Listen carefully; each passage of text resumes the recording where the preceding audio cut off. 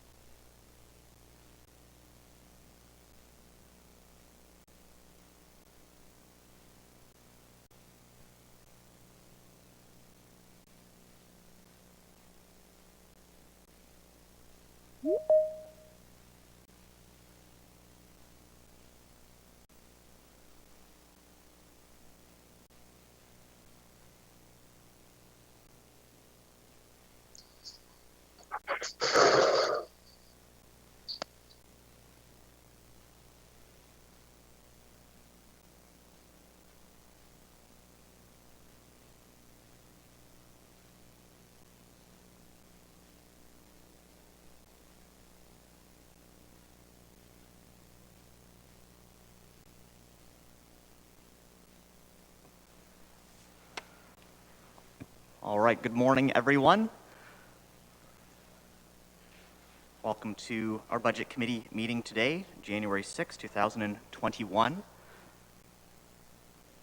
I would like to remind everyone that our meetings are web streamed and televised. For those in attendance, I would ask that you do ensure that your phones are on silenced mode.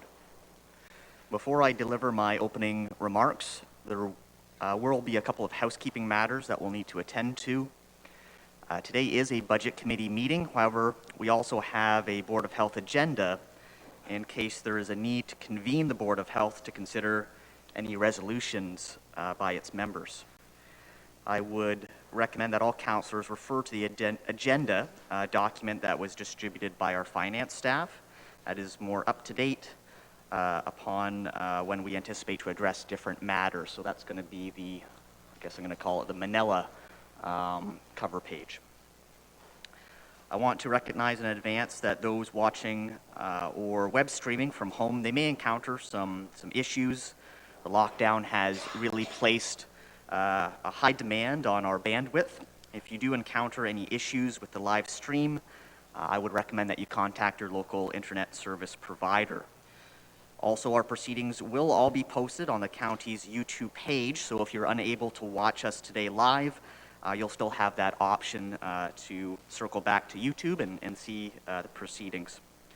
The final ratification of the budget is anticipated to be at the regular January council meeting, so there is time to view our proceedings today and tomorrow at your leisure. Before I have my opening remarks, I would like to have a motion for an approval of the agenda as amended. I believe we have 5 items of correspondence with an additional 6. Is that correct, Andy? That is correct, Chair Rabbits. And may I have a motion to accept the agenda as amended? Seeing Councillor Micheli and a seconder. Seeing Councillor Taylor, all those in favor? The motion carries the agenda as amended. Do we have any declarations of pecuniary interest? Seeing none, we will continue on here.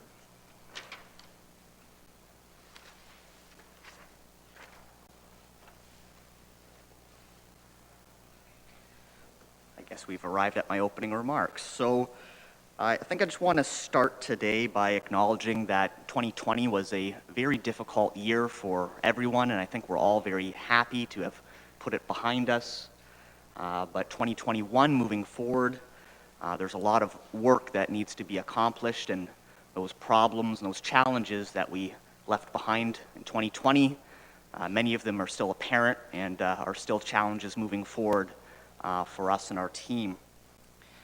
You know, we're 2 years into our term of office here. We're just beyond our halfway point, and I like to think that I myself have learned quite a bit through my experience. It was a steep learning curve on council for many of us, and I'm very proud to serve with the members present that have risen to that challenge.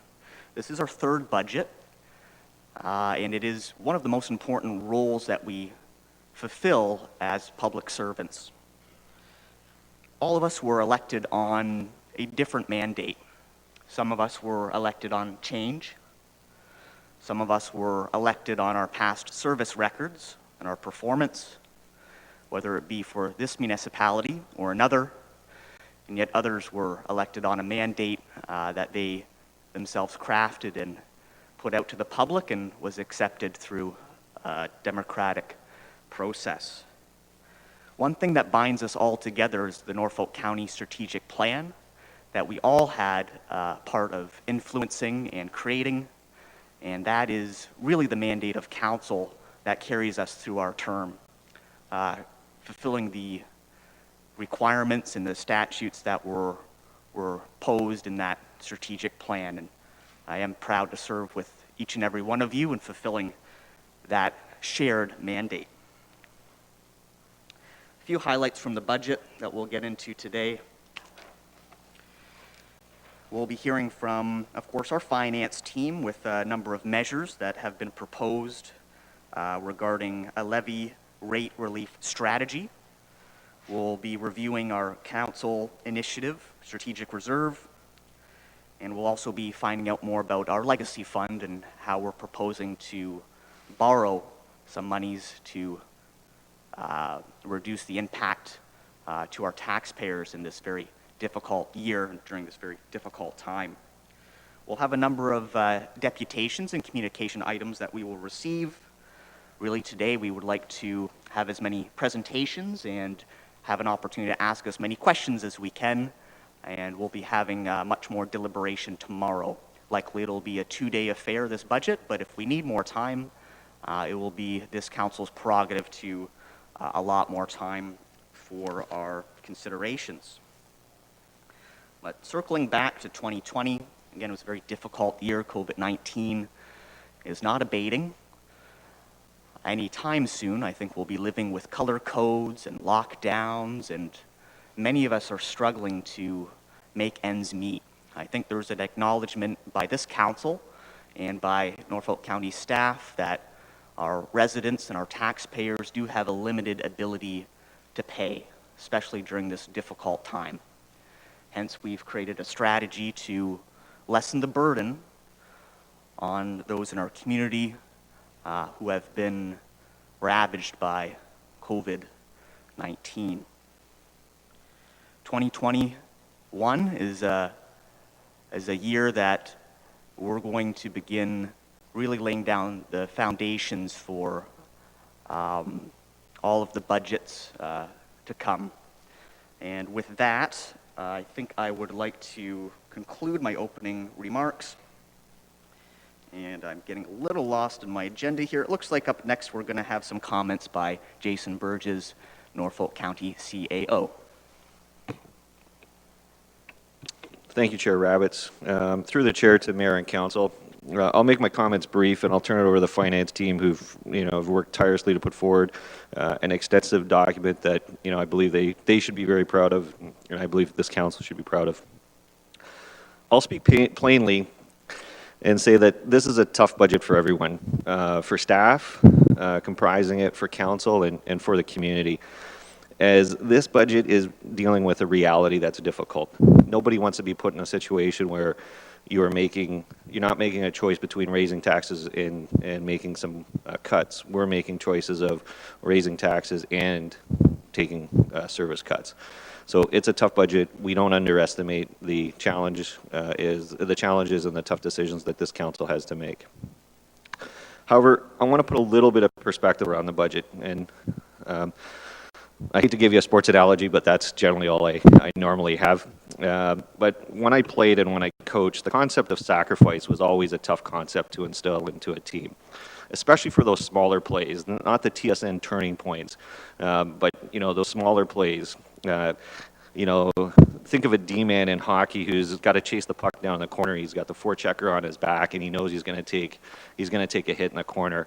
Or think of the receiver going across the middle on a third down play, and the quarterback leaves it a little high, and he's got to extend his arms up, and he knows the linebacker's going to eat his ribs for lunch. These are the little plays that can add up and accumulate. And as a coach, you find that. We call them hidden plays. Because those plays tend to, like I said, add up and accumulate, and that's what actually drives success. It's not the glorious TSN turning moment, the last 2 seconds of the game. It's the 59 minutes and 58 seconds that led up to that. So, when you coach and even when I played, when you talked to the players, you talk to the D-man, they have a choice. They can avoid the hit, they can turn the puck over, and then they hope that their goalie or another defenseman picks them up.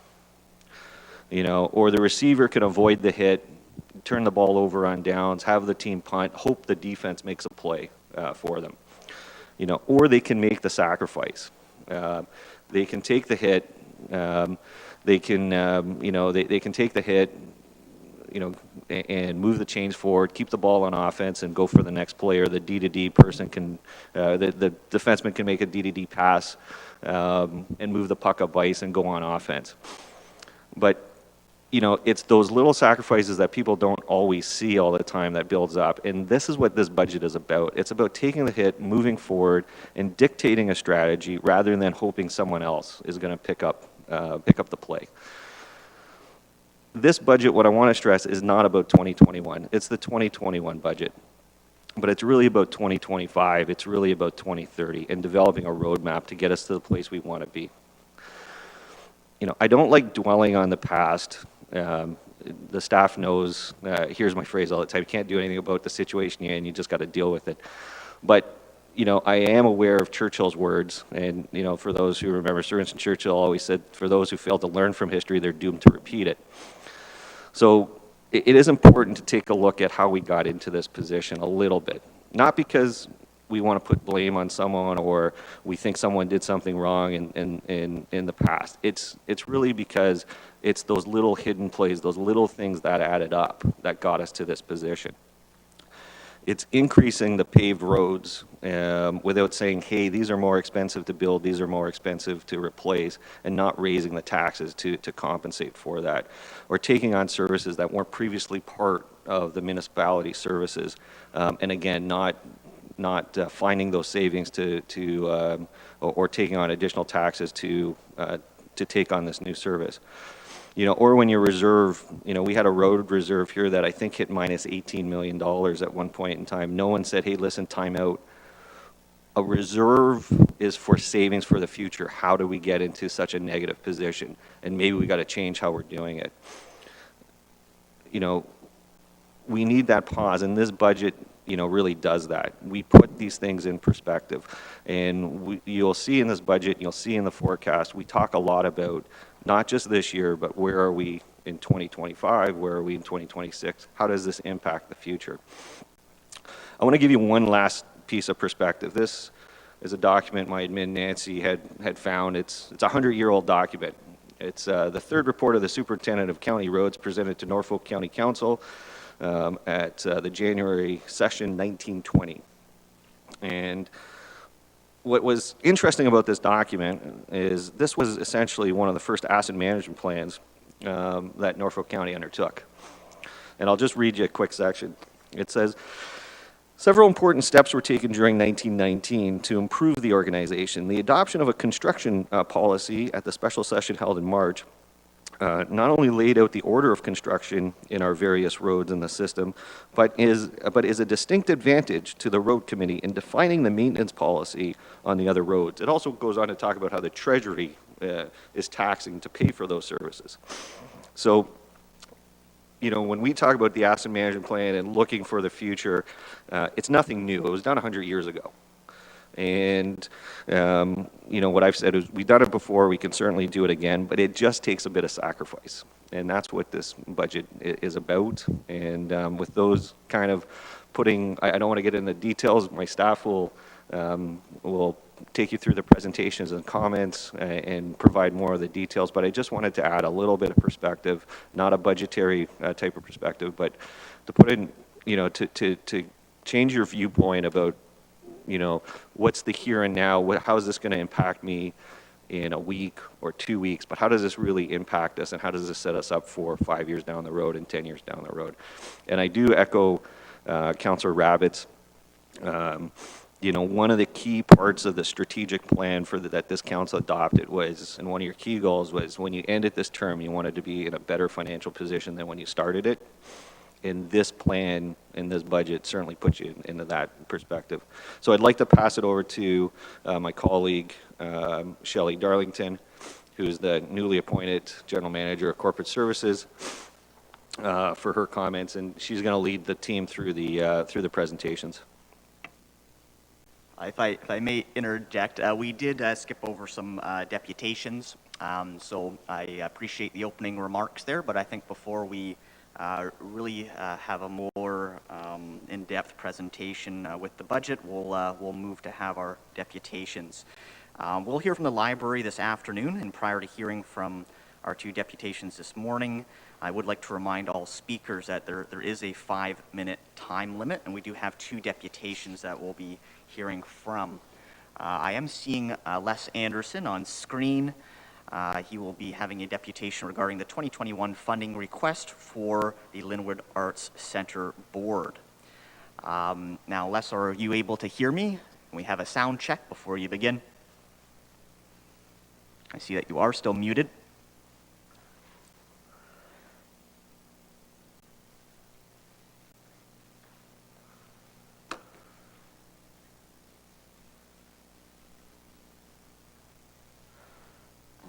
How about that? We can hear you now, Les. Thank you. So again, I'll remind you that you have 5 minutes, and you may begin your presentation, and then I'll start the clock. Very good. Chair Rabbits, Mayor Chop, members of council and staff.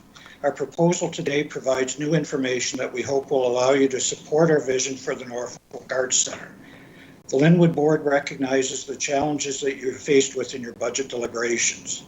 As ratepayers and responsible residents of Norfolk County, we want to ensure that the funds being requested are used wisely and with the utmost efficiency. After a detailed review of our initial proposal, we have made changes to our 5-year budget projections that have resulted in a decrease in our grant request.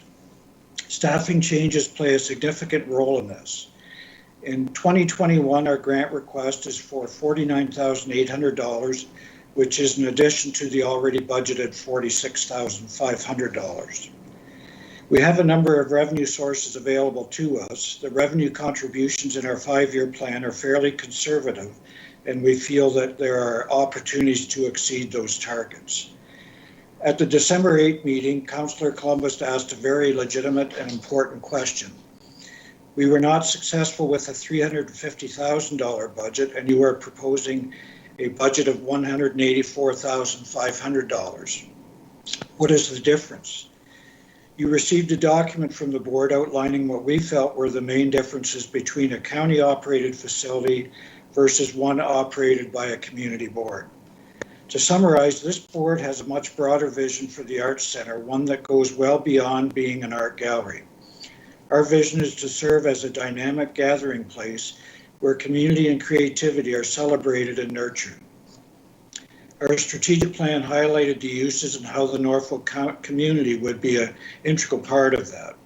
I would also add that the current Linwood Board has brought together board members with areas of expertise required to successfully operate a facility like this. Finance, human resources, facilities management, architectural experience, professional fundraising, marketing and promotion, and members of the arts community, to name a few. It is not uncommon for municipalities to contribute funds to art centers. Tillsonburg, Woodstock, and Brantford are examples of municipalities providing funds or services in kind to arts facilities.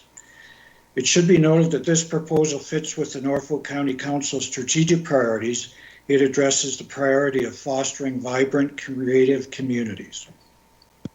It also aligns itself with Norfolk County's Economic Recovery Task Force and their recommendation of forming an Arts Council. Our strategic plan talks about the Arts Center building and property becoming a hub for the arts community. The landscape in downtown Simcoe continues to change.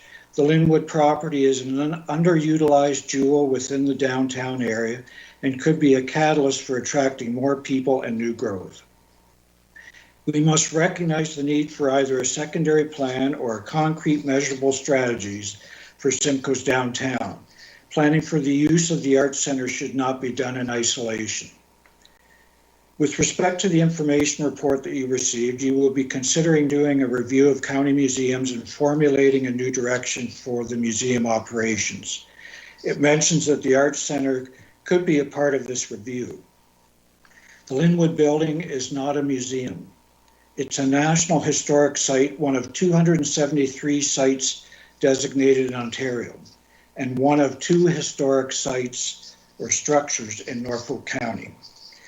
Its location and historic significance represent a hub for the arts community and Norfolk County residents in general as a place where art, parks, and downtown businesses and history come together.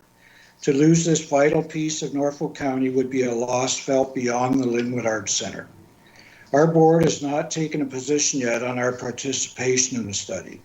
We would need to see the terms of reference, the criteria for selecting the firm leading the review, and the desired outcomes before we can make our decision. In summary, our proposal today requests the following: that Norfolk County Council consider entering into a 5-year agreement with the Linwood Arts Center Board for the operations of the Norfolk Arts Center building beginning May 1st, 2021 and ending December 31st, 2025. That Norfolk County Council provide an annual operating grant to the Linwood Arts Center Board to offset a portion of the operational costs based on the revised budget projections. That Norfolk County Council directs staff to enter into discussions with the Linwood Arts Center Board regarding the projected capital expenditures in order to establish the required projects and how they may be funded. That Norfolk County Council directs staff to begin discussions on the transfer of the ownership of the art collection from Norfolk County to the Linwood Arts Center Board. In year 3 of this agreement, or 2023, Norfolk County and the Linwood Arts Center Board commenced discussions on the transfer of the ownership of Norfolk Arts Center property, with the transfer being completed by no later than December 31st, 2025. We feel that what is being proposed today is a reasonable and responsible plan for the successful operations of the Arts Center and the transfer of the ownership of the property within a 5-year period. If this is not what you are looking for, please tell us what your expectations are so that we can address them. If you require more information, we would be happy to do that. Thank you for considering our proposal, and I'll try and answer any questions that you may have. Thank you very much, Mr. Anderson. We will consider your comments as we proceed forward with the budget deliberations. May I first have a motion to receive Mr. Anderson's deputation as information seen? Councillor Huffman, do I have a seconder? Councillor Taylor, all those in favor? So carried. And is there any questions for our deputation? Councillor Columbus?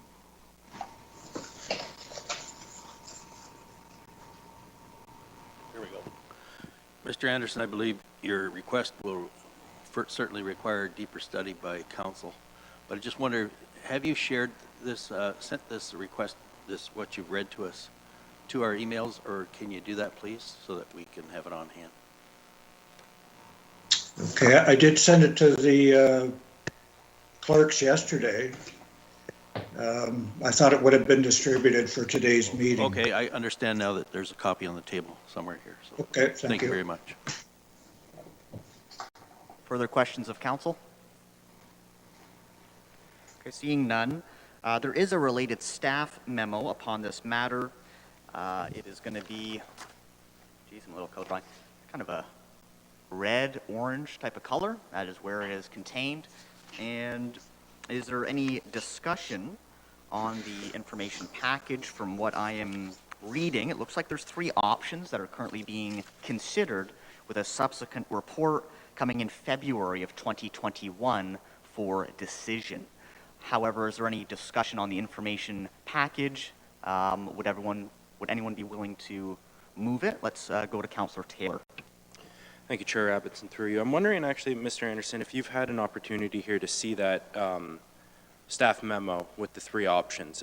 How do you guys feel about the report coming back in February with more options, a more detailed summary of how those capital upgrades would actually be accomplished in that? I think if we're going to do something like this, we need to know the information offhand when we make the decision, instead of doing it piecemeal and getting that, I think nailing down that piece of how the capital upgrades to the facility will be handled is integral to this decision. So I personally am leaning towards getting a report back in February, having that information on hand so we know what's in front of us.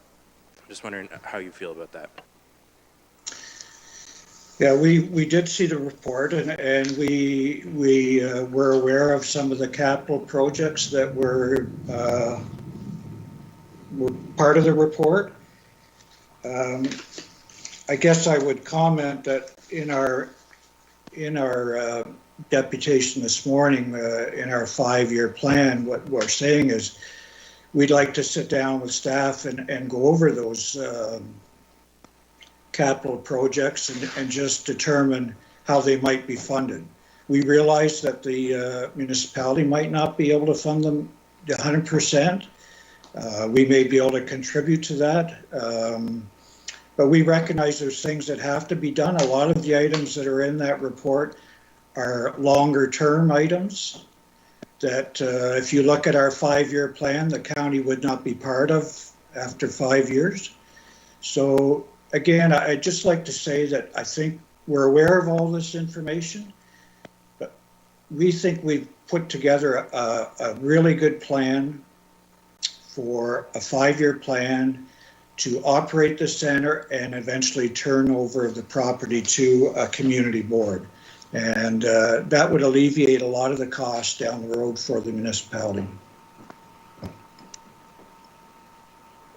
Further questions, maybe, regarding the staff memo, either for Mr. Anderson or for our staff that are present?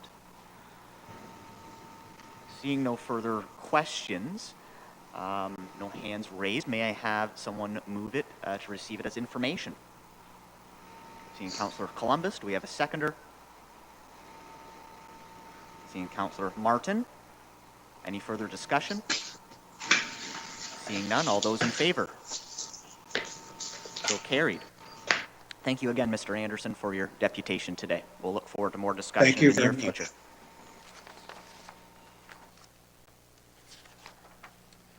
With that, we'll be moving to our second deputation today, and that is from a Mr. Steve Shears regarding the impact upon the community for the 2021 budget. Mr. Shears, do we have you on the line? Yes, can you hear me? We can hear you. Thank you. Now, I'll remind you that you do have 5 minutes, and we'll start the clock. Once you begin your presentation, I'll remind you at the 1-minute mark. Thank you, Mr. Shears, and we'll look forward to your deputation today. You may begin. Okay, thank you. Through the chair, I'd like to thank Norfolk County Council for hearing a deputation from the concerned residents of Norfolk. My name is Steve Shears. I've offered to act as a spokesperson this morning. The reason for this deputation can be best summed up by the recent words of one of your fellow councillors who took issue to the approach proposed for a temporary fix to maintain Port Dover's municipal water supply. The same words can be applied to Norfolk's continued haphazard approach to strengthening the economic developability of our community facilities and related programming. The quote read, "Approaching projects piecemeal instead of comprehensively may help explain why the county faces a significant infrastructure deficit that will cost tens of millions of dollars to correct." This council inherited challenges, no argument there. But since February 2020, 2020, rather than engage the community as a whole, this council has punted the problem down the field, all in hopes that the promises of justifying privatization would come to bear, relationships that have no proven track record anywhere in rural Canada. So since we still wait after a month for the outcome of this process, will the budget be delayed? Our CAO was on record last spring tying the importance of this process and its potential that it would assist in the 2021 budget deliberations. So one has to ask, what is the plan going forward? Approve a budget and then try to incorporate these partnerships which fit? Unfortunately, missing an important first step, engaging the community to identify their issues and taking on a leadership role, consolidating local input that would provide real solutions for both the community and the councils to debate. One has to further question the true commitment of those steering this process. And the one attempt to gauge community input through an online survey found services ranked most important to residents includes parks, trails, libraries, and arenas. So how does this figure into the 2021 budget and beyond? So here we are, setting a budget before these proposals have even been vetted and circulated amongst user groups and the community groups for input. Back in February 2020 at the Langton Community Center, councillors and staff promised constituents greater transparency and going forward, working together to build the 2021 budget. COVID has had an impact on everyone, especially on the community as a whole, but these discussions could have been ongoing, even if it just tasked out to the user groups and community associations what the county wanted. And even beyond the specific area of the budget, there are a lot of unknowns. One would think would need to be disclosed, like the outstanding $3.2 million held by a developer. This is a big ticket budget line if it is never reclaimed, even in part. Again, how does that impact the budget? Where's the transparency with that? Additionally, with the list publicized as potential cuts, there's losses proposed. When the county upgrades the Walsingham transfer station, but then decides to close it versus exploring how to improve operations, one has to question the time taken to understand how those services and programs came to be and the cost invested into them. This brings up the question about the Delhi Kinsman Pool. Is it set to be closed after last year of reprieve? The groups have been working on new initiatives to help the county. So because of COVID and 50 some years of service, we locked the doors. Is it incumbent upon this council to properly detail what proposed cuts mean at the taxpayer level? Rolling up big numbers does not include the details on how it impacts that service or program. Do cuts include another arena closure, a museum, library, senior center? What do these dollars do? Has any thought been given to tie these proposed areas of review cuts? Thinking within a silo is what appears to have happened, rather than look for synergies between services. Why are we cutting library time when we could be incorporating one-stop services at each library, in each community? Consolidate services to realize efficiencies, develop new opportunities and revenues. Drawing on the legacy fund is a good first step to get us there. But given COVID, given a lot of work and questions remain, maybe drawing a few more dollars to ensure we're using it as an investment into efficiency would be prudent. Using the legacy fund to ensure one of the main pillars, community services, is maintained to ensure the sustainability of a vibrant community, that's worth the investment, especially if it results in efficiencies and new sustainable revenues down the road. I ask each of you, Mr. what are Shears, the you longer have term 1 minute solutions remaining. and what are Apologies. your plans to engage the community to assist with the development of these solutions? Tell us what these sacrifices are proposed at the taxpayer level, per service, per program, a dollar figure. Give the community a chance to continue to play the game, not giving out without sacrifice. Sacrifice is only honorable if those impacted are involved in that decision. We cannot keep raising and cutting services year after year to balance the budget. We need solutions that make Norfolk County attractive to live, work, and invest. Only then can the physical health of Norfolk County be ensured. And it starts at the kitchen table, sitting down, talking face to face, coming up with solutions, not giving up all over the investment over 100 years that's been invested in this community. And with that, I will submit this as our deputation. Thank you again, Mr. Shears, for your deputation this morning. Do you have any questions of committee? And Councillor Columbus. Mr. Shears, with respect to the concerned residents of Norfolk, how many, or what's your membership to that particular organization, and how does it actually operate?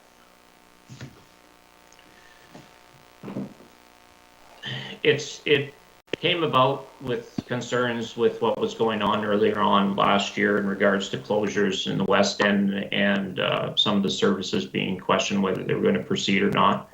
That expanded to concerns when Del Kinsman Pool was going to be closed, and then as other facilities were proposed on the table, more and more people came from across the community.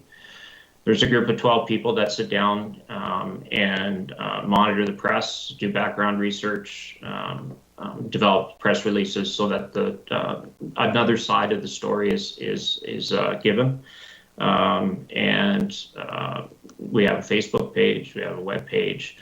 There's 3,000 people on the Facebook page, but again, you know, Facebook isn't where to do business.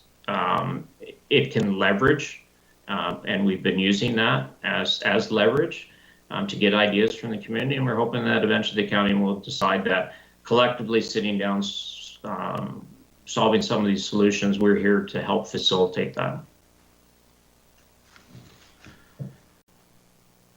Just to follow up, and is your representation of 3,000 Facebook followers across the whole county, or does it include residents outside Norfolk County?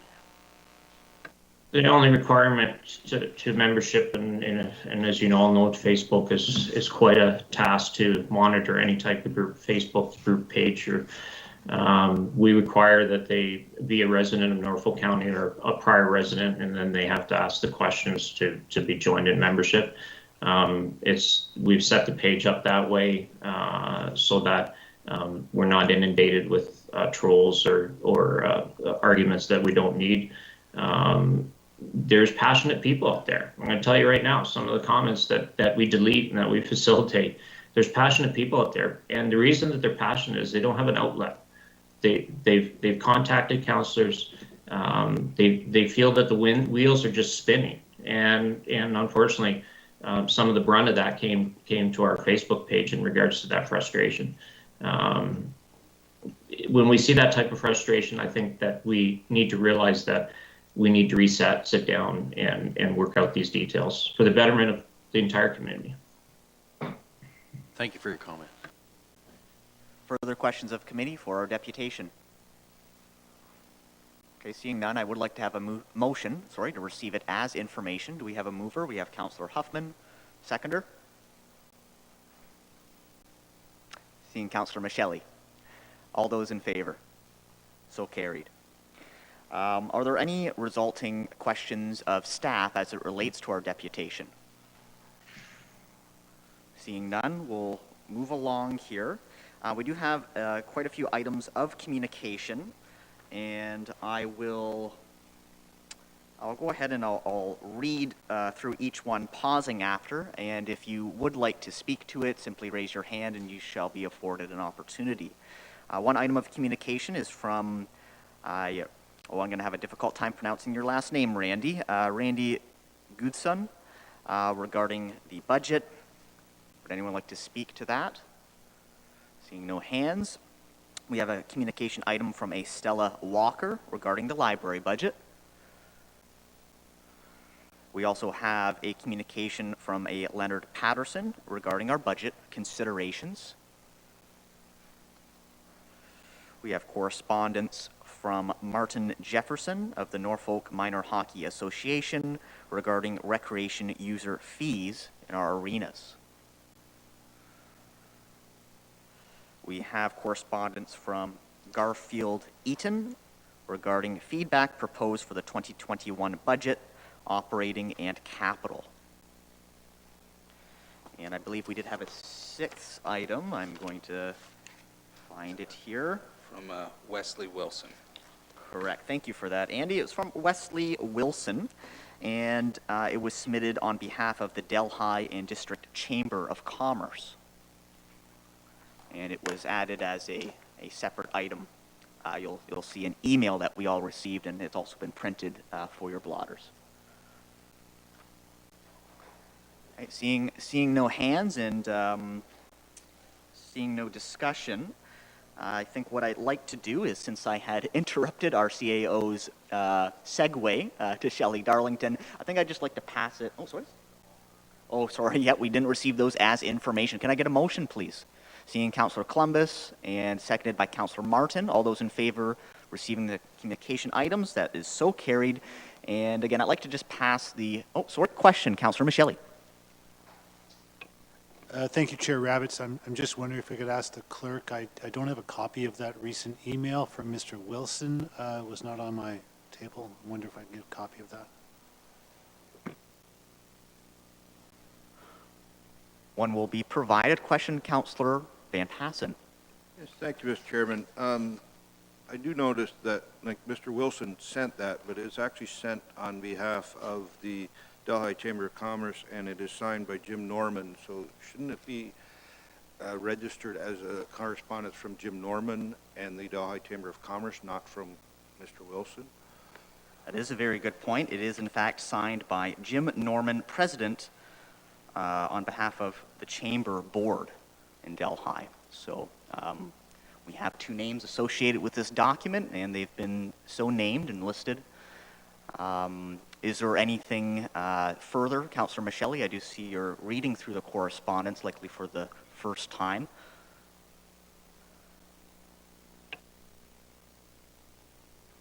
Thank you, Mr. Chair. I may have some reference later, but for the moment, I'm content. Thank you.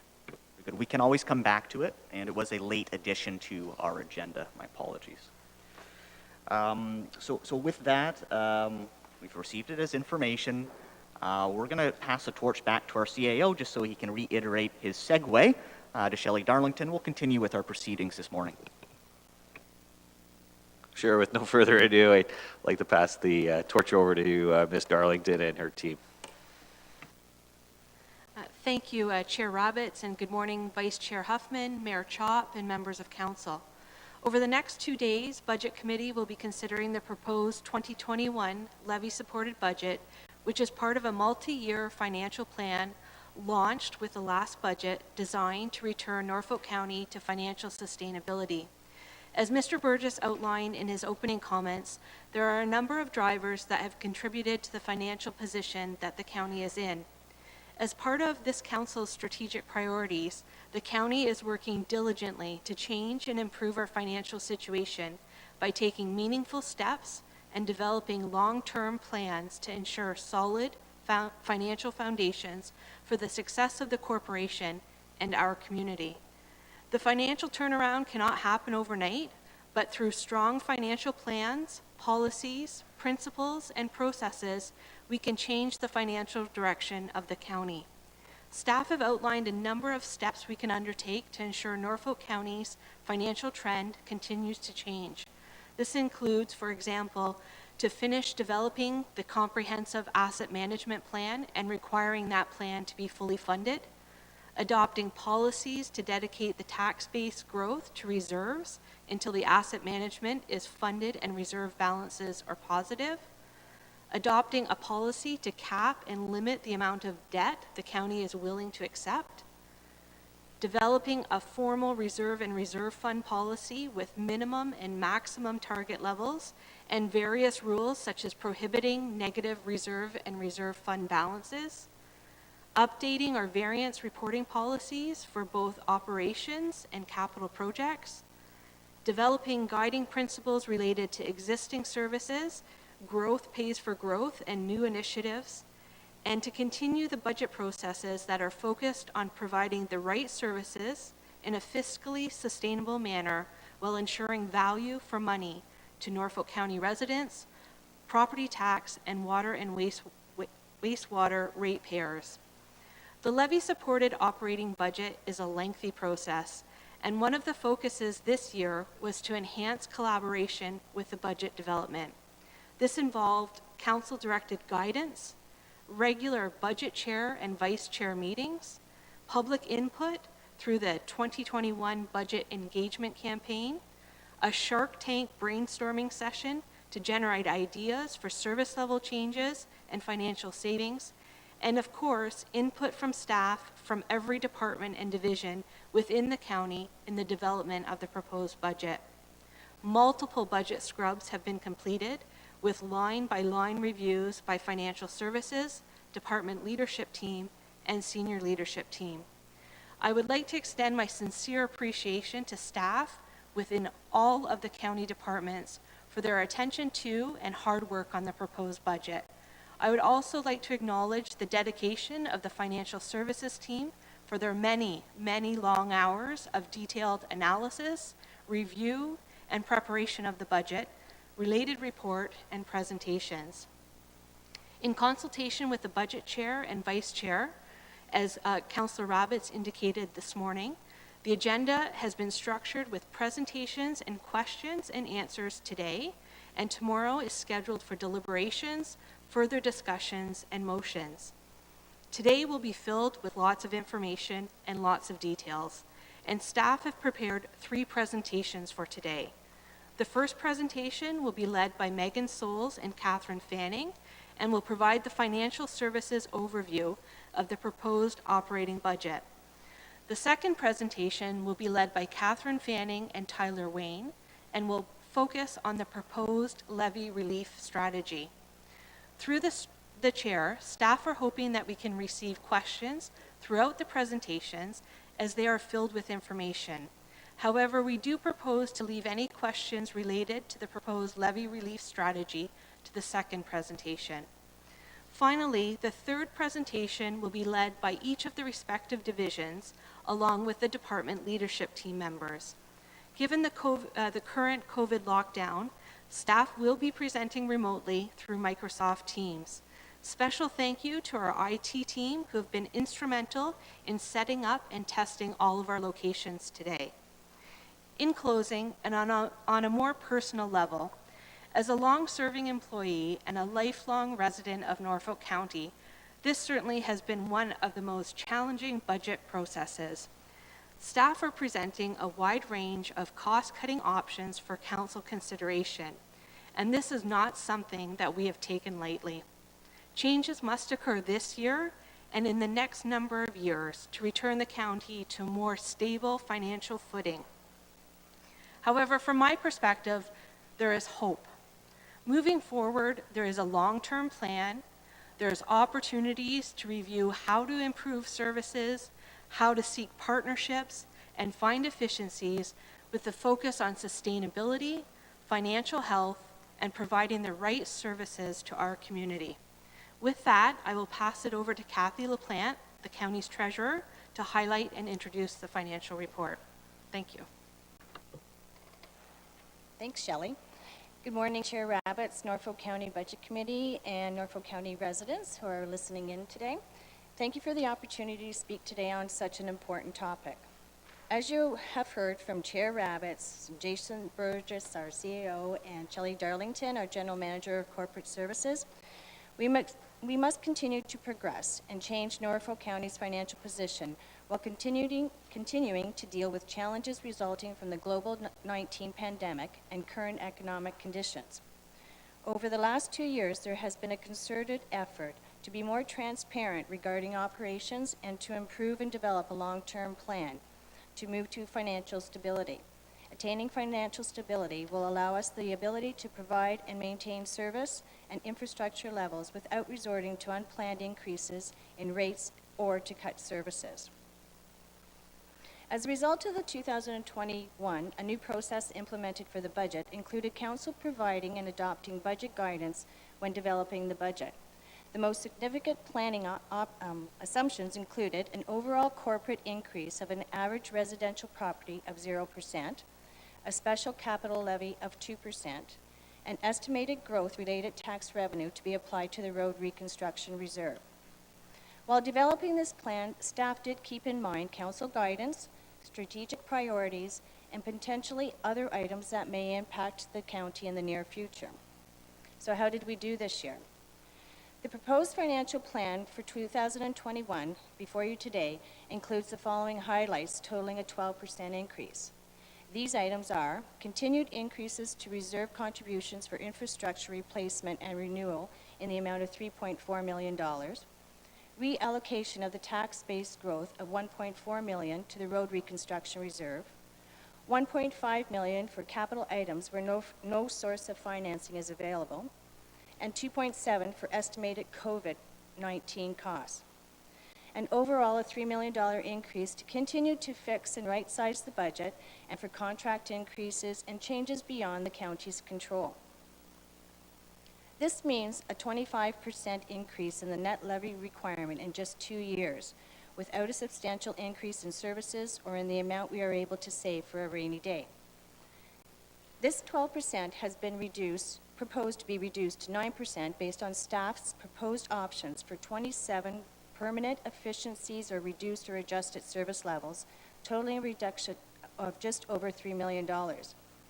These options result in an estimated reduction of an additional 25 FTEs. As mentioned, it is very difficult and challenging to find and determine a balance between wants, needs, replacement of aging key infrastructure and recreational facilities, and overall affordability.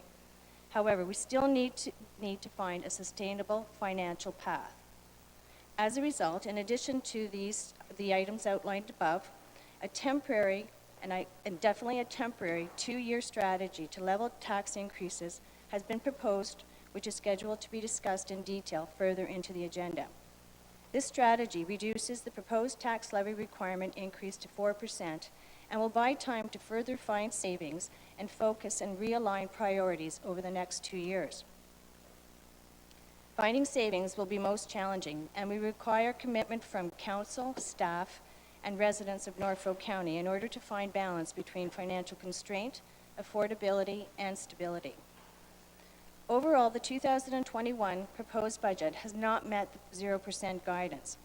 Staff has proposed an overall net levy increase of 4%, or approximately 3.5%, or an $8.34 per month tax rate increase. Though this is higher than the guidance provided, it is felt the increase is needed to build a future solid financial foundation and to address renewing and rehabilitating infrastructure. This proposal also includes a reduced capital levy of 1% as opposed to the 2% capital levy guidance. This recommendation has been proposed as this is consistent with the 1% council-approved capital levy within the rate budget. Reducing the percentage results in delaying financial sustainability. However, given the additional stress and challenges residents have faced over the last year and further ongoing challenges into 2021, this is most appropriate and a reasonable road to take. For the third budget guidance, the proposal does include the reallocation of growth assessment in the amount of $1.4 million to the Road Reconstruction Reserve. Continuing to build capital reserves is extremely important as Norfolk County needs to look ahead when prioritizing capital projects and closing the infrastructure gap. As for future years, you may have also noticed in the report under tab 1 of the document that over the next 5 years, the projected increases are higher than inflationary increases. This is necessary as we need to build reserves again and increase debt for infrastructure in order to build a long-term plan and find service changes to move more to financial sustainable positions. In conclusion, this budget changes established levels of service while allocating some additional funds to maintaining our aging infrastructure and supporting the county's strategic priorities. Infrastructure deficits and long-term fiscal sustainability are areas of concerns for Norfolk County and all municipalities across Ontario. With this in mind, staff will continue to develop asset management plans for core and non-core infrastructure, complete a development charge study to ensure fiscal sustainability, and ensure that we are making future decisions that will affect and take into consideration Norfolk County residents' affordability. Thank you again, and I too would like to reiterate Shelley's shout out to all the staff on all their hard work in pulling this budget together this year. And lastly, I would now like to pass the stage off to Megan Souls and Catherine Fanning, who will be providing you a much more in-depth presentation of the proposed 2021 levy-supported operating budget. Following this presentation, and additional presentations have also been prepared to speak to the levy relief strategy and division's proposed budgets. With that, thank you, and I'll pass it on.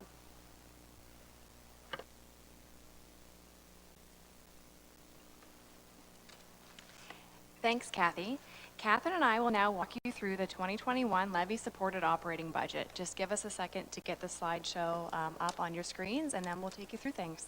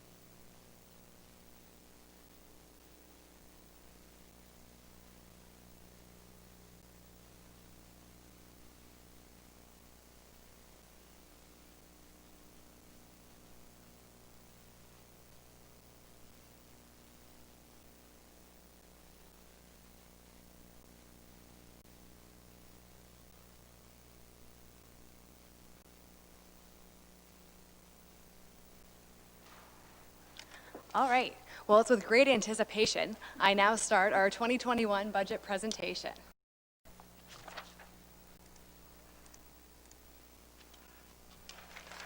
In this presentation, we will walk you through the budget with an overview, provide a breakdown of the proposed 2021 budget, walk you through the drivers and guidance that make up the unadjusted net levy requirement, or the base budget, summarize the proposed options in 2021, and recap the public engagement results, provide an overview of the levy relief strategy. A more separate, detailed presentation will follow today, more anticipation.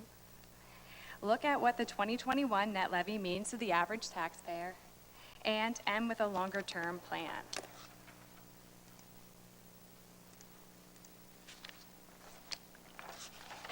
The budget process started a little differently this year. In June, Council approved budgetary guidance for consideration when developing the 2021 budget. Catherine will cover some of the key guidance later in our presentation. Starting in July and August, departments and financial services staff worked together to prepare the preliminary budgets. This process involved a line-by-line scrub to identify savings and efficiencies. This was the first of the many scrubs Shelley referred to in her opening comments. In September, the preliminary budgets were sent to financial services for an additional scrub and preparation for review by SLT. September also saw the completion of our public engagement process. This process was new this year and was designed to get feedback from residents on the services provided and the affordability of the tax rates in Norfolk County. The process in itself included a live public engagement session as well as an online survey. More details from the survey will be provided by Catherine later in our presentation. New budget initiatives continued in October with a Shark Tank presentation held with members of the department leadership team. The intent of this process was to brainstorm ways to find additional savings and efficiencies that could be included in the 2021 budget as options. During the last quarter of 2020, reports for both the public engagement survey and options were brought to Budget Committee. Lastly, SLT met and further scrubbed the budget during their multiple days of deliberation. This was the final scrub of the budget before coming to Council for deliberations today.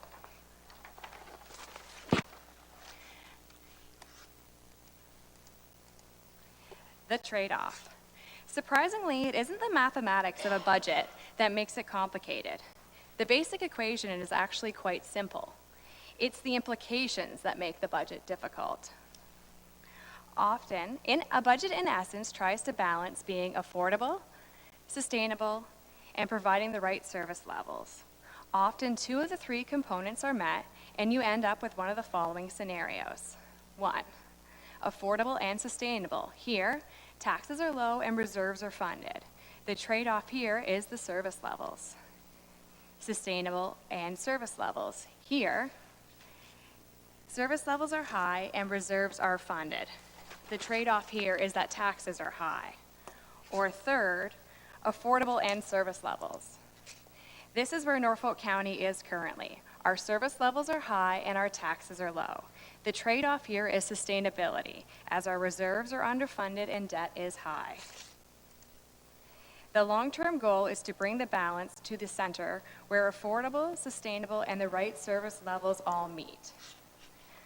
I am now going to pass it over to Catherine, who is going to dig deeper into the specifics of Norfolk County's budget and the financial situation. Thanks, Megan.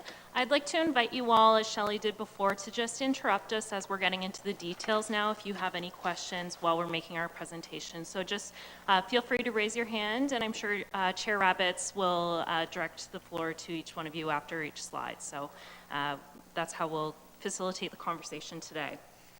So let's dig deeper into our current situation. Where are we? We are referring to our current position that Megan discussed as the pay-as-you-go position. In this position, we have negative reserves as well as net financial debt. This means that we do not have a lot of flexibility in situations where additional costs arise for things like capital upgrades or to phase in unanticipated cost increases. This is because we do not have excess cash or reserves and have long-term debt. Therefore, to fund additional cost requirements, the result is a higher reliance on the levy budget, resulting in increased taxes. Another important question is, how did we get into this situation? Mr. Burgess discussed this in his opening remarks, but it's important to note, like he said, this situation was not created by one decision or one factor, however, was caused by a number of factors. Similar to how it takes a number of puzzle pieces to create the picture on a puzzle, a combination of factors have contributed to where we are at today.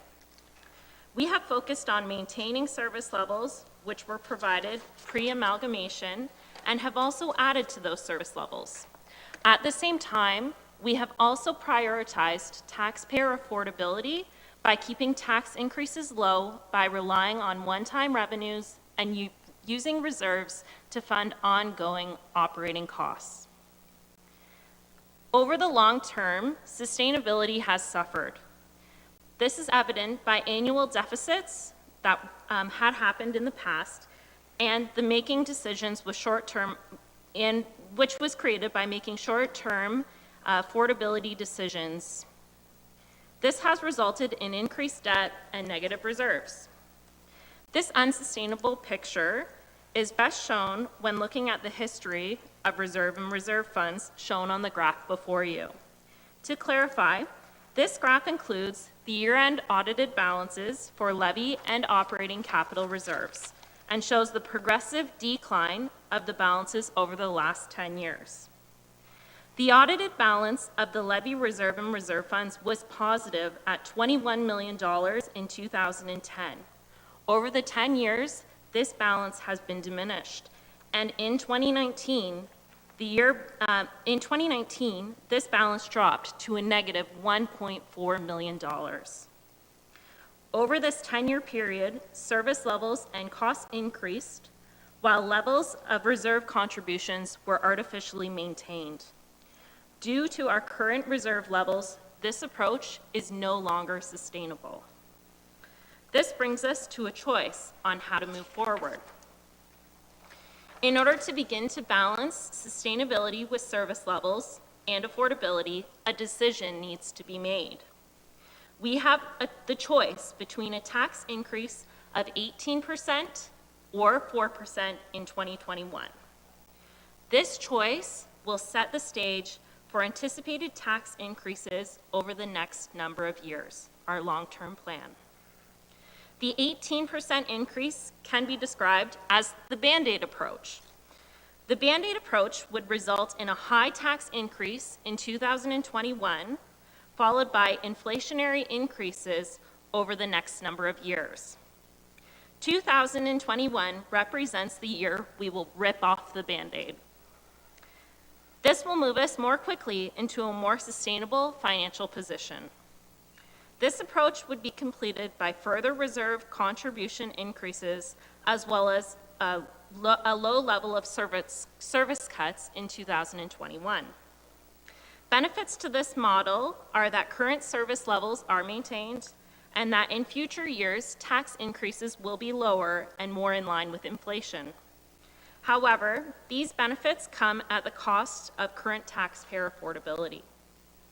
The alternative choice contemplates multi-year affordable increases, which move Norfolk County toward a financial sustainable position over a longer term. This model provides a tax increase in 2021 of 4%, as well as a higher than inflationary tax increase over the near term, while continually reviewing service levels. The choice considers affordability for taxpayers, as well as forces service level assessments to ensure the community is receiving services ranked of highest importance. However, a negative of this model is that a sustained effort is required, and tough service level decisions are also required in the future, along within 2021, to ensure the movement to sustainability. When making the decision between the two choices, it is important to keep the overriding background issues in mind. These issues include COVID-19, the current economic nature, as well as significant tax increases experienced in 2020 by residents and businesses. Therefore, staff are recommending moving forward with the 4% option. The 4% budget increase is the alternative that the proposed 2021 levy-supported operating budget has been built upon. The 2021 budget can be broken down into a simple formula which contains 4 main components. In technical terms, the components are the unadjusted net levy requirement, options, the levy relief strategy, and the net levy requirement. For now, I am going to focus on a brief overview of each of these components. However, at later points in this presentation, Megan and I will provide more in-depth explanations for each of these components. The first component in the formula is the unadjusted net levy requirement, or in common terms, we mean the base budget. The base budget represents the anticipated increase required to continue business as usual in 2021. For 2021, in order to continue business as usual, a budgetary increase of 12% is required. As previously mentioned, staff recognize that the financial pressures are mounting and that burdening residents and residences and businesses with the larger tax increase of 12% is not realistic or feasible. 2 ways of reducing this requirement have been prepared for the Budget Committee's consideration. This brings me to the next 2 components of the equation, the options and the levy relief strategy. Options, which are displayed in the blue circle, represent permanent reductions to the base budget. In common terminology, the word cuts can be used. Options represent increases in revenues, service level changes or reductions, and other long-term solutions to reduce the taxpayer burden. The second method to reduce the base is the levy relief strategy, which is shown by the red circle in the formula. This strategy artificially lowers the 2021 tax base by borrowing $5 million from the legacy fund in order to lower the base and allow the community to rebound from the COVID-19 pandemic. After the reductions of the options and the levy relief strategy, this brings us to the net levy requirement, or the amount we are going to tax in 2021. This is the last component of the budget equation displayed in the green box. Since you are now familiar with the basic formula, I will now begin by diving deeper into explaining what makes up the unadjusted net levy requirement. I'm sure most of you are wondering, is it really going to cost us 12% more to continue offering current services? In short, yes. There are a number of significant increased drivers for 2021. A detailed chart of these drivers has been presented on page 9 of the staff report. However, for the presentation today, I would like to focus on the most significant items. Almost half of the increase, or 5.6%, is due to infrastructure funding requirements. The need for this increase is to begin the transition from the pay-as-you-go plan into financial sustainability. Since the levy reserves are in a net negative position, increased reserve transfers, as well as a 1% special capital levy, have been brought into this budget. This represents an increase of over $3.4 million. In addition, there is an increase in major capital projects which are directly funded from the levy. This increase is $1.4 million. Again, this is the pay-as-you-go plan. Major capital projects are funded directly from the levy when new capital items are purchased, if a capital replacement is occurring where a reserve does not exist, as well as at times when reserves are unable to support completion of a project due to the current balance. Another major driver is the increase in salary and benefits. This represents an increase of $1.2 million, or 1.2% over the 2020 budget. Contract merit and benefit increases in line with collective agreements explains the lion's share of this increase. However, it is important to note that budget allocations have also been included for the change in the liability for overtime, flex, MCD, and vacation, as well as the corporate realignment placeholder due to the anticipated changes with realigning job duties and positions in the new year. These budget allocations explain $100,000 and $200,000 increases respectively and have been included in the budget to support future financial sustainability as well as to avoid future deficits. COVID-19 has resulted in a budget increase of $2.7 million for 2021. $1.2 million of this amount is related to the Board of Health COVID-19 team, and $1.5 million is estimated for other Norfolk County COVID-19 needs, such as operating supplies like personal protective equipment, additional vehicle rentals for social distancing, and revenue losses.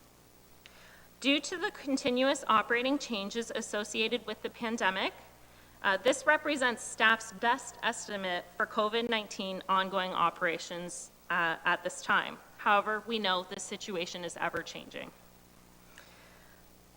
Though the infrastructure funding increase was mentioned above, it is important to note that 0.7% of this increase relates to additional debt payments for capital funding.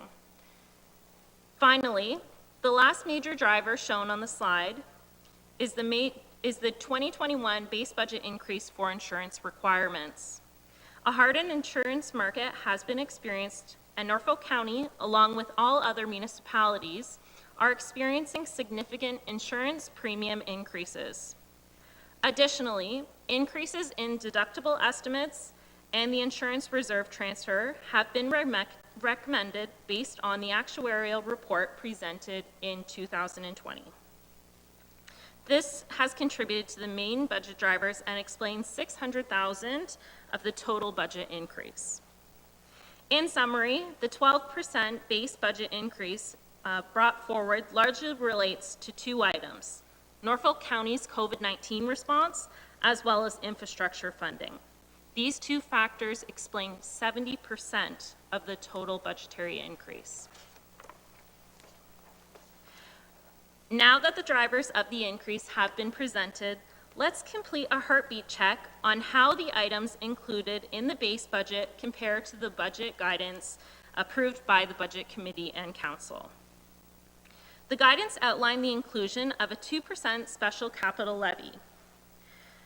As addressed, the 2021 budget only partially meets this criteria, as 1% of the special capital levy has been included in the budget. Due to affordability, staff are recommending 1% of the increase occur in 2021, and another planned increase to bring the special capital levy to 2% is planned for 2022 in the multi-year budget plan. Okay, so that target has been partially met. The second target was to propose an average residential increase of 0%. Due to the significant financial pressures explained in the last slide, staff are not recommending a 0% average tax increase. A full picture of service level reductions required to get to the 0% levy increase was presented in a staff report to the Budget Committee in December. However, due to the significant service level impacts, staff are not recommending all of these service level changes be put into place.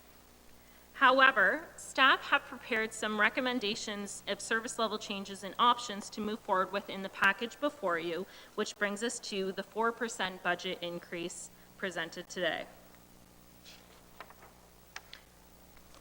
The third target was to contribute the new revenue generated by tax base growth to reserves.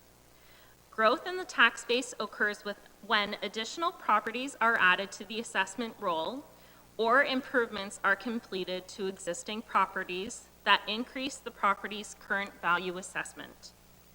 Growth in the tax base generates new revenue. This target recognizes the importance of directly allocating this revenue source to help resolve Norfolk's largest financial pressure.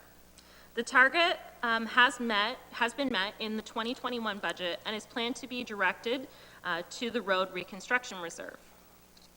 Finally, the last target was to increase user fees for existing fees and to identify new fees. Options 1, 2, and 3 have been presented, which identify new fees or fee increases to fulfill this target. This budget recap finishes off our discussion on the base budget component from our 2021 budget formula. So now, let's move on to our next component. Now, back looking at our budget formula, we have discussed the drivers behind the 12% increase, so we will now discuss the next component, options.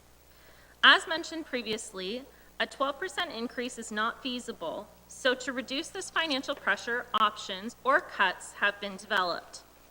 Long-term solutions in the form of service level changes, revenue increases, and infrastructure adjustments are being considered in order to generate the sustained savings. A total of 27 detailed options have been circulated, which outline these changes, the risks, as well as financial impacts for each idea considered. These cuts provide $3 million of savings and represent a reduction of 3% of the proposed budget. If you are keeping tally, this reduces the 12% base budget increase initially presented to 9%. Though the budget options are not a new concept for 2021, there were a lot of lessons learned and changes from the process introduced from 2020. So first, let's discuss the process on how the options were developed for the 2021 budget. After the 2020 budget deliberations, there was significant public feedback on the process taken to discuss the 2020 budget options. Based on this feedback, immediate recognition was made by the Budget Committee and staff that increased public notice, engagement, and greater transparency would be required for a revised process in 2021. To provide the increased public notice and transparency, an initial staff report was presented in December, publicly disclosing high-level descriptions for options being considered prior to the budget document release. Additionally, in conjunction with the Communications Department, an enhanced communication strategy was developed. The strategy included a media preview meeting, which was held on budget release day to ensure clarifications of questions could be quickly answered in a timely fashion in order to ensure public notifications were released as quickly as possible. Additionally, all options have been scheduled to be deliberated in open session, completed to further enhance the transparency of this process. To address the additional public engagement required for this process, the Community Engagement Survey was released in August, as well as an online information feedback session was held. The findings of the public engagement information can be used as a tool to help the Budget Committee understand what the community wants and needs, which can aid in making difficult decisions during option deliberations. As such, I'm going to take you through some of the feedback provided. Overall, the survey drew a total of 1,215 responses. Though staff were impressed with this level of response for Norfolk County's first budget engagement survey, it should be cautioned that the survey findings reflect the responses of those who participated, however, may not reflect all residents in the county. This reflects an important first step in engagement of the community. However, a more robust with increased various avenues will need to be considered for future years to encourage a diverse sample of respondents. The findings included information such as the majority of respondents were in support of keeping taxes at or below inflation. User fee responses included 75% who favored user fees of at least 50% of the service cost, 6.5% favored full subsidization. On aging county buildings, responses included the strong support for a reduction in the number of county buildings and consolidating operations. When considering core services, the feedback showed the majority feel we invest the right amount in fire and paramedic services. Majority feel we invest the right amount in waste management. 50% feel we invest the right amount in police services, while 30% feel we need to invest less. 43% feel we invest the right amount in public health, while 39% feel we need to invest more. 48% feel we invest the right amount in road and bridge maintenance, while 39% feel we should invest more. When ranking services, the feedback ranked parks and trails, arenas, and library services the most important, as also addressed by Mr. Shears this morning. And services that were ranked least important were Ride Norfolk, museums, and recreation programming, excluding aquatics. Though this survey did provide meaningful information to aid the discussion of options, the Budget Committee should also rely on other forms of public feedback, such as social media comments, emails or letters, and public deputations when making decisions on options. So what cuts and changes are we considering through options? When generating ideas on options, a few main categories were considered, including increasing revenues, changing service delivery, reducing services, and infrastructure adjustments. A total of $3 million in projected savings has been generated, with additional savings of $0.7 million in 2022 based on full-year implementation. Full details on these options have been included in tab 2 of the proposed budget book. However, I will take you through a brief summary of some of these options being considered. User fee suggestions have been brought forward and include new fees, such as the property tax ownership transfer fee, and user fee reviews for things like marina revenues and recreation user fees. These items, considered revenue increases, are anticipated to provide increased revenue of $200,000 in 2021. Adjustments to infrastructure have also been presented as options, which is projected to reduce the levy by $1 million in 2021. Insourcing projects, the deferral and removal of levy-funded major capital projects, as well as issuing debt for levy-funded major capital projects, are initiatives that fall within this option type. Most of our options consider how we can change the way we are delivering services and what services we could consider reducing or removing. If these service changes are approved, it is estimated that $1.8 million of savings would be experienced in 2021, and a reduction in the county's workforce of 25 full-time equivalent positions would be the result. Some of the change in service delivery options being contemplated include the Ontario Works service adjustments, bulky item collection, library services, centralized communication strategy. Services being looked at to be reduced include the consolidation of transfer stations, which would see service no longer being provided at the South Walsingham Transfer Station, reduction in the child care expansion program by the ministry recommended 20% levy contribution, which was initially approved as a service increase in 2020, the removal of the South Coast shuttle service, and the reduction in the transfer of the Council Initiative Reserve Fund, which would reduce the future services that could be provided through Council's strategic fund. Finally, a targeted labor reduction is being contemplated, which will impact a number of service levels to reduce the tax rates. The estimated impact in 2021 is approximately 20 full-time equivalent staff, which results in $900,000 of savings. This has a significant increased savings anticipated in 2022, with an additional $600,000 anticipated to bring total savings to $1.5 million to the annualized amount. This is presented in option number 24. This summary of cuts included in the proposed budget concludes the discussion on the options component in the budget formula. I'm now going to pass the presentation back to Megan to focus in on the next component, the levy relief strategy. Thanks, Catherine. So far, we have covered that a 12% increase is required to run our base budget. If all the options presented are approved, this would only reduce the proposed increase down to 9%. While 9% is significant on its own, it also comes on the back of a 12% increase in 2020. In recognition of the affordability piece of the budget, staff have proposed a temporary levy relief strategy to reduce some of the increase for the next 2 years. This temporary relief is in recognition of the strain that COVID-19 has put on many residents and also provides time to do the work required to put Norfolk County on a better financial footing. The following slides will provide a general overview of the levy relief strategy. A separate, more detailed presentation will be done by Catherine and Tyler and will follow as item number 6 on today's agenda.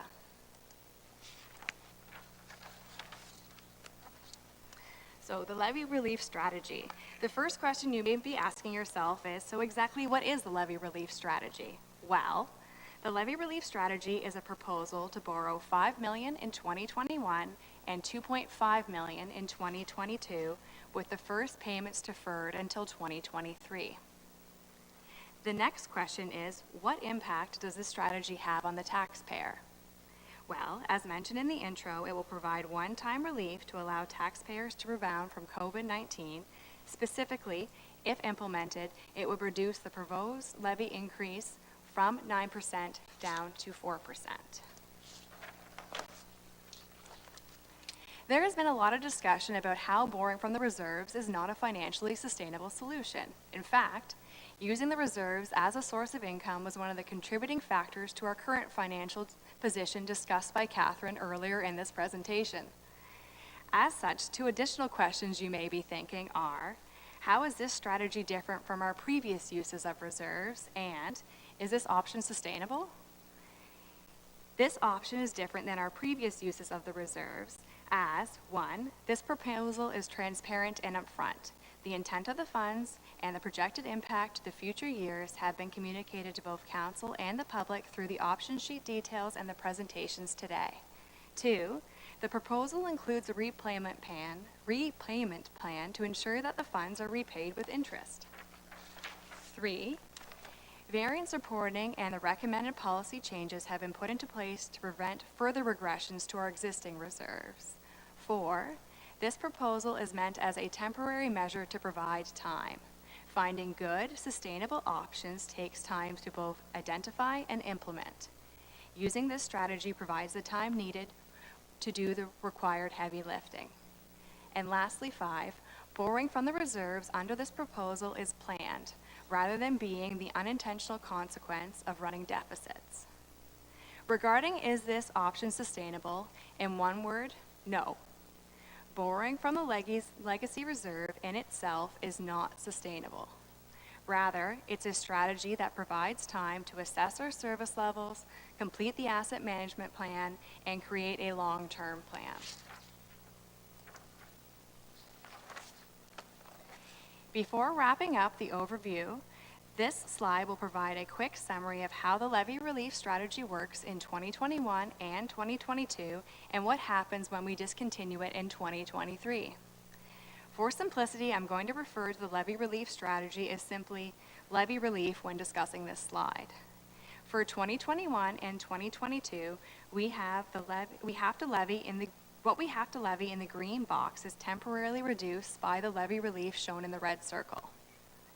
In 2023, the temporary reduction provided by the levy relief in the red circle is eliminated. In order to keep taxes from increasing, the revenues previously provided from the levy relief have to be made up by finding more options in the blue circle. If more options cannot be found, the amount will have to be charged to taxpayers as shown in the green box of the equation. This would result in a levy increase in 2023.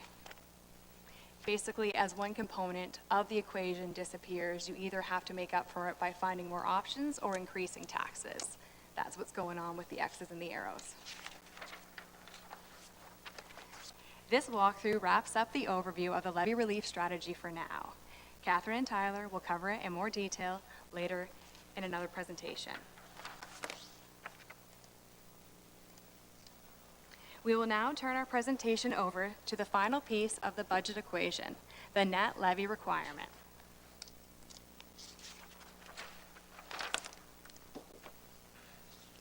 To put the 4% increase into context, we have calculated what this means to the average residential property. The median current assessment value, meaning the property value used to assess taxes, is currently at $240,000 for Norfolk County. We use this as the basis when calculating increases on the average residential property. As the chart shows, if we were to increase taxes by 4%, this would increase the average residential property of $107 for the year. This equates to an additional $8 per month. However, if you look at your tax bill, you will notice that there are two components to the taxes collected. The first is for the municipality, and the second is for education. As the municipal part is the amount we set and control, this has been the focus of our discussion and our emphasis around the 4% you've heard repeatedly throughout this presentation. The education component is not set by Norfolk County and is not yet known. This component has been decreasing over the last couple of years. However, to be conservative, in our example, we have assumed that the education amount will remain unchanged. With the education amount factored in, this brings the estimated increase on the average residential taxpayer down from 4% to 3.5% as shown in the chart.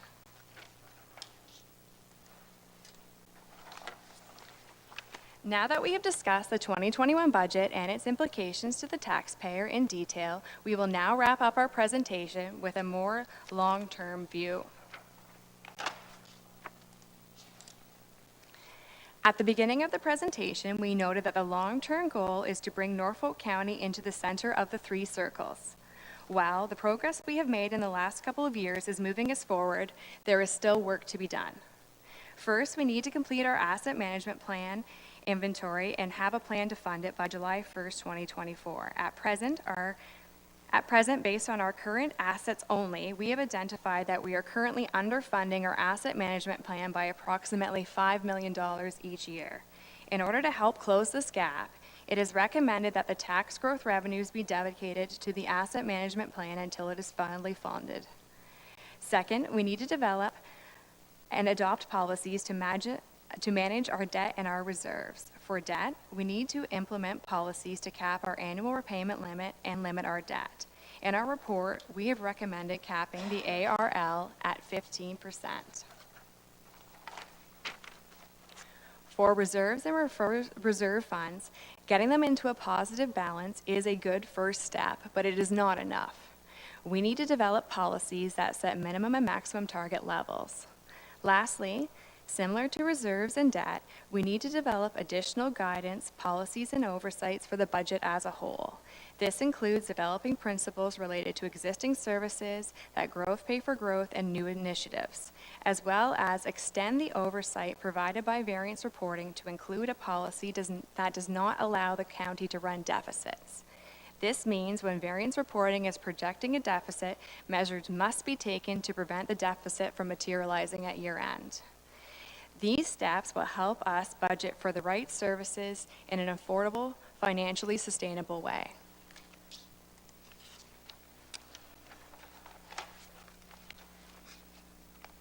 As Mr. Burgess said in his opening remarks, this budget isn't about 2021, it's about the future.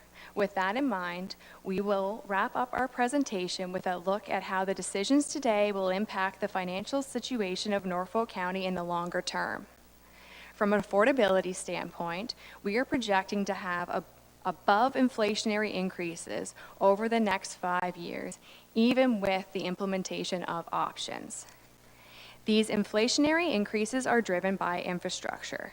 Infrastructure costs and the related reserve and debt payments are currently a budget driver and will continue to be one over the projected period. Due to their significant impact on the projections, it should be noted that these increases included on the slide do not include any of the additional capital requirements that will be identified in the asset management plan. Municipalities are required to have all their assets inventoried by July 1st, 2023, and have their funding plan developed by July 1st, 2024. This brings us to the sustainability piece. The bottom section of the slide shows that these higher than inflationary increases will lead to a 6.5 time increase in the reserves at the end of the projection period.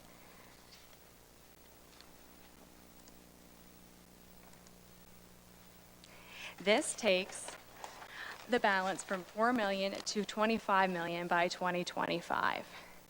As noted in the slide, these amounts do not include the contributions for dedicated growth. However, during this same period, our debt will double from $43 million to $85 million. This is significant as the debt has already doubled from the previous 5-year period, going from $21 million in 2015 to $43 million in 2020. Lastly, this brings us to service levels. At the top of the slide shows the impact of the tax base and the yearly increases depending on if the options are identified or if service levels remain the status quo. In the first scenario, there is a significant increase in the current year in order to support the status quo service levels and save for the future. After this, the increases fluctuate between 6 and 4%. As no options are identified for permanent savings, the tax base at the end of the 5-year period is higher than that of the second option. In the second option, the tax increase is lower in the first and second year. This is in part due to the levy stabilization strategy and in part due to options. In the third year, tax increases as the levy relief option is eliminated and repayments start. To be conservative, it was not assumed that there would be enough savings to fully mitigate the elimination of the relief, and that's why you see the jump in 2023. After 2023, the increase levels out to 4%. As options provide sustainable savings, the ending tax base for 2025 is $8 million lower than in the first scenario.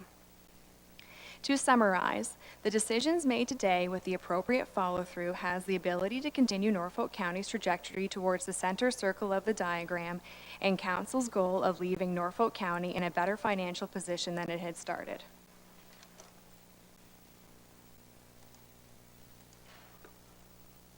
And with that, we'd like to thank you for your time and listening to your presentations, and please let us know if you have any burning questions. Thank you. I'm seeing Councillor Columbus has a question. Yes, these ladies have done an excellent presentation, and I think your CEO should be mighty proud of you.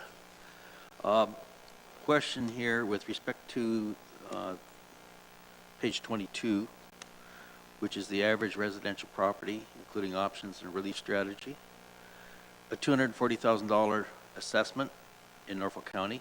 Just wonder if you can compare that for us to say what a $240,000 residential assessment would be in Haldimand County, Elgin County, Oxford, and Brant. Just as to what the municipal tax would be on that particular property. Through the chair, we could provide the BMA study. It's 2000, and the most recent study is the 2019 study. And how the BMA study works, it's based upon $100,000 of assessed value on a home, and we can compare the total dollars amount for the provision of services that way, and we can send that to council. Generally, provincially, we've always ranked near the lower end of cost per either cost per household or cost per $100,000 of assessment to deliver municipal services. So we'll provide that benchmarking to you. Thank you. Look forward to it. Further questions of committee? A lot of information to digest. We've been at it for a fair amount of time, and I think what I'd like to do is afford a 15-minute break, and we'll resume our proceedings at 11 a.m. So let's have a quick break, and if you wanted to formulate some questions, we could always return to our conversation when we're back at 11. So we'll see you then, folks.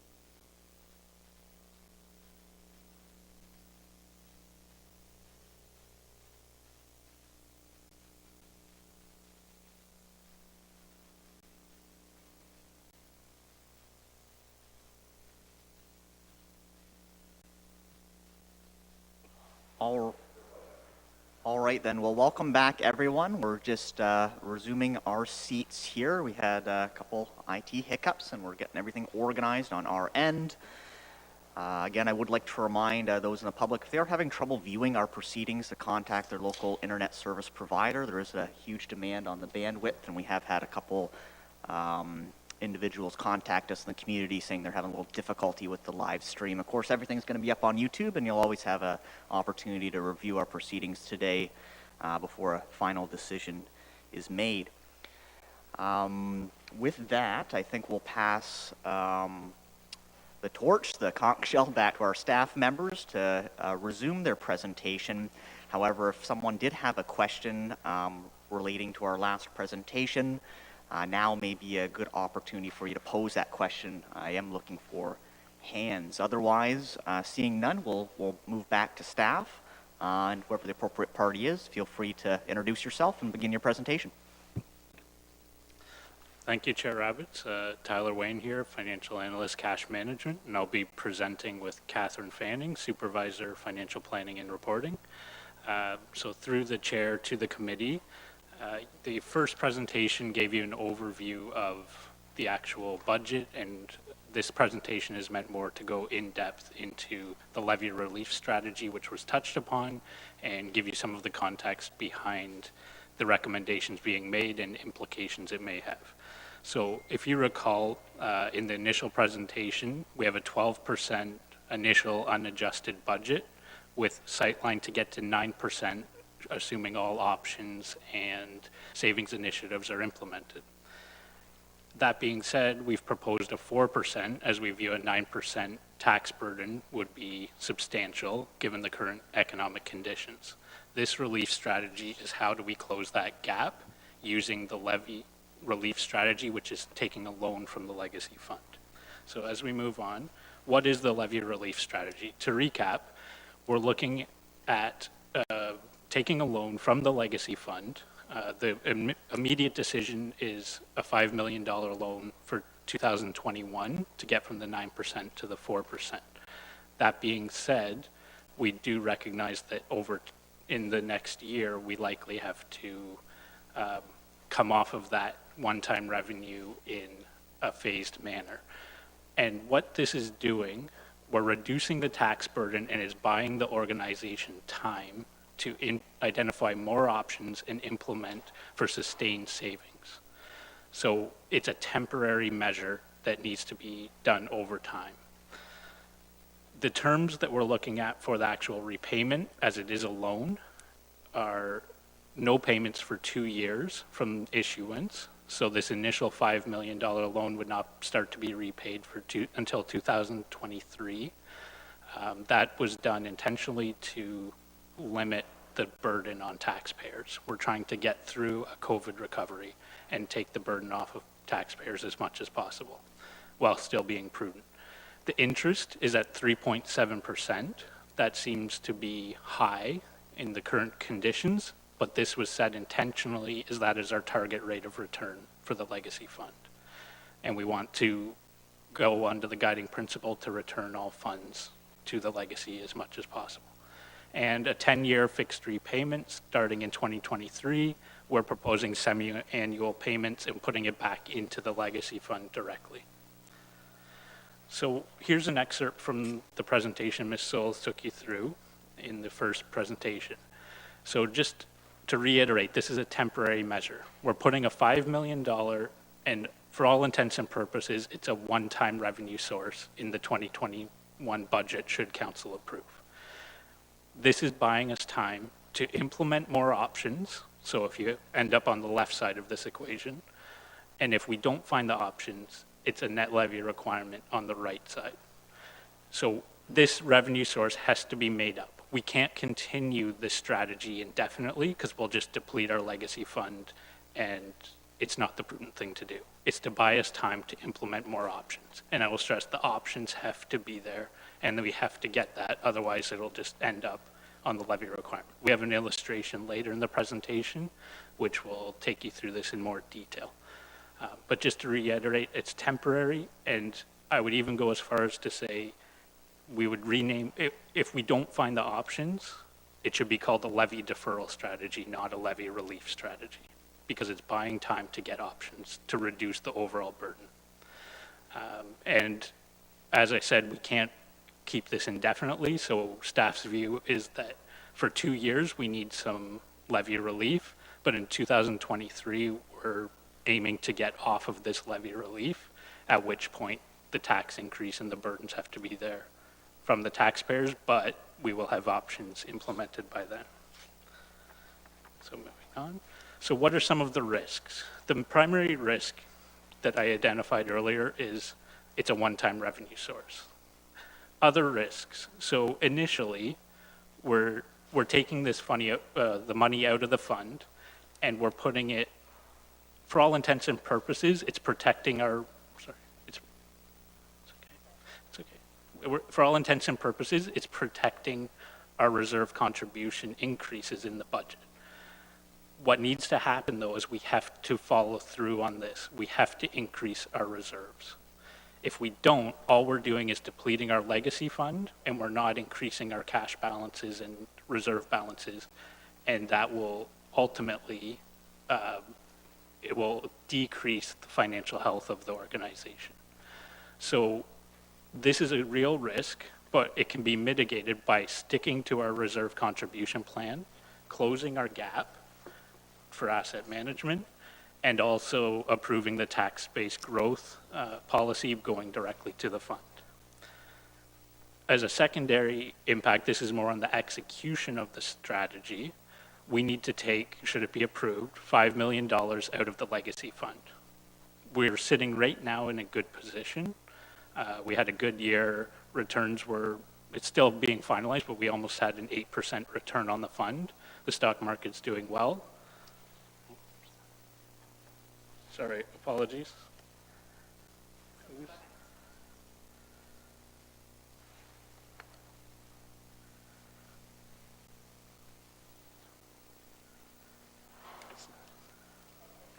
Okay, so coming back, so there's about an 8% increase in the stock market. Literally, if that market dropped overnight and we had to reserve the funds, sorry,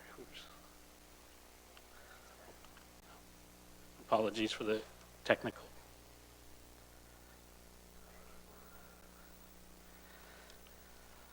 So if we remove those funds all at once and the stock markets come down, we lose out on some earnings potential. It's a risk. That being said, we can help to mitigate this by a withdrawal strategy. For transparency, we have bandwidths that we can use for the portfolio allocations. Before the Christmas and holiday break, we actually moved about $1.5 million out of equities into bonds to try to start de-risking. So we could continue to do that. And if we decide to go ahead, we would obviously start to de-risk even more. Okay. So some of the other implications, cost of future taxpayers. Put simply, we're saving 5% this year through a loan, but that loan has to be repaid. So starting in 2023, we have about $600,000 in annual payments, just focusing on the $5 million loan, which works out to about 0.5% on the tax levy. So we save 5% now, and we have a 0.5% tax burden on taxpayers from 2023 to 2032. Another impact, the cost of borrowing. It's quite likely, as we look at our overall position, that a downgrade in our credit rating is likely to occur. We were borderline before. This is an increase in the overall debt obligation. At a macro level, we're seeing debt organization-wide, but for transparency, we're likely to see this come through the next evaluation. When that does occur, there'll be a 0.2 to 0.25% increase in our cost of borrowing, but this would only be on future market debt issuances. So it's something to consider, but we've built it into our assumptions in the budget for prudence. And then the final consideration is lower investment income. So we are withdrawing $5 million from our legacy fund. The legacy fund is used right now to generate income. So we have $2.5 million of annual commitments, $500,000 for a hospital pledge and $2 million that we move to the roads reserve. By reducing that earnings potential, it puts more pressure. Based on our forecast, if we achieve the target rate of return of 3.7% and given our current position, we're still able to meet those commitments, but it's reduced any potential buffer or safety that we have. So if there's a big downturn, we would have to, when we meet those commitments, we're dipping into the principal a bit more. And I will now turn over to Catherine Fanning to take you through an example of how this would play out over a number of years. Thank you, Tyler. As you can tell, some of the mechanics behind this are kind of complex. I don't trade securities on the market. I don't have a full understanding of the ups and downs and the swings. However, I can understand a simple formula. So what we're trying to do with this slide is demonstrate to the public and to the Budget Committee how this strategy will affect the budget in the long term. Because as we've mentioned on an ongoing basis, this is a temporary solution, and we need to continue and stay the course, finding additional service reductions in order to ensure that we will not have the tax levy be impacted significantly in future years. So as Tyler just discussed, if we do not find any of the options in later years, what we would see is a double-digit tax increase. Okay, that's not the illustrative example that I'm showing to you now because we have some plans in place in order to make sure that we find options and can meet those savings goals. So first I'll take you through the illustrative example, and then we'll talk a little bit about how we're going to make sure we find the savings in order to make sure this strategy is what taxpayers actually experience when they pay their taxes over the next few years. Okay, so our basic budget formula that we talked about in our last presentation has been modified slightly. So I'm just going to draw your attention to the first line, which shows our technical terminology.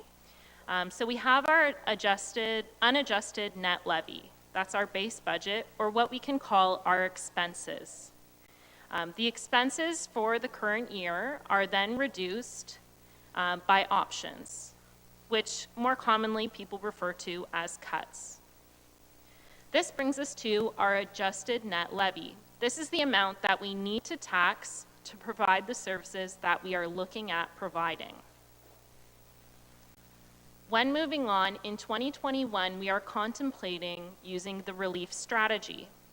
This is borrowing funds from the legacy reserve in order to bring in a one-time revenue source into the levy. This is done to reduce the amount that we need to tax to bring us to our modified taxes, what we're actually going to tax people in 2021. So as you can see, we need to move from the amount we actually should be taxing for the services we are providing, but what we're actually going to tax people for is our modified taxes. And that's why we need to find the savings in the future years in order to make sure we can bridge the gap between the need to tax amount and the modified taxes that are being levied in the next couple of years. So let's talk about 2020. This formula was a little bit more simple. Last year, we had total net expenses of $103 million initially presented for Council's review. Within this budget, we presented our first round of options or cuts for $2 million. This left us with an amount that we needed to tax of $101 million. The amount we needed to tax also represented the amount we actually taxed the taxpayers. So the amount we needed to tax, there was no difference between what taxpayers saw on their bills. Now moving forward to 2021, we know there's financial pressures like infrastructure funding. We're trying to move into a more sustainable position. We have COVID-19 and other finance pressures. This moves us to a base requirement of expenses of $113 million. This represents the 12% increase discussed in our last presentation. Included in the budget, we have $3 million of cuts presented, which reduces the amount we need to tax for the services we are going to provide to $110 million. In 2021, we are going to borrow $5 million from the legacy fund to reduce the amount that we are actually going to tax the taxpayer, which will result in taxes being collected of $105 million. This is the 4% increase people are seeing in their tax bills. Just I'm going to bring you back to the amount we should be taxing for the services we will be providing is $110 million. The amount we're proposing to tax is $105 million. This leads us to our multi-year strategy. In 2022, the amount we need to tax for the services we provide becomes our new expense base. However, we know there's going to be expense increases in that year.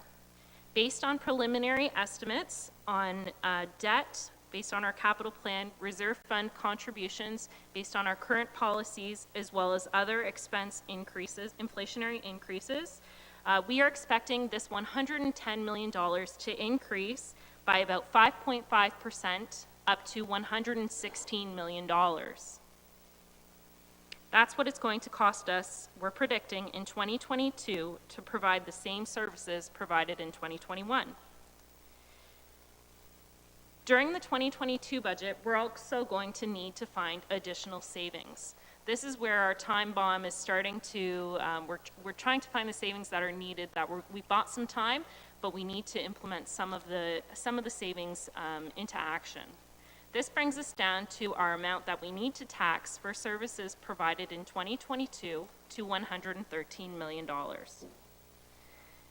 In 2022, we are suggesting that we need to use another $2.5 million from the levy relief, from the legacy reserve fund in order to further relieve the taxpayers from the amount we need to tax to buy us some more time.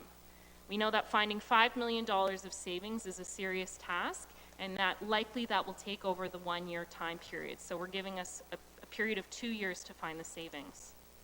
This brings us to the amount that we're going to tax, or modified taxes, to $111 million projected for 2022. This is a 6% increase on the average taxpayer. Moving forward now to 2023, I'm sure you get the idea of how our model works.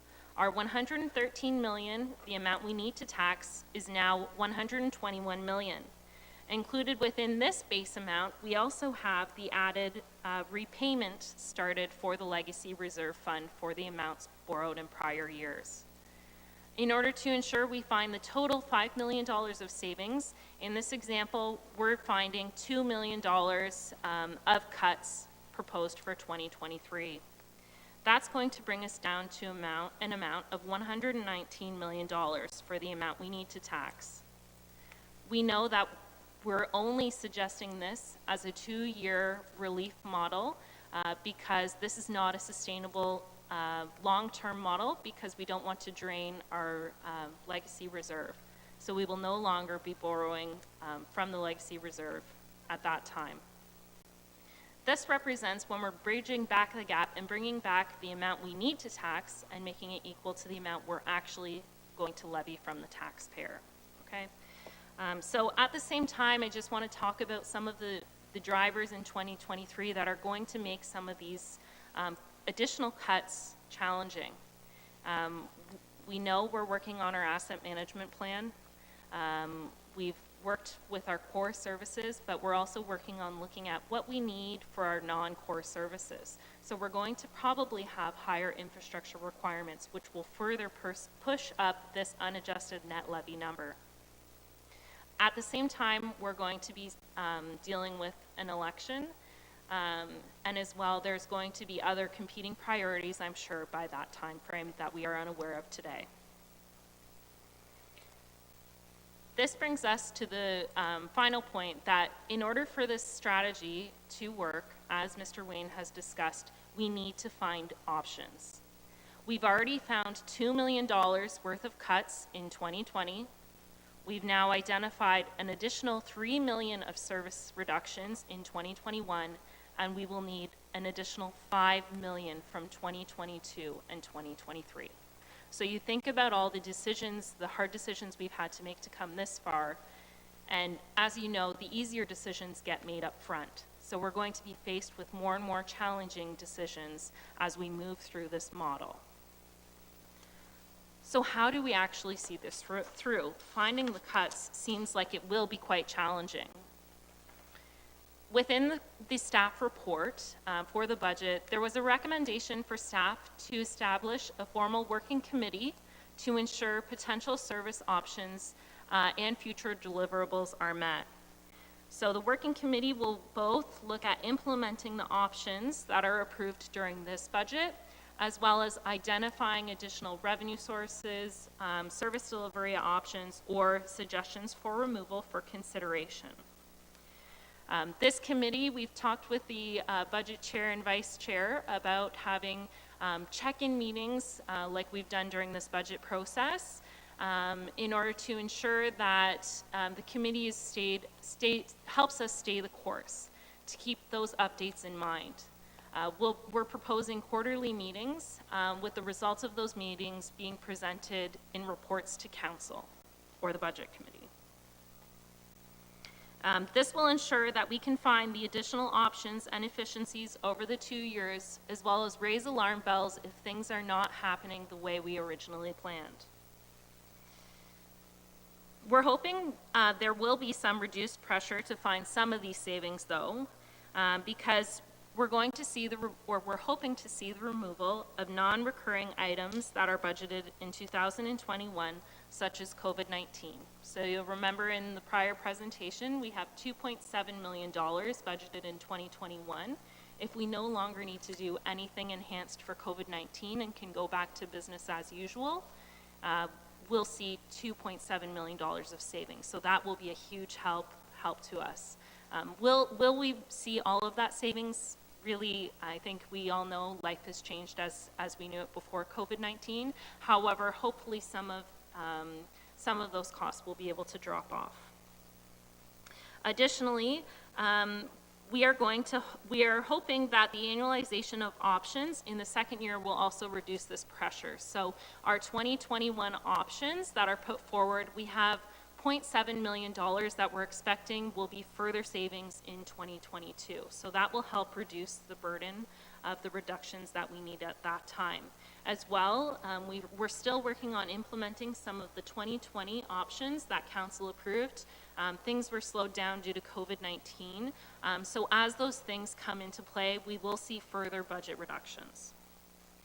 Also, with the corporate realignment, we are expecting significant corporate efficiencies. So that will help us also reach our goal. Now that I've talked about how we see this through, I'm going to send things back to Tyler, who's going to discuss what the multi-year impacts of this strategy are. Thank you, Ms. Fanning. So once again, as Ms. Fanning just referred to, how does this play out over a number of years? So we'll take just 2 slides right now and go through the impact on the tax bill and then also the legacy fund, so you get a picture of how it looks.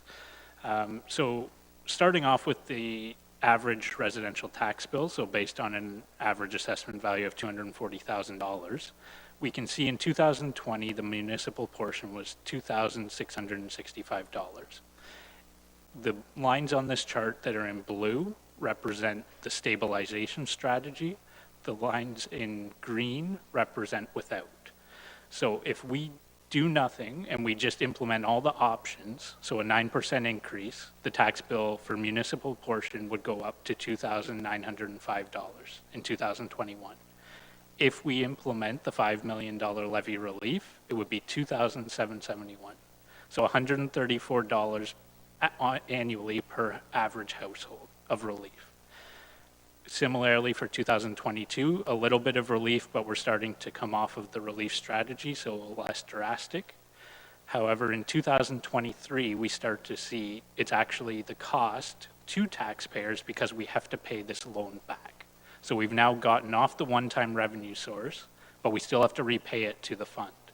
So in 2023, the $5 million loan would work out to about a $16 premium or 0.5% to the average home. 2024, assuming the 2.5 million is implemented, it rises to $24, which would then stay throughout the 10-year period until it's fully repaid. So as you can see, there's a significant relief up front and a modest cost 2023 on to repay the funds. If we move to the next slide now. So looking at the legacy fund, how does that look? So at the end of 2020, we had about $73.7 million net accessible funds. The hospital pledge numbers have been removed from this analysis. So looking at the chart, what you can see, the orange line graph at the top is if we did not implement the stabilization strategy, or the levy relief strategy is another name, and we achieved the 3.7% target return each year. This is going to fluctuate, but for the model, over time, let's assume a 3.7%. So we would rise from 73.7 to 83.1. And in this number, there's net earnings, so the earnings on the fund less the $2.5 million of annual commitments that we have. Now, if we look at the blue line, what we're seeing is with the strategy. And the bars along the bottom help you to understand the levers from one year to the next for the blue line with the strategy. So we have 73.7 million. We take out $5 million in 2021, and we have net earnings of 0.1. So we still make roughly 2.6 million at a 3.7% return, less the 2.5 million of commitments. So that's how we go from 73.7 to 68.9. Once again, in 2022, we have a 2.5 million down lever, but then we start to see the loans being repaid from 2023 on. And as you go through the years, you will see the earnings start to grow back as the fund is replenished and some of our commitments are fulfilled. But at the end of the term, we end up at 82.1 million. So there is a slight difference from implementing this strategy, but I would point out this is a theoretical model achieving a 3.7% return. So we could have higher returns, and also the difference for that gap is caused by the initial 2-year interest-free period. So we have 2 years where we're not earning income on the funds we withdraw. That being said, the only way to replenish that would be to tax the taxpayer to put it back, which at a 3.7% rate of return, we felt was already high enough. And given it's less than 1%, we substantially replenished the fund and haven't impacted our overall earnings potential. So it's a small cost in our view for a pandemic that we're trying to recover from. So overall, we have a period where we have a bit of reduced liquidity, and as we mentioned, that could affect our ratings in the short term, but given the implications and everything we're focusing on, we feel this is the right approach to help ensure taxpayers receive some of the relief they need. So just thank you for the time, and just to summarize the next steps before we open for questions. Should this be, right now the main question is, do we do this strategy or not? And if so, how much? And then should that be done, we would bring back a supplemental report with a formal bylaw for approval and further details on the withdrawal strategy and whatnot. We can speak to the points now, but until it's formally approved and we understand where the market is, we would then bring a supplemental report to go over the finer details. Thank you very much, Tyler. And with that, we'll move to questions, seeing first Councillor Van Passen, followed by Councillor Huffman. Yes, thank you, Mr. Chairman. A couple of questions. Is the intent to pull the $5 million out of the legacy fund the day after the budget is approved, or is it going to get pulled out at some point during the year when we need it for cash flow? Thank you for the question, through the chair to Councillor Van Passen. So that is something that we could bring in the supplemental report. I would say initially we had been discussing pulling it out over time, because the longer we can leave the funds in there, the better the earnings potential. That being said, seeing where the current position is of the stock market, and that we don't want something to happen where we lose potential earnings. So it's that's where we're looking at still keeping some funds within the legacy fund, but transitioning from equities to the bonds. So we still have a reasonable rate of return while we're waiting. But to answer your question, we can suss that out in the actual supplemental report, but I would say our goal would be over time, because we want to minimize the funds that we're pulling out. We want to minimize the impact on the legacy fund and maintain the biggest earnings potential, but we don't want to lose and have to pull everything out at an inopportune time where we lose all our money.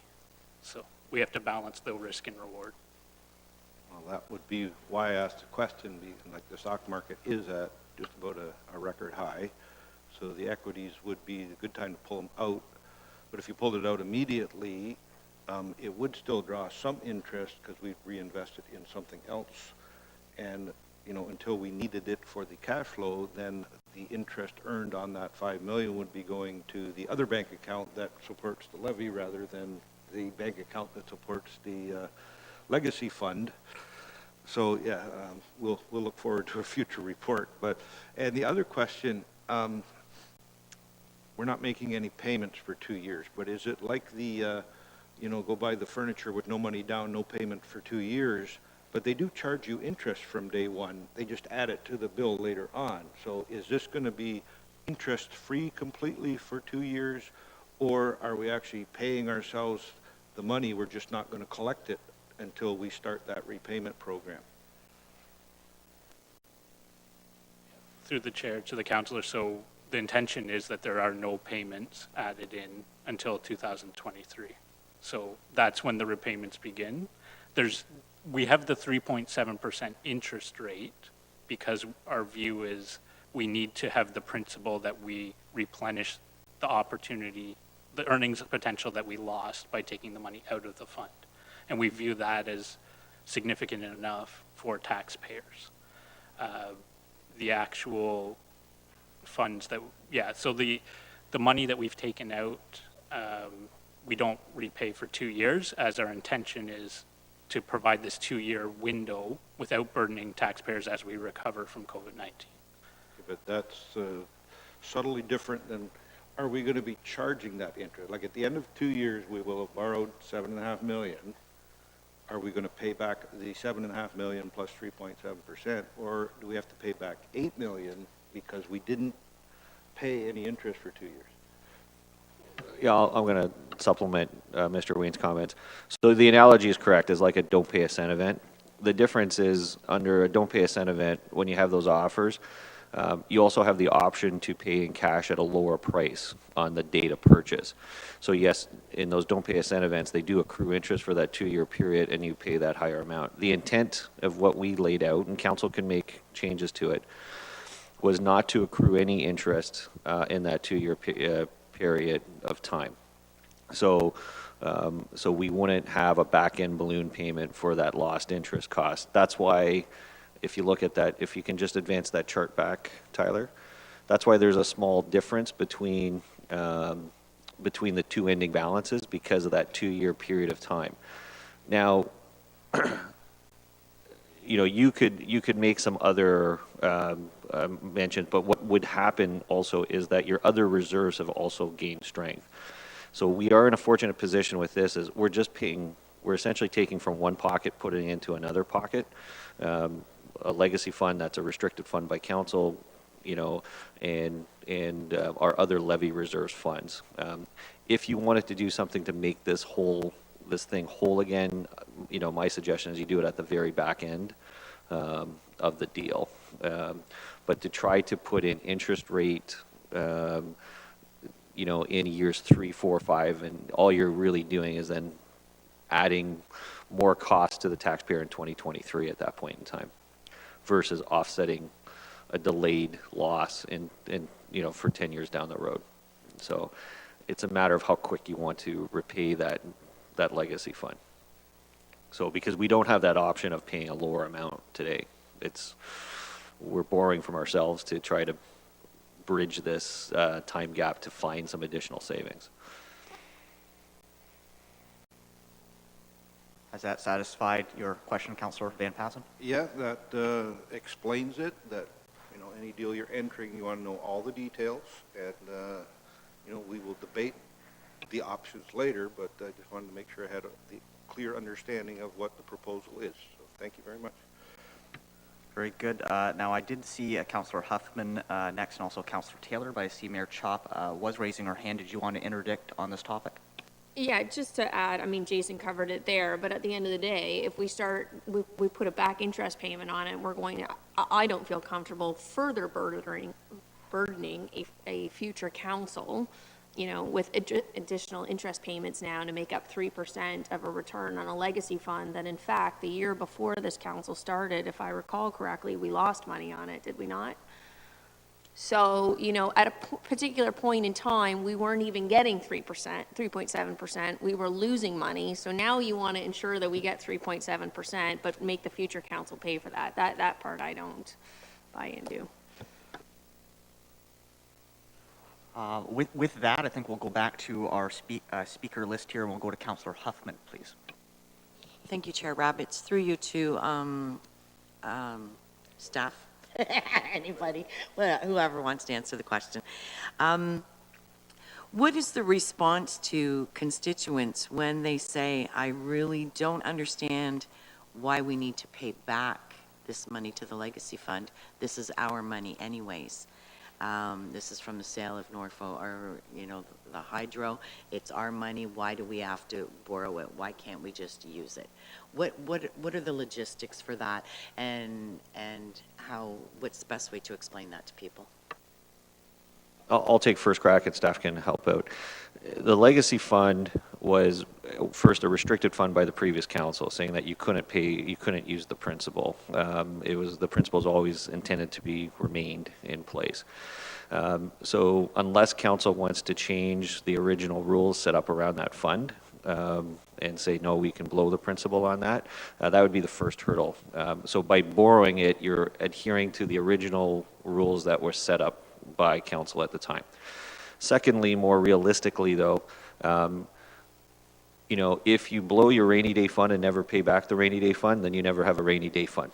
And in the most simplest of terms, you have to have the discipline that, yes, it's raining, we have COVID, we have to deal with that, but we can't just ignore it and hope that something else bad doesn't happen down the road. We have to have the discipline to go back in place. And thirdly, it's about moving to sustainability. So if we continue to rely on these one-time things, these one-time funding sources, we just fall back into that trap of these one-time non-recurring revenue sources that never actually allows you to pay for the services that you are actually incurring. So, if I put it as a household example, if I'm a household and I have a number of kids and I make $100,000 a year, but after taxes and kids' hockey fees and car fees and all that, I'm spending $110,000 a year, and I've only been getting by borrowing from mom and dad, or borrowing from some savings, or a casino win, or whatever, these one-time things that don't reoccur. At some point in time, you don't have enough. You're still spending more money than you're taking in. So by putting this loan in place, it forces the discipline to say, we're not going to do what we did in the past. We are going to pay back, and we're going to live within the means that we have at this point in time. So those are three kind of approaches to how I would answer the question. Okay. I did see wanted to interject. Well, would there not be a fourth one as well, Jason, in terms of the bond rating, as you guys discussed earlier in the presentation? I mean, maybe Councilor Huffman, I don't know, I'm not trying to, but, understanding the impact of what of losing our bond rating is going to have. and which could potentially degrade further in the future if that money is never repaid back. Yeah, that is correct. So we have in our forecast projected a bond rating decrease. That's not a great thing to have. It means that we'll have increased cost of borrowing, though what we're projecting in the future is us using mostly Infrastructure Ontario debt issuances, which doesn't rely on our bond rating, but on the provincial bond rating. But at the end of the day, whether it's the legacy fund or the road reserve or any other reserve, the one chart shows we're at about $3 million in total reserves today for an organization that spends over $100 million a year and has hundreds of millions of dollars of assets out there. It's not an appropriate level of savings. So we need to, even if we borrow today, we need to start putting that money back, because someone might say, well, $3 million seems like a lot. But if we, on a $100 million budget, it's a 3% error. So if things go bad by 3%, we have no cushion at that point in time. Thank you, Jason. Was there anything further from staff on that topic? We're going to return to our speaker list. Actually, Councillor Taylor next, followed by Mayor Chop, if she did wish still to speak, and then we'll be irrelevant to the topic. Okay, I'll scratch you out there. And we'll be going to Councillor Michelle after Councillor Taylor. Thank you, Chair Abbottson, through you. Actually, regarding our bond rating, are creditors less likely to increase that once it's been decreased, or are we expecting by 2032, when we're back at the legacy fund level and our reserves are in a better position, are we expecting to have that bond rating increased at some point? Has that been accounted for in the modeling at all?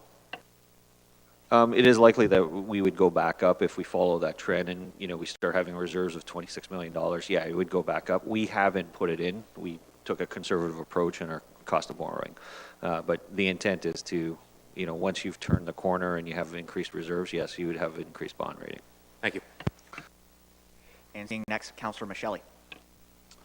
Thank you, Chair Rabbits, and through you to, I think this question is for Tyler. And Tyler, just so you know, I'm sitting to your right behind the screen. Tyler, you mentioned earlier that if this relief strategy is approved, that over a period of time, we would de-risk the legacy fund from equities into more of a bond weighting.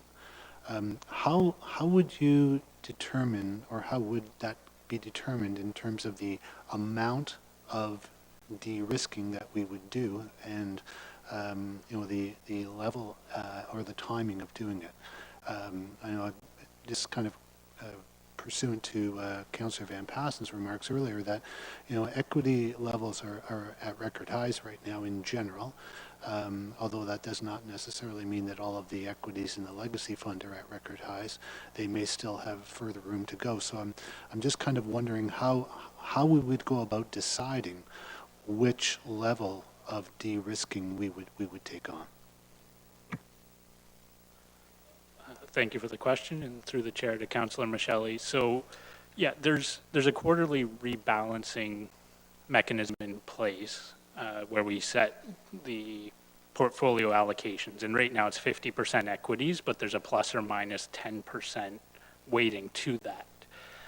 So before we went for Christmas, we saw record highs, so we made a minor shift and we took the equities from 50% to 48%. That being said, when we were looking, where do we shift it from? Because we want to be prudent, but we want to de-risk. And moving it to a money market, the return was about 0.2%. We didn't want to take it out, obviously, until we have approval. So we found the bonds portfolios are at about a 2% return. And the price themselves is not likely to move. So to your question, as we de-risk, should this be approved initially, we would likely start looking to move more. So we moved 1.5 million to go from 50 to 48. Within the current policy, we could go to 40. So we would start to look to shift more from equities to bonds, assuming nothing happens dramatic overnight.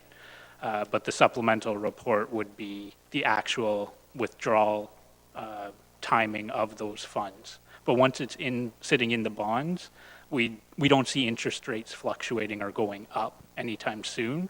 So we feel it's more of a safe bet, whereas the stock market could drop overnight. So we would just want the assurance that we were going to pursue this, and then we would start to look to de-risk even more until we got to 5 million, which the 10% right now is about 7 million, so we're within our parameters. Further, Councillor Michele? Thank you, Tyler, and again, Chair Rebs, through you. Tyler, so in that event, would that have any kind of significant impact on our bond rating? Through the chair to the councillor, initially no, because it's still within the legacy fund. And when we take, right, so because it's a bond fund, not a specific bond that's locked in for a term, Standards & Poor's and other bond rating agencies, they would look at it as liquid. When we take the initial $5 million out, it simply comes out of investments into cash, which once again wouldn't initially show that. That being said, our debt ratio and our debt amount would go up when it's approved. So the debt is where we'd see it, but the actual transaction in the cash wouldn't have an impact in the near term. But in the long term, if we don't raise the reserve funds, we've reduced our investments and our cash has not gone up. And that would then reduce our liquidity and not be favorable on that measure. Thank you, Tyler. Next, I would like to go to Councillor Taylor, as his colleague had engendered a question, and then we'll be moving to Councillor Columbus afterwards. Thank you, through you. So it's just de-risking the portion we're borrowing, not the legacy fund. Through the chair, yes, that's correct. It's the transaction risk. We don't want to have to pull $5 million when the market is just tanked. So that's why we're looking to do that. That being said, a consideration, and this would be in the supplemental report, is if we've now removed funds and we have a set repayment, do we want to look at the portfolio weightings? Everything's risk in return, but do we take a bit more risk to deliver more returns in the legacy fund? So those are the considerations which we don't want to go through now, but obviously shortly thereafter we would. Councillor Columbus. Mr. Chairman, thanks. 2 questions. The Norfolk General Hospital, that is a pledge.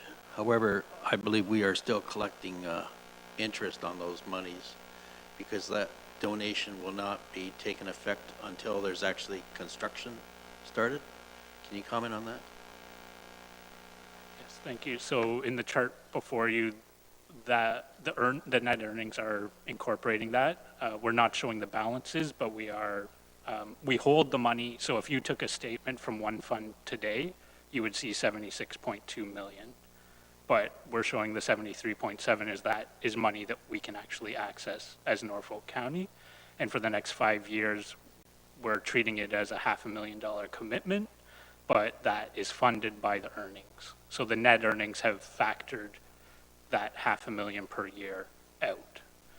And the balance is shown with, so in 2021, we would have 3 million. So we would be projecting the 69 million plus 3 for the money we're holding for the pledge. So a statement from one fund would show 72 million, but we're saying we only have 69 that we can access. Sorry, just supplemental. You are correct, though, Councillor Columbus. The nature of that agreement with the hospital board is that we provide the principal, and until they draw it, the interest is retained by Norfolk County. So we've a conservative approach to how we showed it, but you are correct with the terms of that agreement.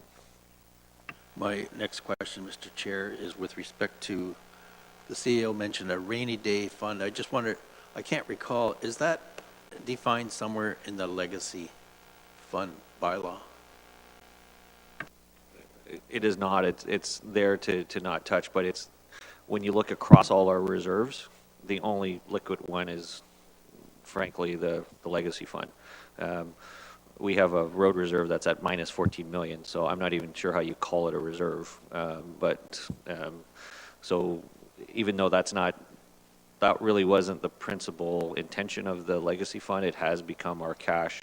It has become our one fund that has, or one reserve that has significant assets remaining in it. Further questions of Budget Committee? Either regarding our Legacy Fund presentation or the previous one? Seeing none at this time. What I'd like to suggest is we move forward to our final presentation from Kathy LaPlante regarding the Council Initiative Strategic Reserve. We'll give a moment for Kathy to get organized and thank our staff for their presentations and their hard work. Thank you very much. We'll take a moment to get organized here. We are hoping to have a brief recess for lunch, and we're targeting having our divisional budget presentations commencing at 1 p.m. That'll be contingent on us having, I'm hoping to have at least a half an hour break for us to get a bite to eat. So we'll launch right into our next presentation. Hopefully we can follow that timetable. Kathy, you may begin once you are settled.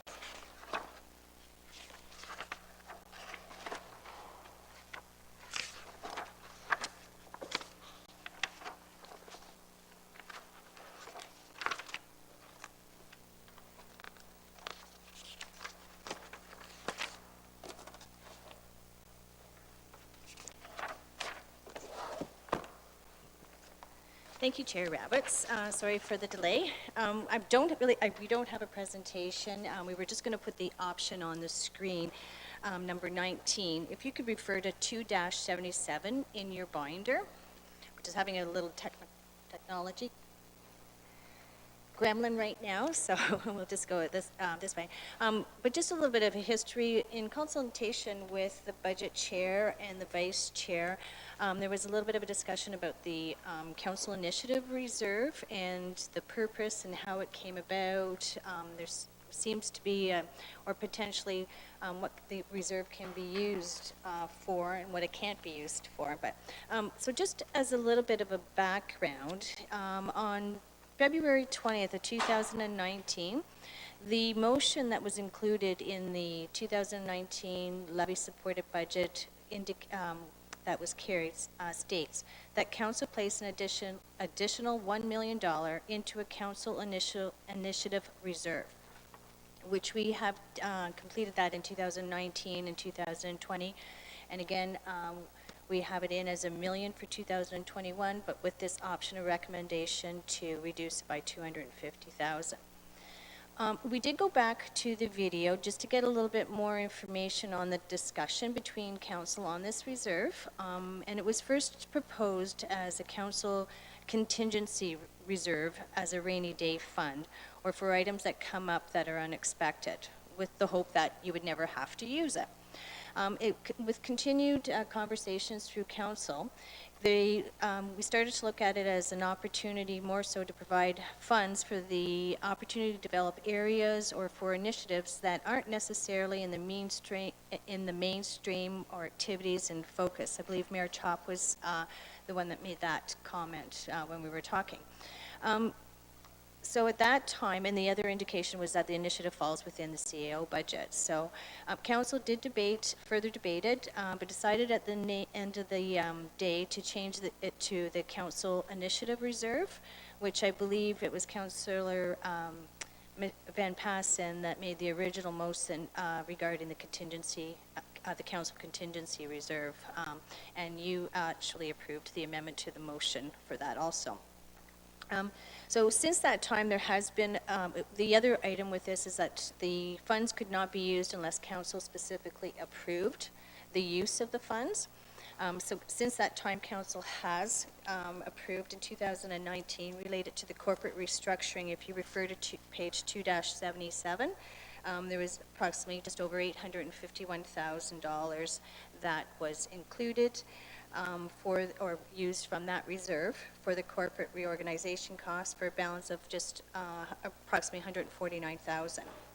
In 2020, we are proposing still to make the $1 million contribution to the reserve, but there has been a report that it went, I think it was August of 2020 for gas wells, and I believe that was for a project manager of $140,000. And a parking study to look at installing meters, and And just recently, there's $250,000 that has also been committed for the Norfolk Economic Recovery Task Force activities for a balance of just over close to $719,000. Just a note on the parking study, that is still included as a commitment. There was a capital project included in the 2021 budget for metering and other projects that was deferred from 2021 to 2022 until the actual parking study has been completed. So with that, if anyone has any questions, I'd be happy to answer them. Thank you very much, Kathy. And just to reiterate, we wanted to present this information in a transparent manner. There has been constituents asking, when was this fund established? Was there a report to council that you can reference? It was not a formal report. It was part of the budget deliberation process in 2019, and we did have to go back to the tape to actually see how that had transpired. It was brought forward through a motion during that budget deliberation. So if you do want to see a true accounting of the use of that fund for the public and for council, it is on page 2-77. Now, I would like to afford an opportunity for any councillors to ask any questions regarding the accounting of that fund. The intention here isn't to discuss option 19, simply to discuss the use of this reserve. If there was any questions about the information presented on page 2-77. Are there any questions of Budget Committee? Councillor Columbus. Yes, thank you, Mr. Chair. Going back to that page 2-77, 2019, when Councillor Van Passen put that motion on the floor to start the strategic initiative fund for $1 million, I was not of the thought that it would go to reorganization, corporate reorganization. Are you saying that when we were discussing and debating that, I remember it came in at the very tail end of our budget negotiations. Are you saying that when you went back and reviewed the tape, that it actually included that statement that it was corporate reorganization? Because I thought it was for other things like, you know, over and above. I didn't realize that we were actually doing a corporate reorganization with those monies. I know Councillor Van Passen was chair of the budget. Perhaps he knew, but I certainly did not know, and I just want to make that known. And if either staff would like to respond first, or Councillor Van Passen, let's have Kathy, she was reviewing the tape most recently. Let's have her respond first, please. That's a good question. And just to, through the chair to Councillor Columbus, just as clarification, at the time of the budget meeting, the actual commitment of for the corporate reorganization structure was not approved at that time. That was at a closed session report, I believe in 2019, in August sometime. I wasn't at that meeting myself, so maybe some of the other councillors have some more detail on that. I'm seeing Mayor Chop would like to respond. No, Kathy nailed it on the head. All of council voted on it. It was approved previously, so I'm a little perplexed as to the surprise about it now. In fact, I believe actually council voted on it on 2 separate occasions in closed session, and it was, and I also believe, unanimously approved. Thank you for that information, Mayor Chop. Seeing next, let's circle back to Councillor Columbus, so he may respond. My statement was that I didn't realize that when we were discussing the budget, that that's what we were putting through was corporate reorganization at the budget time, not in August or whenever that was.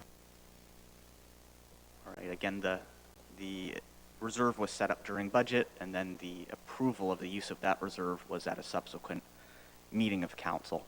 We'll go to Councillor Michelli next. Thank you, Mr. Chair. Just for the moment, I think I would just want to defer to the mayor because I think she was going to respond to Councillor Columbus' suggestion. If not, I would be happy to take my turn. No, that was my response. I think it's you know, I find this a little bit game playing, to be honest, to suggest, well, we didn't know.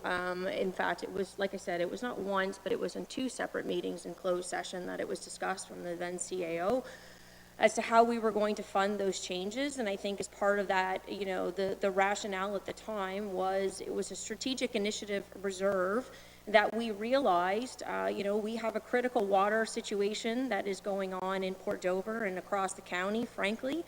Our then head of public works, as an example, told council that there was, no problems with the water in Port Dover. We decided to make changes to the organization.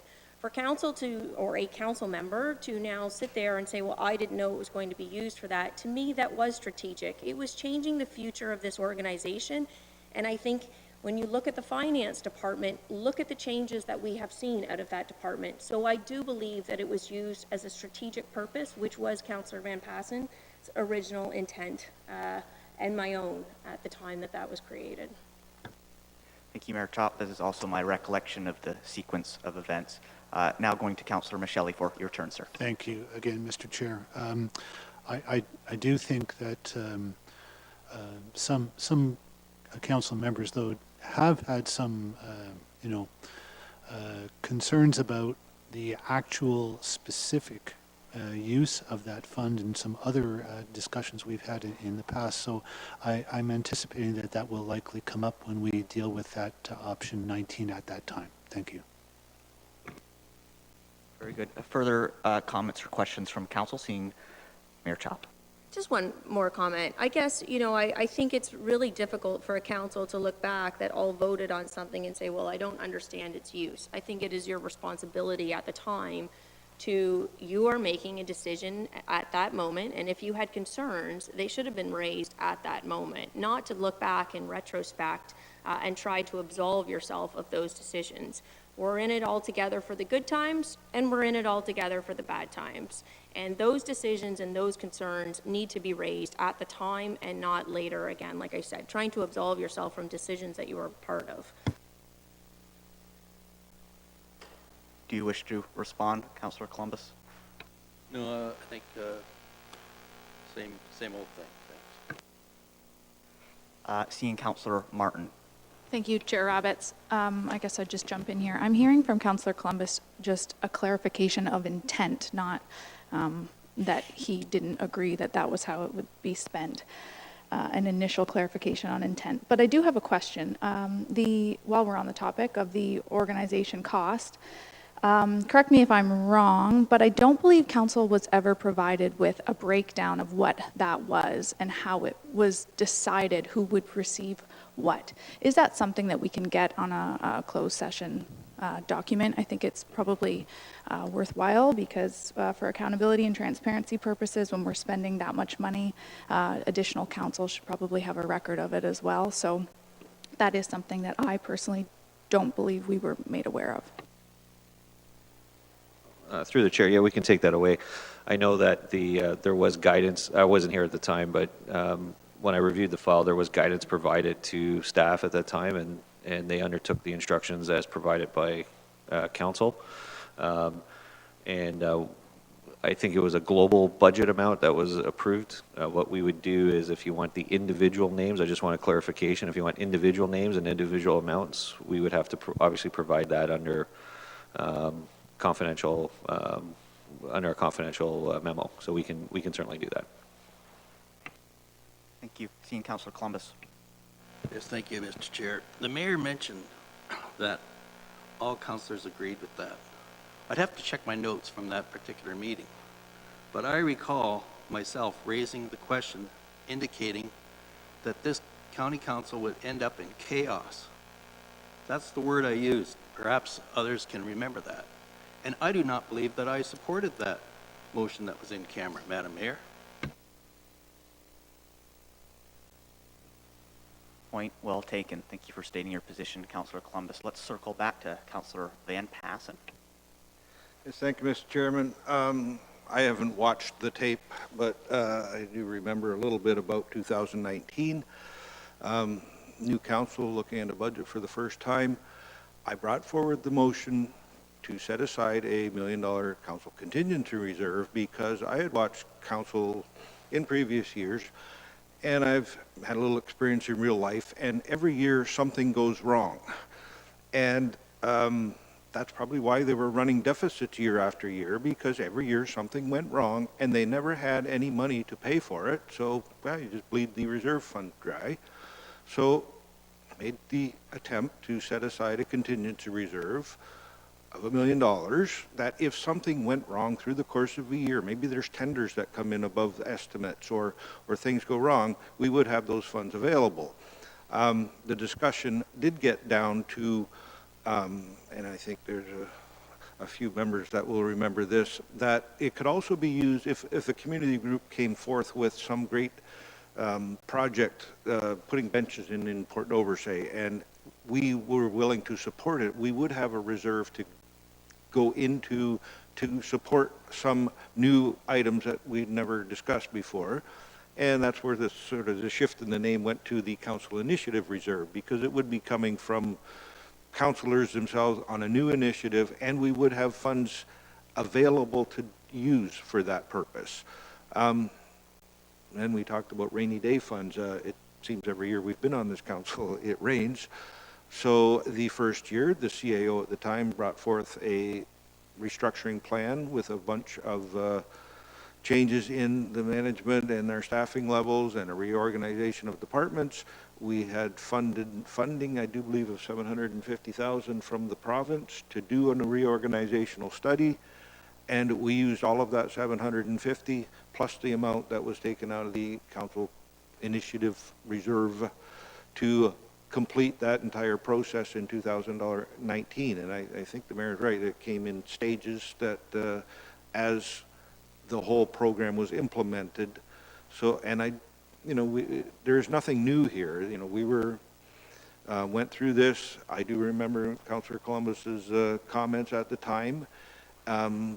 And I think was more concerned of, too much too quickly. And, but the big picture, again, we had to step back and look at the big picture. And, maybe Councillor Columbus was probably right, because we did readjust the plan somewhat. But, there's nothing in here that's new. It was all brought to the council's attention. It was all approved by council. The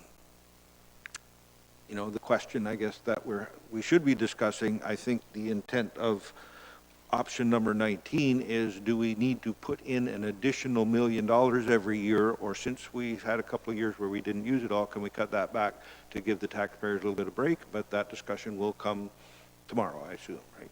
So. Yes, it will. Thank you, Councillor Van Passen. When it rains, it pours. We'll go to Mayor Chop next, who raised her hand.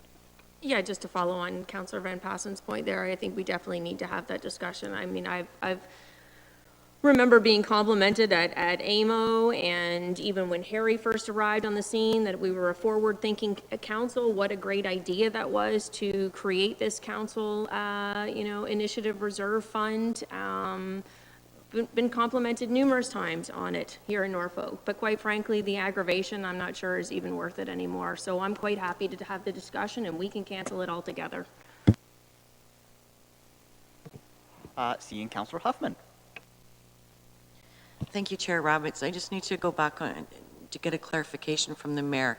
When you're talking about the hassle of it all, that you're quite willing to give it up, I'm unclear as to what you're referring to.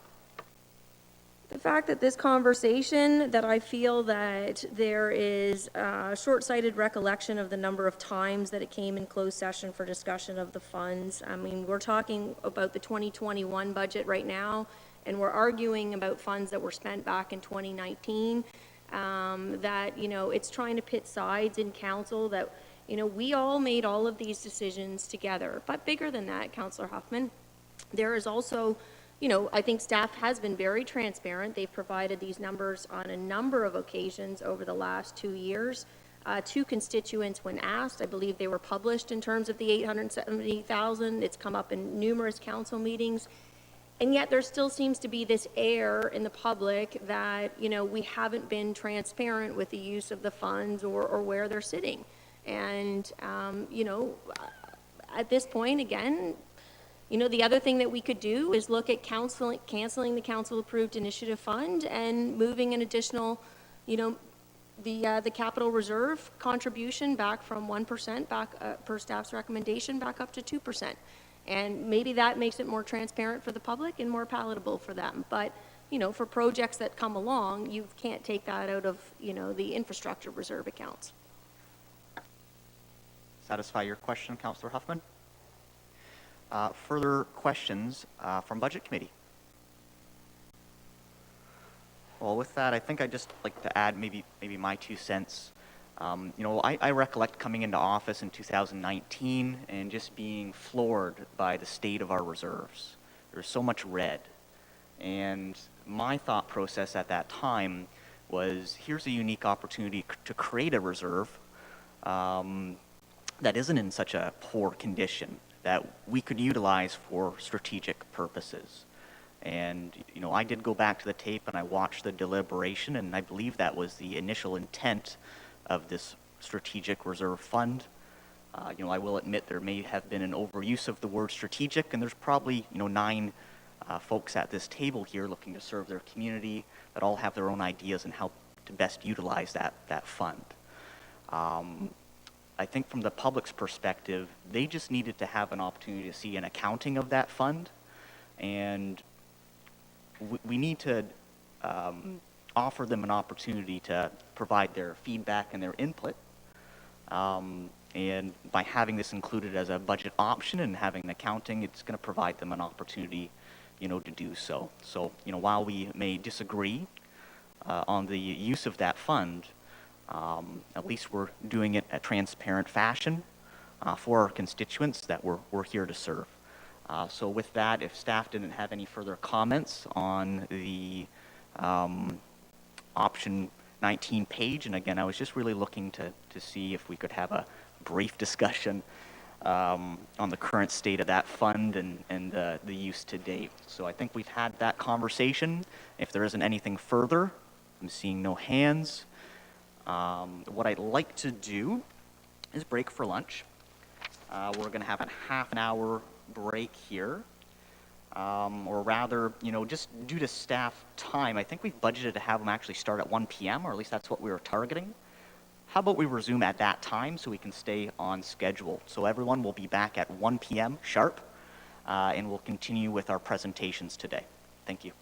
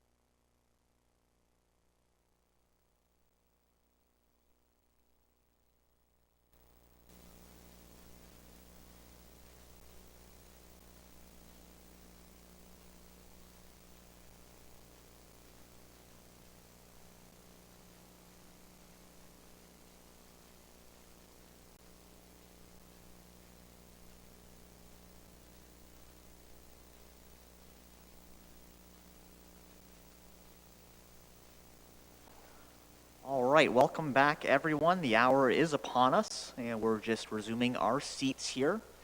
We're going to continue with our Budget Committee meeting today. And just flipping over to my divisional budget presentation report, looks like we are going to be starting with our Public Works team led by Jason Godby. Jason, are you on the line? Are you prepared to start?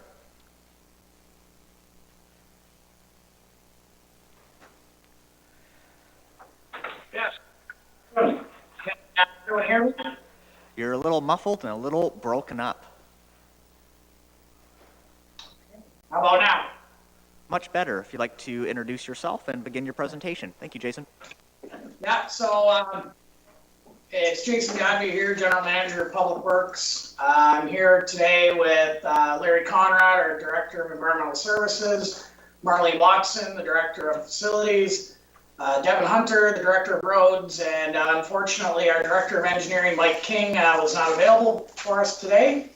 However, I'm just going to quickly walk you through the overall work that Public Works does and some of our upcoming priorities, and then I'll have any time for any questions. So I do not have control over the presentation slides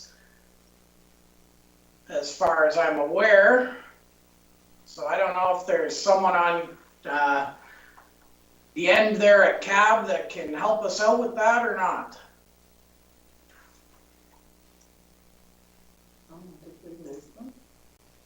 We're going to work on that, Jason. I think we'll wait for you to commence once we get that pulled up on our screen. So if you can just hold tight. Yep.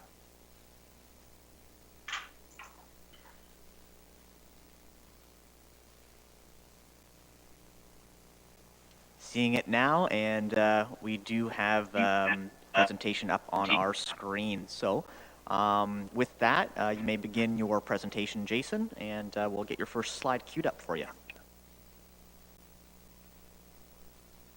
Okay, perfect. Thank you.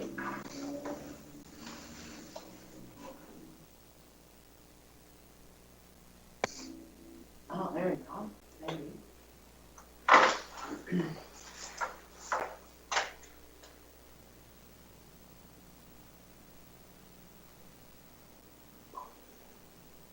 All right, so we can move on to the next slide. I guess we already kind of introduced ourselves as Public Works. Essentially, I just want to walk through, some of the continuing initiatives that we're working on here in Public Works. We're continuing to proceed with the implementation of Project Domus and the associated renovations that are going on relating to that. We're going to be looking for the adoption of Norfolk County's asset management strategy and the creation and adoption of Norfolk's Phase 1 asset management plan for our core assets. Through the year, we'll be continuing with the soil remediation program at the Norfolk County Garage property. I lost my presentation.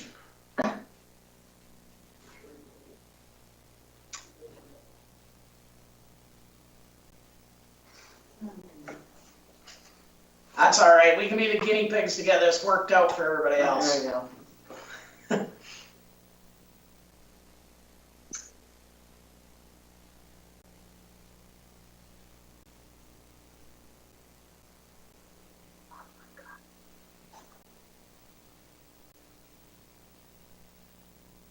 Yeah, Jason should share his screen and that's all the whole too.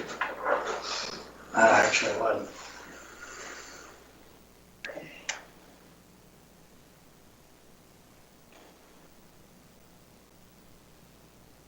There we go. We're back in business.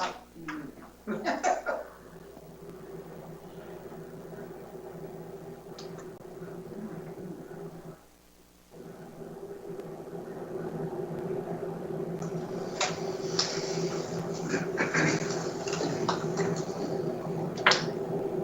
back in business, Jason. If you'd like to proceed. All right, perfect.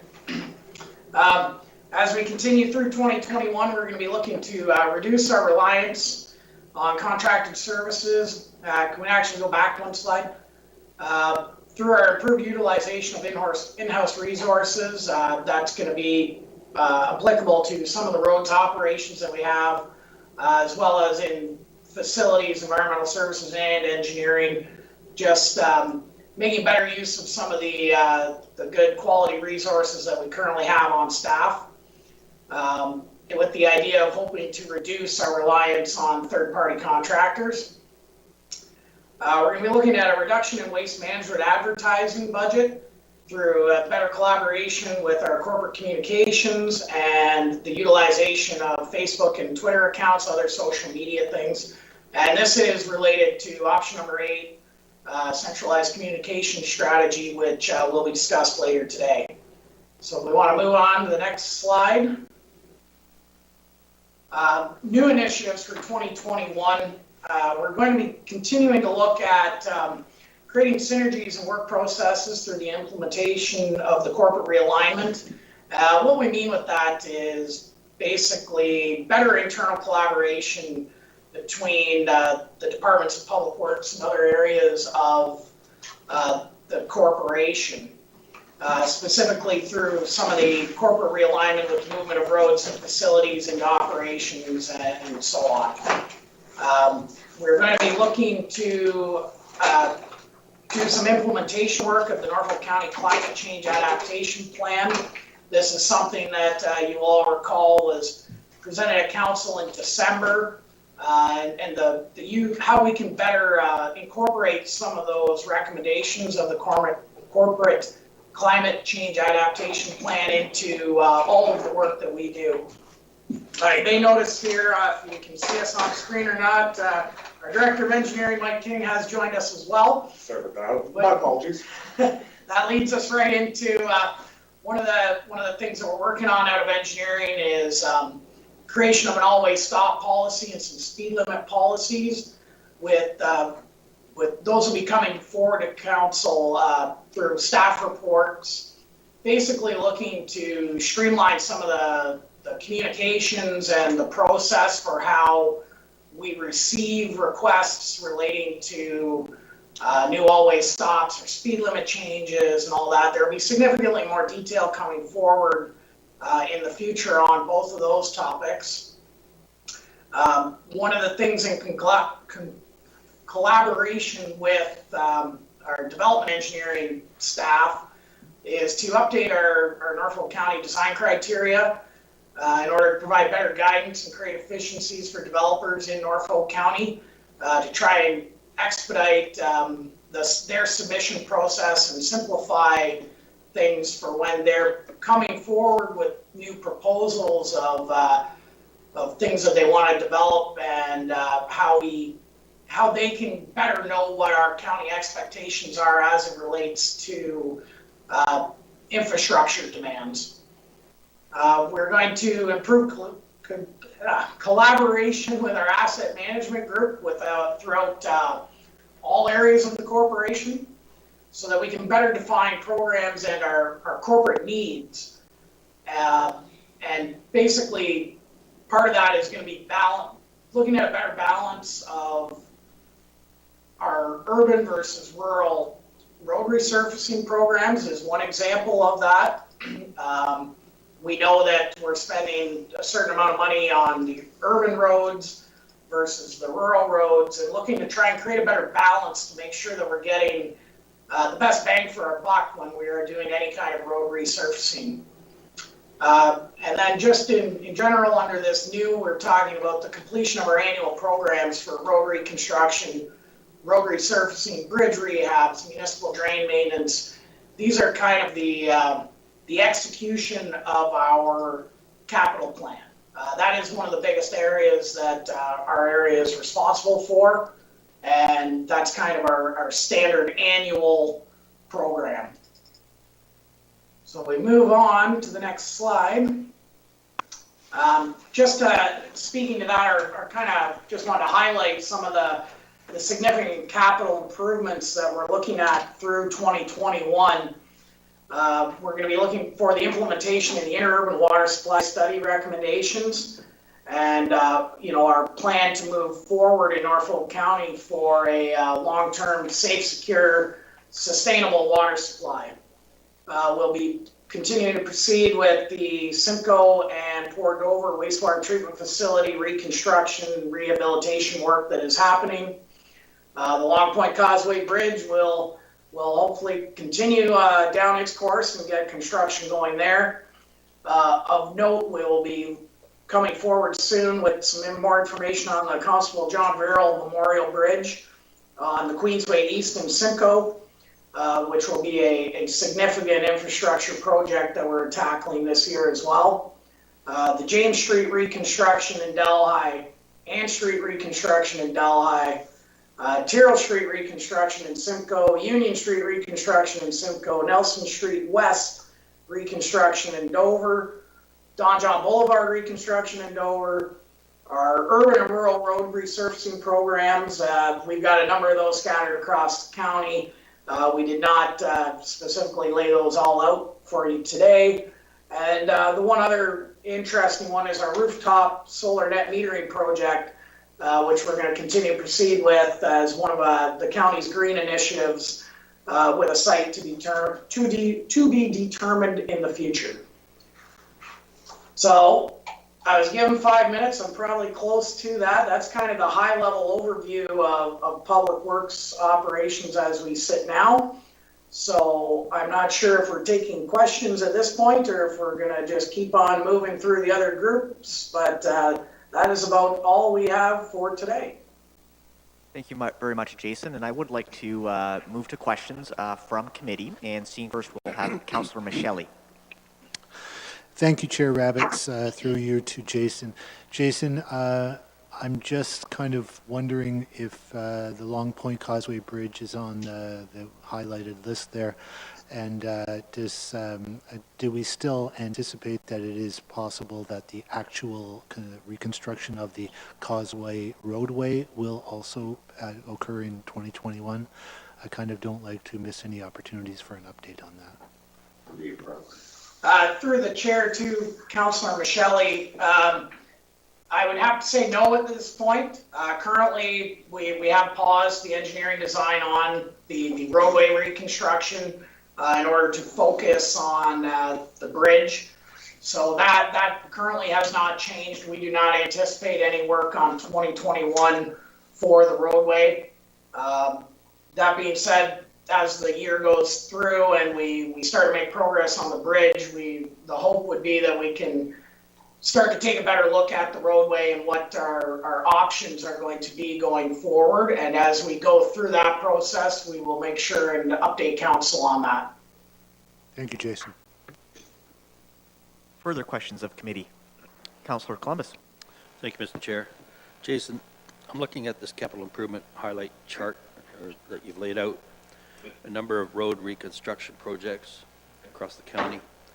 It was my understanding that there's about 12 of those in the works that are to be completed in the year 2021. At the same time, you're looking to cut or update, where is it? Your statement here is reduce reliance on contracted services through improved utilization of in-house resources. If we have that many construction projects going on, how do you anticipate with a reduction or non-contracting resources like a consulting engineering company, how do you expect that would be looked after, those dozen or so construction projects that are to be completed in 2021? Good question. Through the chair to Councillor Columbus. One of the things that we've positioned ourselves with in 2021 is we had some current vacancies in our engineering department. We're going to be we're in the process of looking to have those vacancies filled.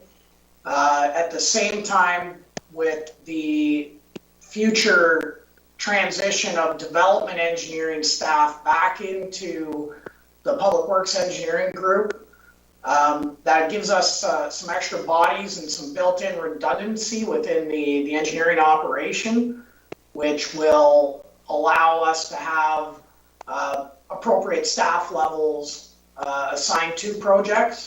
And just on that, I mean, I would point out that we did have some turnover over the past year or two within engineering, and right now as far as project managers go and having a director in place, we're sitting in a good position with full complement in those areas. And as we've discussed with the project managers and our directors, we feel that this is a good amount of projects based on the staffing levels that we do have, so that we can get these ones executed. So I guess what you're indicating to us is that you were really short-staffed in 2020, is what I take that you're telling us. Through the chair to Councillor Columbus, yes, it was a challenging year in 2020 for many respects, and some of that carried back into 2019. So what I am saying is I feel that we're in a lot better position than we were in those previous 2 years. Thank you. Further questions of committee? Seeing none at this time, Jason, I would like to thank you for your presentation today. Next, we'll be moving along to Health and Social Services. I believe this report will be presented by Marlene Miranda. Marlene, are you on the line?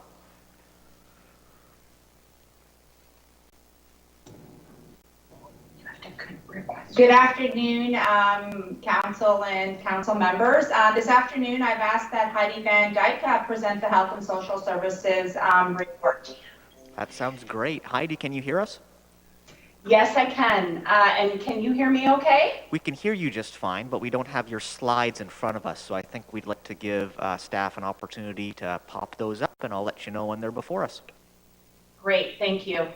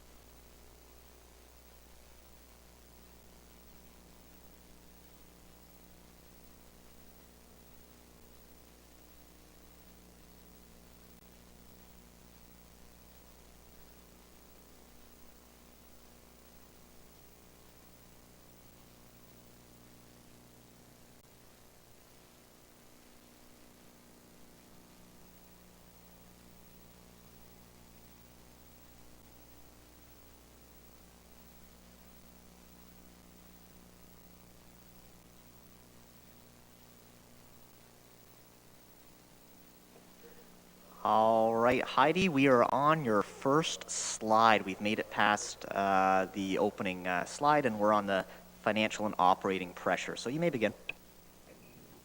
Great. Thank you, Mr. Chair. Through you to Council, thank you for the opportunity to give you a brief overview of some of our pressures in 2020, and then where we see some efficiencies and our budget drivers for 2021. So in terms of 2020, obviously for our division, COVID has been a significant financial and operating pressure. In social services and housing, COVID-19 caused us to shift our service delivery model to telephone and virtual service delivery with clients, with most staff working from home. We were able to operationalize this model as the ministry has put a pause on the requirements for in-person meetings with clients. While this shift has created an operational pressure initially, as new work processes were developed and IT solutions were created, the team has successfully adjusted and have continued to meet or exceed service targets that are mandated by the province. Our clients have also responded positively to the regular telephone check-ins and have shared that this helps with the transportation barrier when they are required to attend the office in person. At Norview Lodge, COVID-19 has created obvious operational pressures, including the need to provide additional staff to support the residents, particularly during periods of outbreak when residents must remain in their rooms. There have been additional requirements for PPE for staff and residents, and additional equipment was purchased to help keep Norview Lodge as safe as possible. So for example, the UV air purifiers. In relation to recruitment and retention in both social services and housing and Norview, there have been turnover in key positions due to retirements, medical leaves, resignations, and movement to other positions within the department. Recruitment is ongoing, but has been a challenge at times during the pandemic. Therefore, this has resulted in some gapping in the salaries and benefits budget line, specifically in the social services and housing department. The reductions in provincial funding are specific to social services. In Ontario Works, there has been a significant reduction in the provincial funding.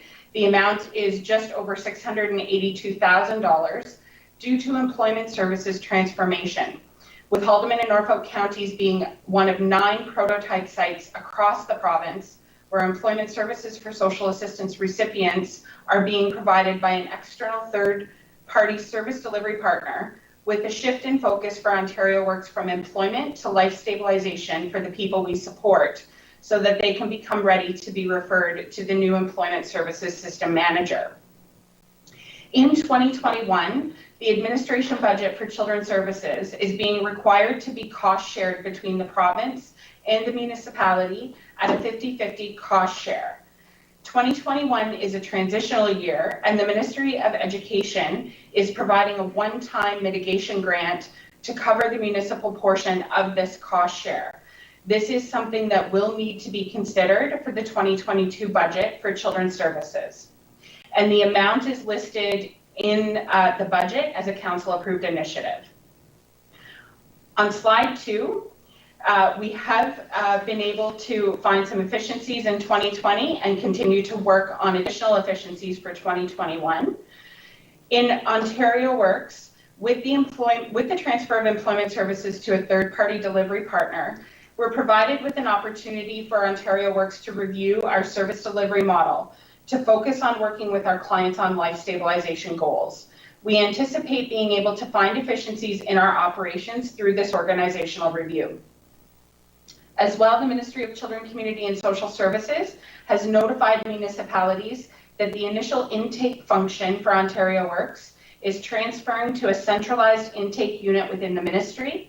Pilot sites started this transition at the end of 2020, and we will begin in the employment services prototype sites, including Haldimand and Norfolk, in February 2021.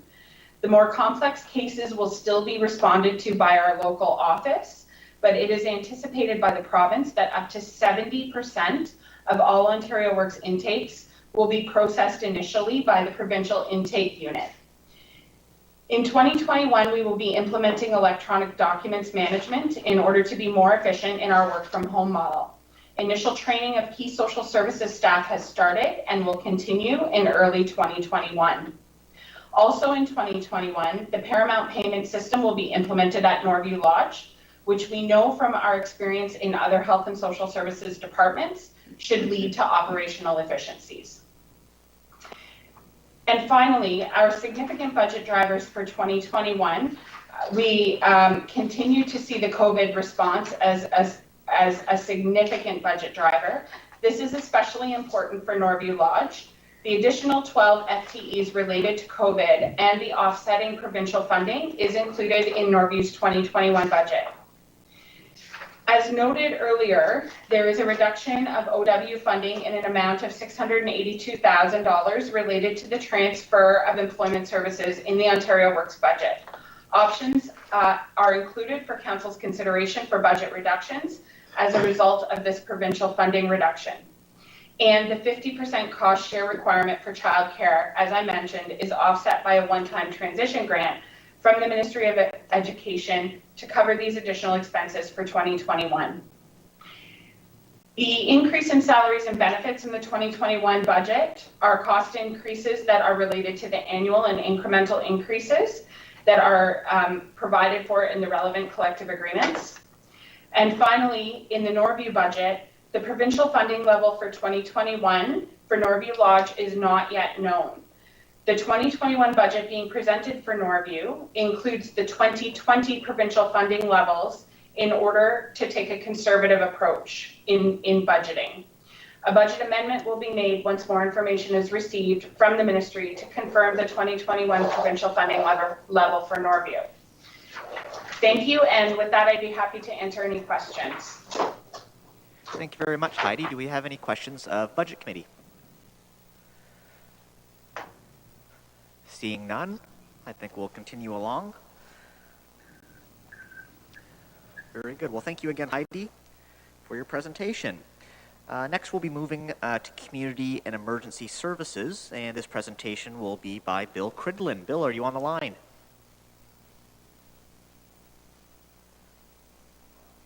I feel like a radio host all of a sudden.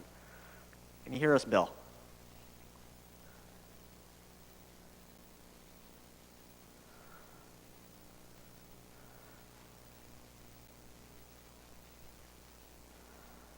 Just when we figure out the slideshow, we're having technical difficulties hearing Bill Cridlin here. We'll get him on the line in a moment.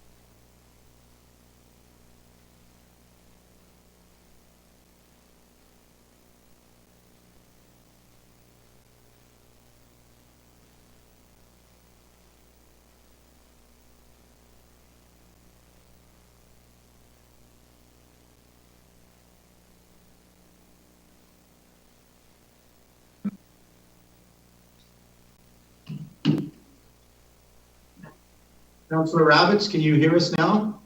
We can hear you, Bill. Okay, thank you. I'm sorry for that little technological glitch, but I think we're good now. If council can hear us, yeah, I will start. Thank you for the opportunity to hear us today, and I would like to start by introducing the staff in the room today. We have Nikki Sloat, the Director of Client and Administrative Services. Next to her, I have Melissa Culver, the Director of Heritage and Culture. On the other side of the room, I have Fire Chief Gord Stillwell, Paramedic Chief Sarah Page, and also Janet Blackburn from our Marina department. And missing today is Todd Shoemaker, the Director of Parks and Rec. So we'll go, I believe somebody's going to run the screen remotely for us. So we'll I guess just a few words on it. It's a little bittersweet here today, I think, for this group, because with the reorg coming, we're slowly getting to that point. So this will be the last budget presentation for CES group. With that, Janet and Todd will be staying with myself to go to ops. Chief Stillwell and Chief Page will be moved under the direction of the CAO, and Nikki and Melissa will have the privilege of moving over to the community development group and working with Brandon Sloan. So with that, we'll start. We'll start with financial and operating pressures, maybe not unique only to CSC, but the ones that we feel are big with us. We'll start, if you look at the little pictures on the side, I think finance for supplying them. Material supplies, including PPE, increased costing in demand going forward in 2021. It's obvious our frontline responders, being paramedics and firefighters, have to go to each call covered in full PPE to the max, knowing that it could be COVID related. But it's not, it doesn't end there. When I look at our arenas, our pool, and our programming, our museums, when we get things back and going, that all staff have to wear proper PPE when they're dealing frontline with the public. Next is Norfolk County's aging demographics, and this is a bigger hit maybe to the paramedic side. Norfolk County is aging more than the standard across Ontario, and our population is, I guess, a better way to say that. And with that, that leads to increased calls for our paramedics. As we age, we need these services more, and it also has a bit of quite an impact too as we move forward with recreational uses, as far as if a greater part of your population is aging, that changes the dynamics of what they want. So we're entering, things like pickleball and a lot of seniors being more active. So that has an impact on what services we offer as well. Next, with our fire department, ongoing challenges with basically the U.S. dollars for equipment and capital projects. There are not a whole lot of fire producing manufacturers in the world, and with that, a lot are U.S. based as far as the dollars we pay, and the markets really fluctuate as well with the price of steel, aluminum, and that sort of stuff. Next, as we move down, the little sailboat represents our marina department. Increasing severe weather, high water levels, wind damage, and as council will know, we had a lot of that in 2020 as well as 2019. Janet's nodding her head. It used to be, it's almost the norm now. We're going to get 4 or 5 really good wind storms, which can cause damage there. And it's not really limited to that. Also under the CES group, we have our emergency management group, and we have miles and miles of the North Shore of Lake Erie. And with that, we have erosion issues. We're all familiar with the flooding we can get at Long Point, Turkey Point, and Port Dover. So those are impacts on us. Moving on to the next one, this represents our heritage culture museums. We're not sure if that's a picture of the Mona Lisa yet or not, but we're looking into that. The big one there is, and it always has been, is the size and the scope of the collection, consisting of the artifacts and the works of art. We have quite a large collection, and it does cover quite a big scope. So dealing with all those articles are problematic. The baseball bat and the ball, aging infrastructure facilities. Again, we're aiming here at, we've got 2 pools, one built, one in the late 60s, one in the early 70s. All of our rinks as well are, built prior to most of them to 1970. But it doesn't end there. We've got 11 fire halls, and in Norfolk County's 20 years here, I think we've only rebuilt 2 fire halls, leaving a number of halls open, or fire halls, aging, as well as our community halls and centers are all built 70s or prior. So putting all of this infrastructure in buildings, 50, some 60, 70 years old. And our last one is a picture of the Ride Norfolk bus. And one of the problems there is balancing the gas tax funding to maximize it with municipal contributions to sustain this service. Next slide, please.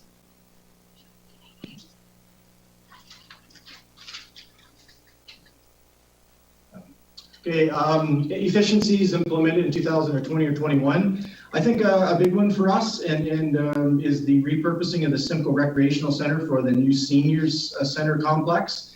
Our number of seniors are growing in numbers. I believe there's 550 members in that group, and the building they were in is a 120-plus-year-old building, being the Pond Street facility. So by having council on board as well with staff's recommendations, able to move the seniors into the center, was a great goal, and we made it into 2020 and 2021. When we get rid of COVID, we'll be able to move them in and be more active. It gives us not only the seniors more space and different activities, it also will open it up for the general public. There'll be court space.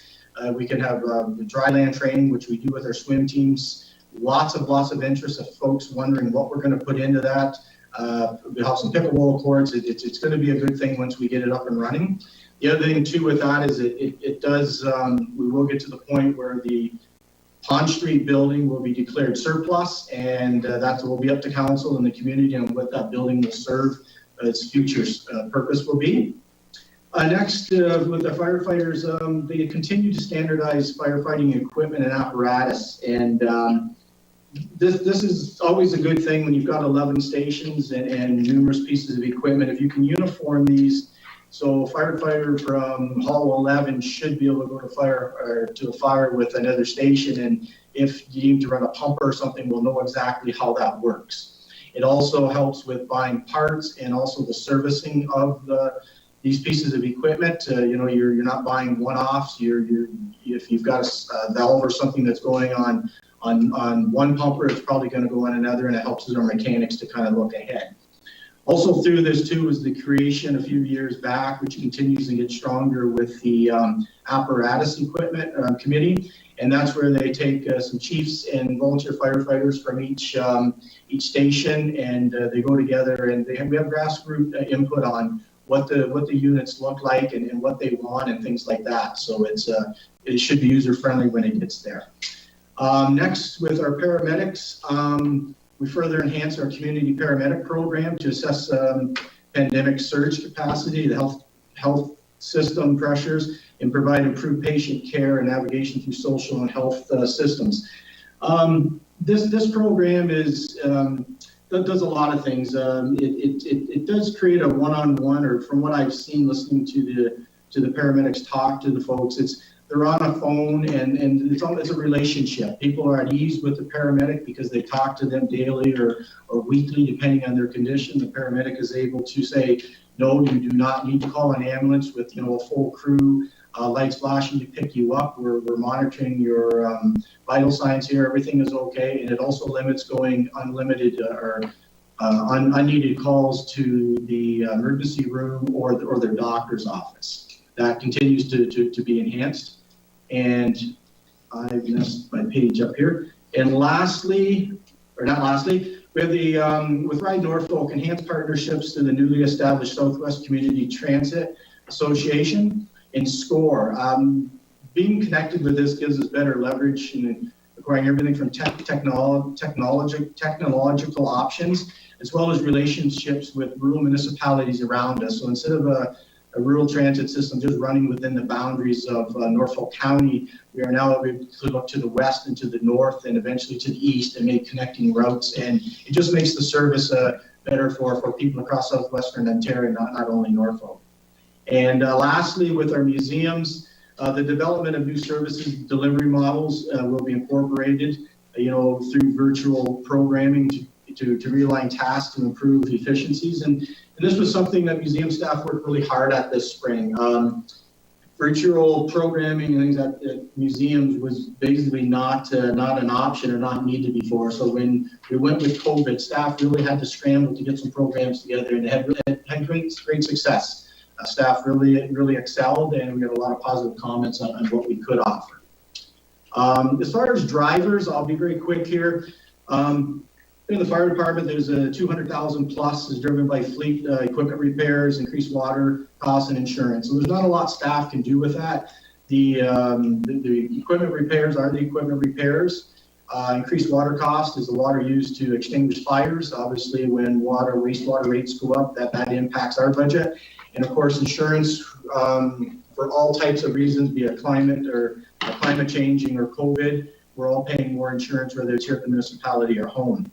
In paramedics, there's a large increase of up to 200 or 340,000 driven by potential contract increases. And should just note that this may be settled in 221, but they're in discussions now, so we're not sure of that number. And then also back to the high intensity CP program, which I mentioned before, we're expanding that. As far as marinas, insurance, again, $17,000 increase there. As far as the parks, recreation, capital is our big thing, increase of $524,000 roughly. And a lot of that is the capital, the way it's funded. as well. A lot of it is now on the levy itself, so that impacts the levy budget. Museums, there's a decrease of $110,000, and that's basically driven by the removal or through the 2020 budget item number 7 of the museum section. And Ride Norfolk, increased transfer of provincial gas tax in the amount of $11,000. And this finance staff, if there's further questions on this, or maybe Nikki Slow can answer, but it's a bit of, to me anyways, it's a bit of a complicated addition or math, how they arrive at that. But you have to, it's a certain percentage, so that you have to kind of max that out, and that's what that is to get the full potential of the gas tax dollars. So with that, I will turn it over to the County Council for any questions they may have, and we'll have a team of experts in here to defer any questions I may not be able to answer. Thank you very much, Bill. We'll start with Councillor Huffman. Questions for Community Emergency Services. Thank you, Chair Rabbits. Through you to Bill and his team. Would you be able to expand a little bit, please, on the capital projects in regards to the apparatus for the fire department? Sure. Chief Stillwell? Sure. Through Budget Chair Rabbits to the Councillor. So what we're working on is fleet, and it's two parts. It's the fleet itself, the apparatus, keeping it consistent within the department, as well as the equipment that's part of each apparatus. So there's a large amount of equipment on each one of these trucks in each station, and some of that is carryover still from the amalgamation of all the stations coming in under one umbrella, and as like in our amalgamation stages. What we're finding is some of that older equipment is redundant. It was on the trucks as we amalgamated. We're not replacing things that are not required anymore. As we augment our response in with if we have 2 trucks coming in, they don't have to have full complements of the equipment on each truck. So that's where we're doing it. We worked it through an apparatus or through a equipment evaluation committee that Chief Pipe had set up about a year ago, and the team's working well together with that and coming up with standard equipment loads for each vehicle in each station. Okay, so I just want to clarify, is there a large purchase coming up of a truck for Norfolk County? Not in the 2021 budget, no. Okay, the next apparatus are in the 22 budget. Okay. 2 more questions. One, just wondering, in regards to the Ride Norfolk piece, you talked about some of the benefits would be through SCORE. Is that something that we'll still be able to maintain the benefits of if we don't have a SCORE membership? Through you, Budget Chair Rabbits, to Councillor Huffman. Yes, we would still. We are under agreement. Council signed the agreement for the Memorandum of Understanding. The difference would be if we bow out of SCORE from the municipal standpoint, we would be required to pay I believe it's a $2,000 per year fee to be a part of the SCT. Okay, perfect. Thank you very much. That's it. I'm good. And seeing Jason Burgess would like to interject a point of clarification. Well, thank you. Through the chair, just so that there's no confusion, Council may remember the chief is correct with the capital budget for 2021, but Council may remember that we just recently approved a budget increase for a previous capital budget for the purchase of a fire truck, which will, I believe the chief can correct me, happen in 2021. So prior year budget that just got increased, which for a truck that will probably land to us in 2021. Because I saw some question faces about the fire truck question. Thank you for that, Jason. I appreciate that. Seeing Councillor Martin. Thank you, Chair Rabbits. And actually further to that, I think Gord told us that the truck won't actually come for a year, but the ordering process takes a bit, so we might not see it in 2021. My questions, I have a couple of questions, so feel free to cut me off Councillor Rabbits, after a few.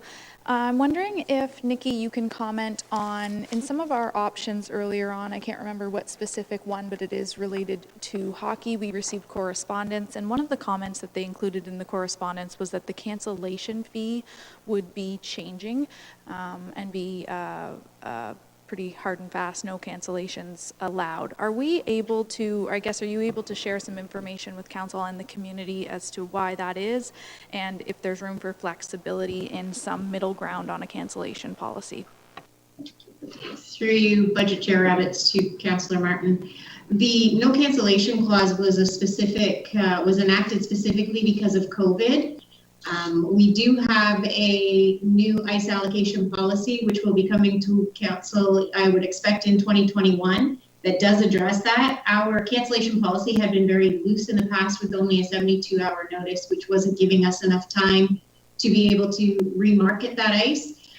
What we were looking at and proposing in the new ice allocation policy was kind of a combination. There would be basically a no cancellation clause once the contracts were signed, up until the period where playoffs begin, and then we would look at a little more lenient policy at that point in time.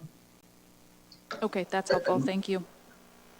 I might add, even within that, there would be the ability for ice users to find different users for the ice. So if minor hockey in Waterford, for instance, knew they couldn't make a Friday night time, but figure skating needed it, we would encourage that shift to be made there, and they would do that themselves, and it would, wouldn't be staff time to have to go ahead and cancel and find that too. So that would be part of the ice allocation policy that Nikki mentioned. Okay, thank you. My next question is for Ms. Culver. Service levels and reductions in hours. Can you fill me in about what that means for actual infrastructure and communities when we look at making changes and reductions in this budget? How does that impact services?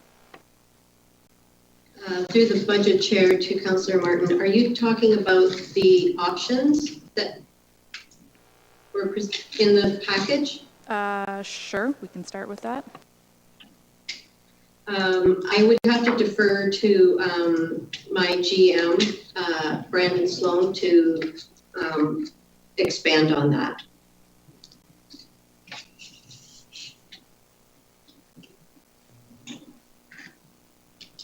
Hello, Brandon here. Just if we could ask the question to be repeated, that would help. Sure. Hi, Brandon.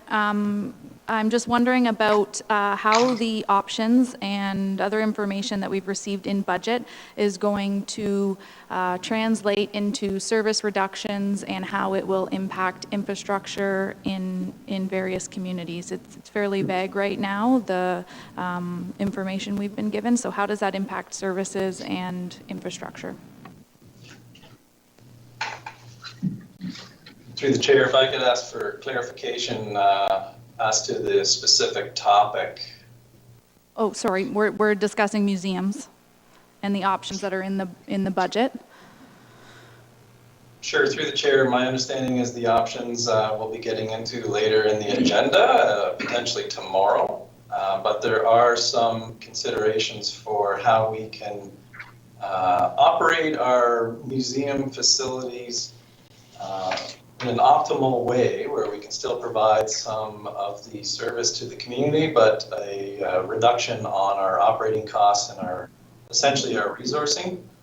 Our overall intent in 2021 is to do a museum allocation study. We really need to have a comprehensive plan looking at a future operational framework for how best we can invest in museums into the future. And we're working towards an RFP on that right now. And the intent is to have that for the next budget deliberations for next year. So the idea is to have a comprehensive plan that will help us with the investment for the future. In the meantime, there are some budget options put forward that we can talk about tomorrow that might have some temporary relief in 2021. Sorry, I'm not trying to bring up options here, but I thought today was specifically for questions and tomorrow we'll go. Our CAO may be able to clarify. Yeah, and just so make sure I understand the question. So when you refer to infrastructure, there's nothing in the budget that is saying that we're going to change any of the existing holdings of real estate with regards to museum in the 2021 budget. With regards to the budget option, it's really a hours reduction, which correlates to a staff reduction. We would just operate less hours of museum time throughout 2021. So you may have a situation, and that'd be something that there'd be a variety of different options, but you may operate a particular museum for certain days of the week and close it for other days of the week and move resources to a different museum. But the intent would be to reduce the overall operating cost of museums through essentially an hour reduction as we undertake the plan. There's also within that plan, some of the resources would be dedicated to actually executing the strategic plan. So they wouldn't be, the museum staff would be used to execute the plan, which might mean rationalizing our collections and doing all those steps necessary to move forward to the new model. So we'd use that time on a go-forward basis. Okay, thank you. I guess I asked the question because I feel like I don't have enough information here, and I don't want to start chipping away and taking baby steps at reducing hours and not knowing what that actually means for each facility in each community, and then puts us in a position next year where it's easier to say, actually, let's just go and close that museum because it's only open 30% of what it used to be anyways. So maybe by tomorrow, I think a bit more information from my perspective would be useful concerning museums in general. If I may, Mr. Chair, my next question is to Janet. I'm wondering if, so I know in the last few years we've had a couple of damaging windstorms and floods, and then I read in the report about a percentage of boaters paid a deposit and then opted out for the year due to COVID, but will be able to roll that over to next year. Do you know what percentage is intending to do that? Through you, Budget Chair Rabbit to Councillor Martin. Just going through that, there's 83 customers who have left their deposits to come back for this coming season. Sure, and 83 out of roughly how many? Out of 479. Okay, thank you. And then did we, follow-up question, all of the docks, I should have asked this earlier in the budget, the docks that were damaged in the windstorm, and what are they repaired? That was in 2019, and yes, they were repaired for 2020 season. Okay, thank you. I think my last question, Mr. Chair, would be through you to Chief Page. On page 12, sorry, I'm just looking for my note here. It talks about, sorry, forgive me, enhanced partnerships. No, it doesn't. Further enhancements of the paramedic program, but again, we're looking at making some changes under your department. Can you give me more information as well on what that means from a service level?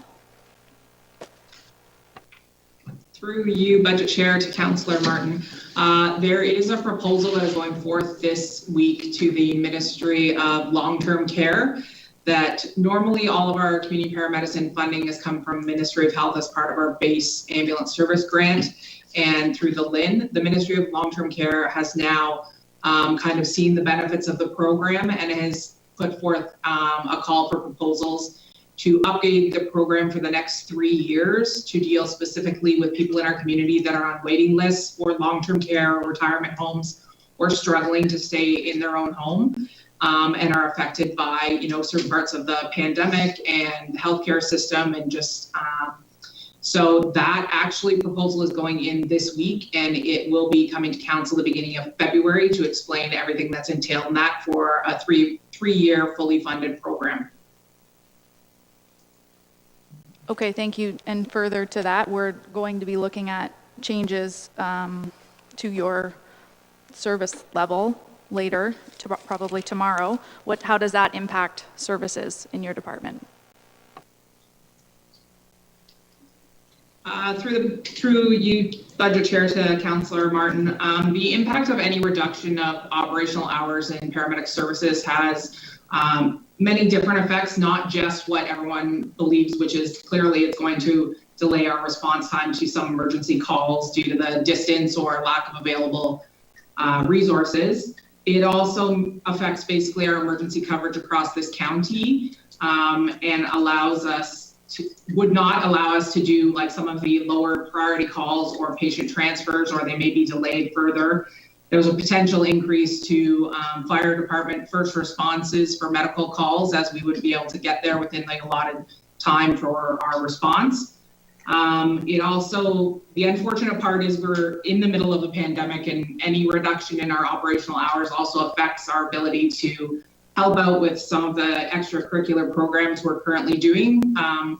Over the past 6 to 7 months, they've done like 2,000 COVID tests out in their community in congregate settings and at the outbreaks.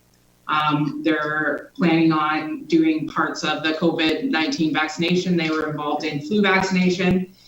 And I mean, last and not least, of course, is the increased workload to the paramedics themselves, including like physical and mental stress of, spreading them a little thinner than they are again by reducing operational hours. Further, Councillor Martin. Thank you, Budget Chair.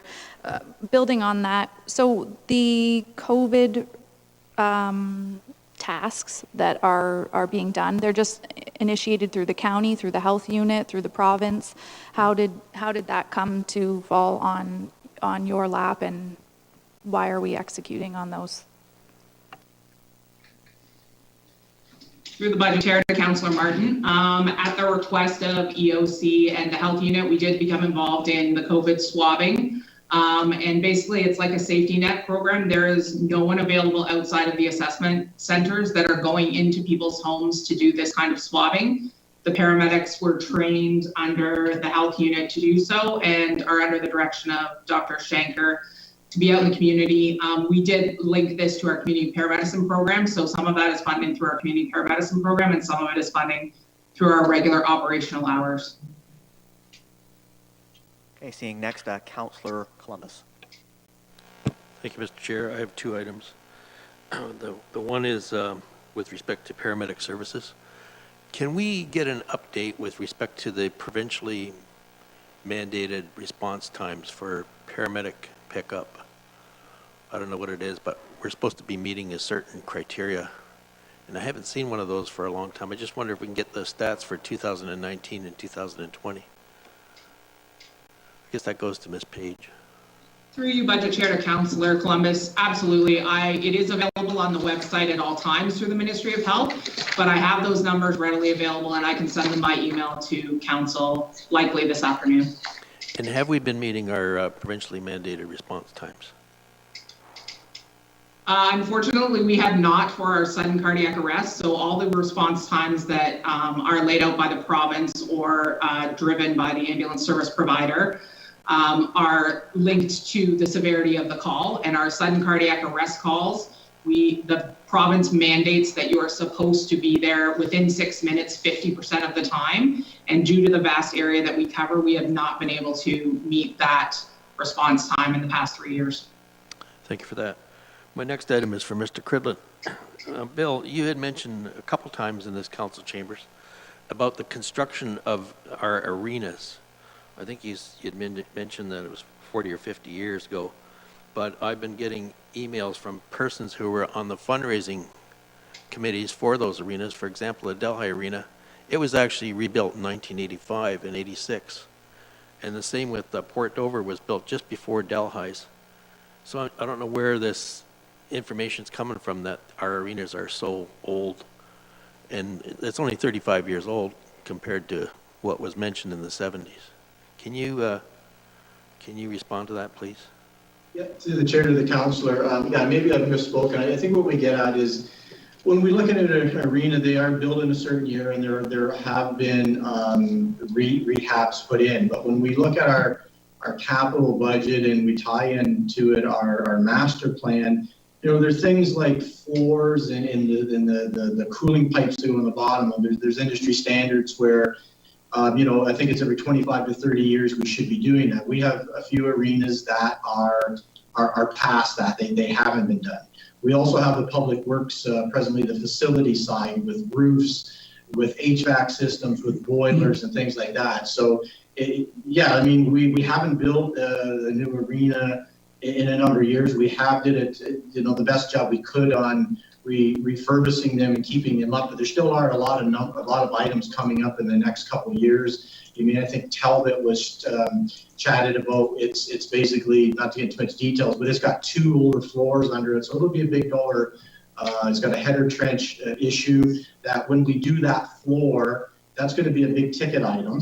And then obviously when you do the floor, you've got your skateboards or your rink boards that need to be done because the technology changes on them. So it's not that everything's falling apart. It's just we are going to run into some capital dollars. The biggest ones are the floors. And again, I'm not an expert here yet on what the public works side facilities have, but there were a number with some roofs, with some boilers and things like that. It's just basically upkeep, Councillor, if that helps clarify. Appreciate your comment. Further questions of Budget Committee? All right, seeing none at this time, I actually do have a few, and I actually wanted to start by posing one to Ms. Culver. So I understand that we're fortunate in Norfolk County that we do have a large collection of artifacts and archival records. We are also fortunate to have many creative types going back for eons, and some new artists coming forward with works of art that could be potentially of some value. We have these priceless artifacts that I don't think they're on the table for potential sale, but there could be potentially some works of art that do have an appraised value. And a question that I frequently get from members of the public is an acknowledgement that we're struggling to service and provide for museums and different arts-related activities and programming, and we have a very large collection that could potentially be utilized to help keep our museums afloat. It's a question that I frequently get, and I'm not an expert in. Melissa, would you be able to speak to our collection, and if any discussion has been had in relation to potentially selling a work of art to help subsidize our museums? Is this a topic of conversation, and how would something like this even work? Through yourself to council, we do have a large collection. It sits around 350,000 artifacts, archives, and works of art. The majority of the works of art that we own that have a greater value is, of course, at the Norfolk Arts Centre, and really belongs to the Linwood Group. That collection is valued at over $2 million. The rest of the collection, archival and artifacts, hasn't been valued. It would be a good deal of money. We have one-of-a-kind artifacts, but selling collections is not an option. One of the options, and this is a struggle globally with collections, they're all huge, everyone is struggling with this issue, is that you can't sell collections. They're donated to us by donors, the public, and there is a process that's called deaccessioning, and it is in our collections management policies and procedures, and it is something that when we reopen and we get a handle on the collection and a complete inventory, that we can then look at that as a way of refining the collection. Thank you for that clarification about those misnomers. It's a common myth in the public that we could potentially utilize some of these artworks for a subsidization effort, and to be honest, I'm not an expert in that field, and I know we have experts on staff and volunteers in our Heritage Committee. It might be worthwhile to come back to council with a fact sheet or maybe an information memo, just clarifying what you've presented today, because it is a common question that I get, especially when we're talking about restructuring museum services. My next question is for Bill Cridlin in relation to the Simcoe Senior Center move.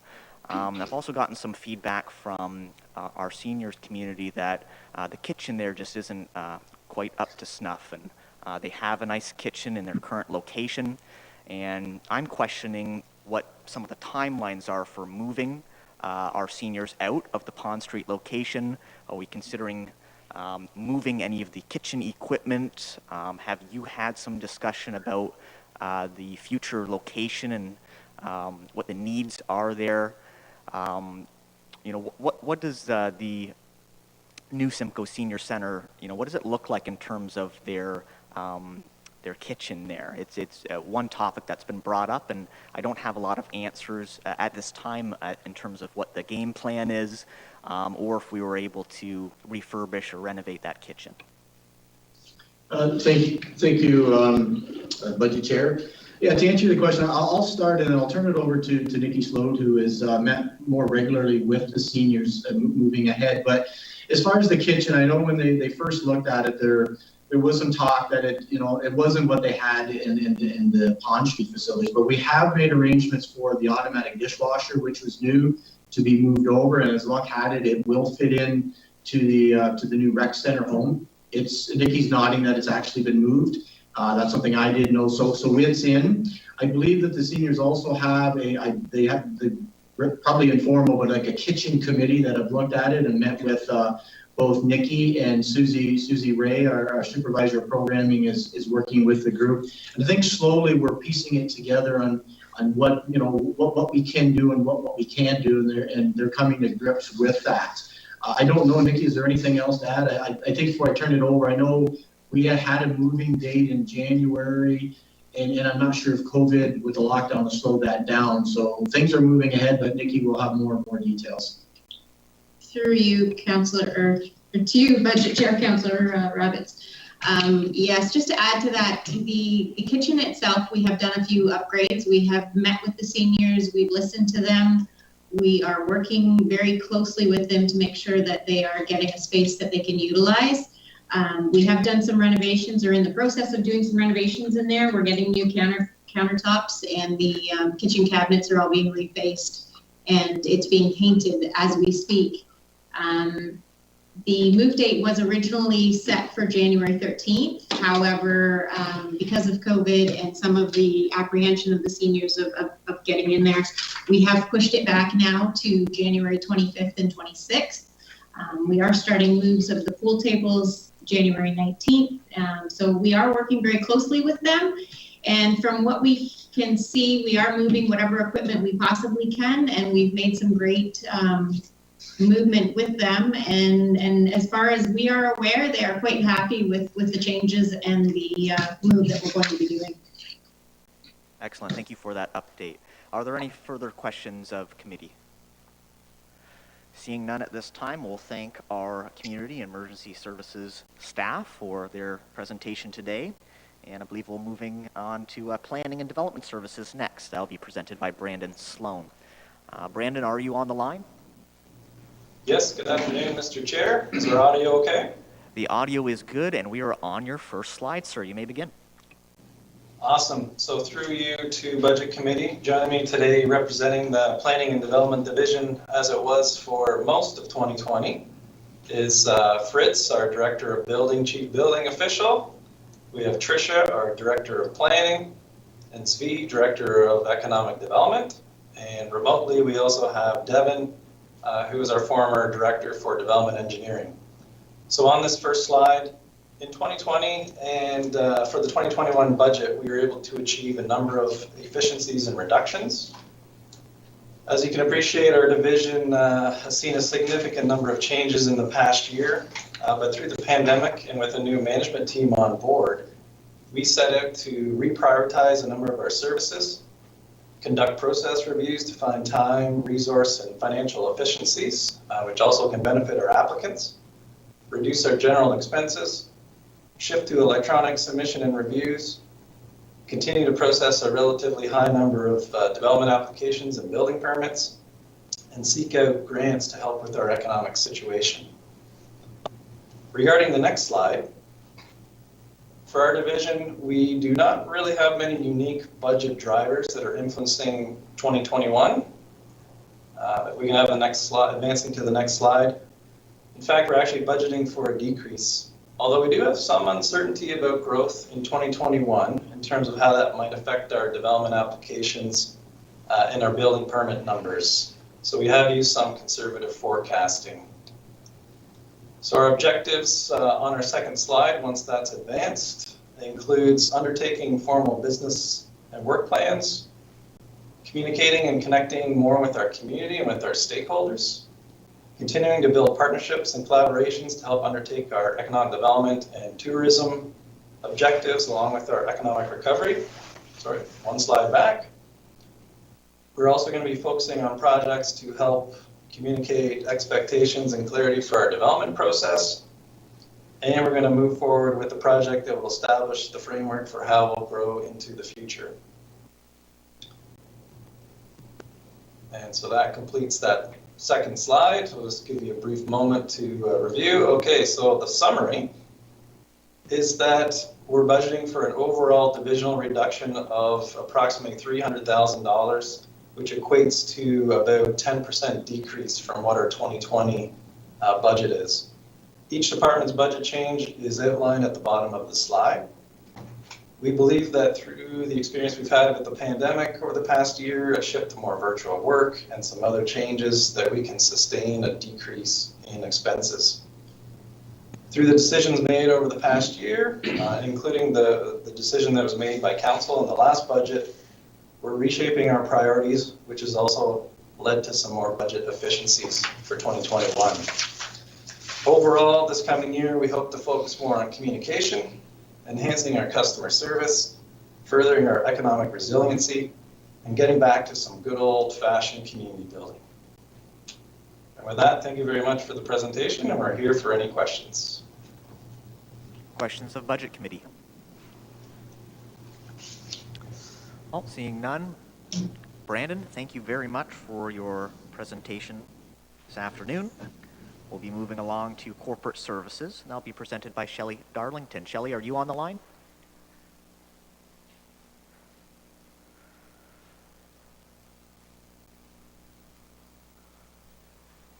We'll just wait till we can hear from Shelley. Your presentation is fired up there, but we can't hear you at this time. Thank you, Councillor Roberts, Chair Roberts. I'm here today not only with our financial services team, but Director of Information Technology, Brent Wallace, and the County Treasurer, Kathy LaPlante, to present the corporate services overview for the 2021 levy-supported operating budget. As mentioned, it does include the department functions of corporate support services, IT, and financial services. And thank you to Mr. Cridlin, who earlier in the presentations today did reiterate and mention that the budget for 2021 has been prepared based on the organizational structure of last year and has not implemented any of the realignment items in the budget. Corporate Services is focused on ensuring that corporate business practices align with Council's strategic priorities, corporate needs, service area requirements, and policies and procedures. The division is critically focused on continuous improvements as demonstrated in the division efficiencies implemented in 2020 and planned for in 2021. Although many of the efficiencies have been implemented through corporate services, they have corporate-wide impacts for improvements in processes and efficiencies throughout our organization. Some examples and notable items in 2020 include the successful execution of the One Window pilot project. This was a COVID response to lessen exposure during the pandemic by having one counter or one window open to the public for all their customer service needs, including the addition of a call center to further centralize customer services.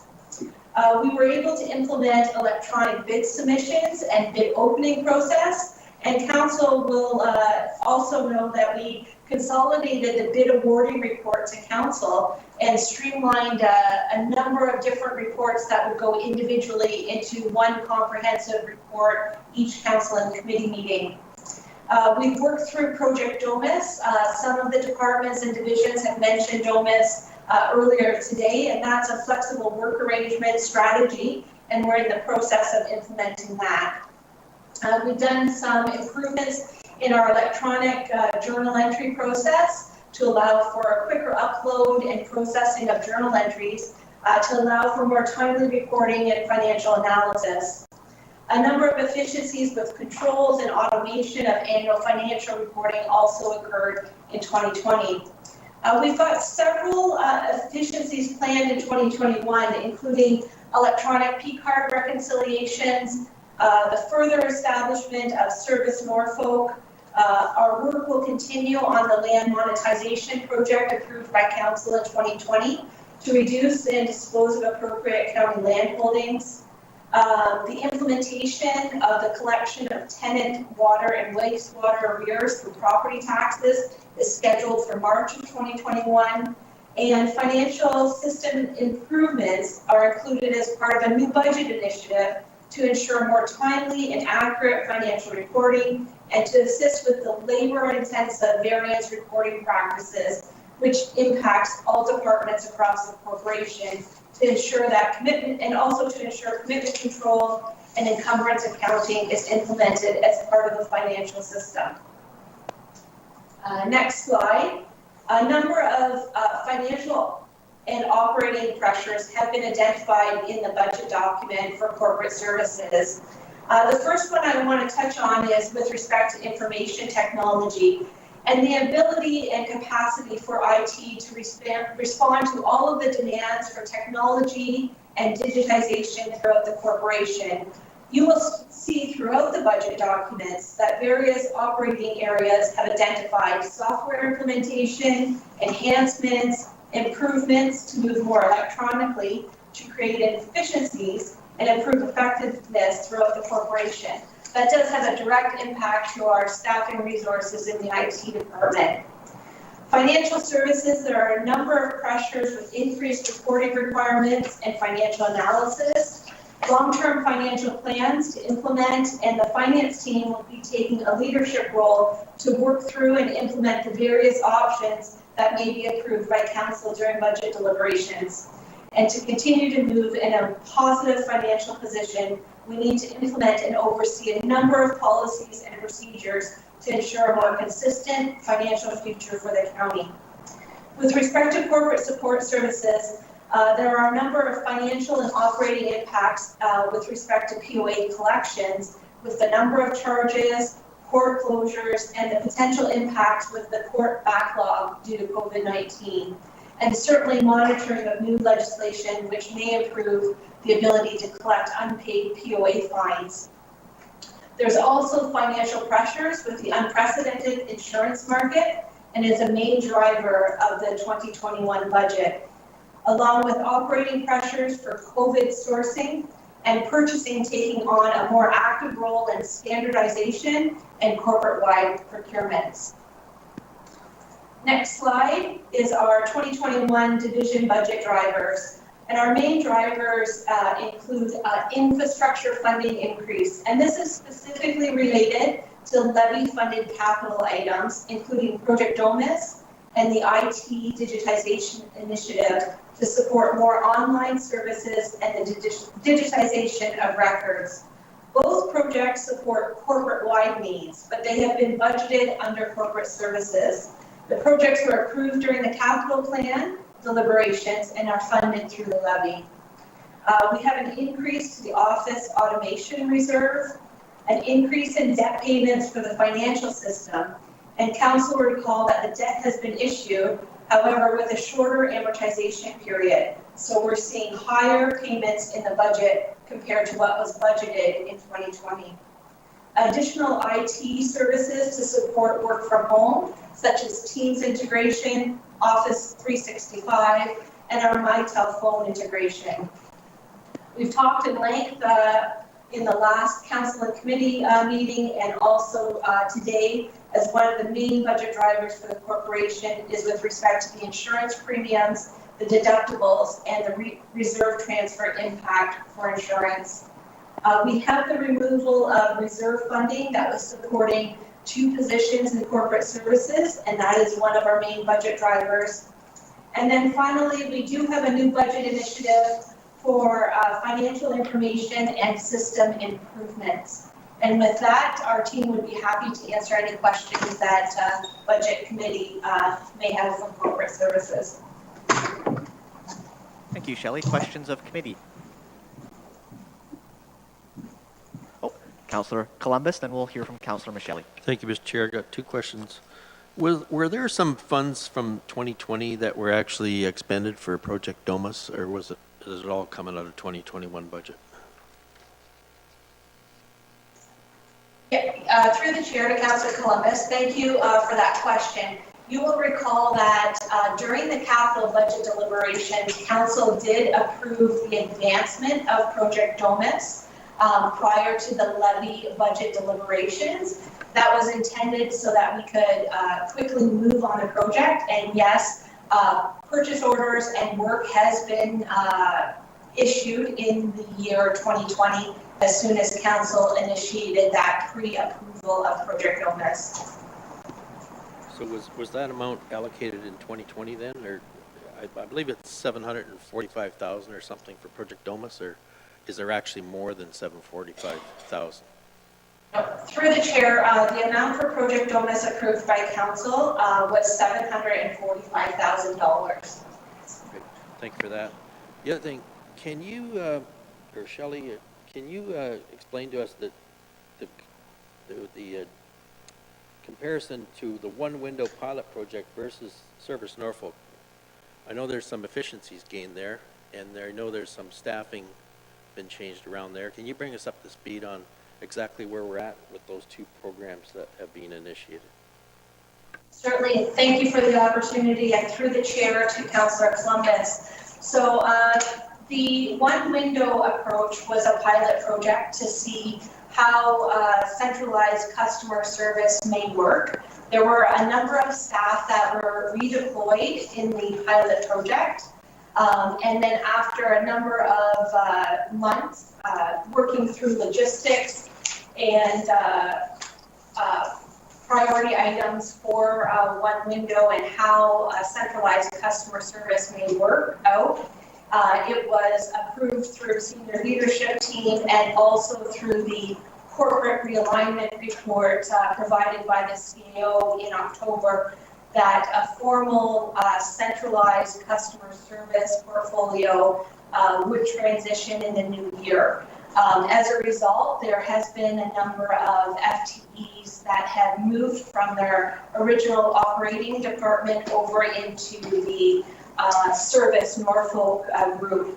We're currently working through recruitment processes and establishing the permanent FTE and staff for Service Norfolk. So the lockdown has caused a little bit of a blip in our planning and our dates. However, staff are slowly getting into place in that new customer service portfolio. Thanks for that update. Appreciate it. Very good. Next, we'll hear from Councillor Michelli. Thank you, Chair Rabbits. Through you to Shelley. Shelley, my question is about the land monetization project. I just want to get some confirmation from you that the intent of that project basically is to sell some surplus county properties and with the intent of, one, raising some revenue, and secondly, to increase our tax revenue as, you know, getting property taxes from the new owners. So I just want to have you confirm that there is no intent for any of that land monetization to go to those organizations that have some tax exemption. Great question. Thank you. Through the chair to Councillor Michelli.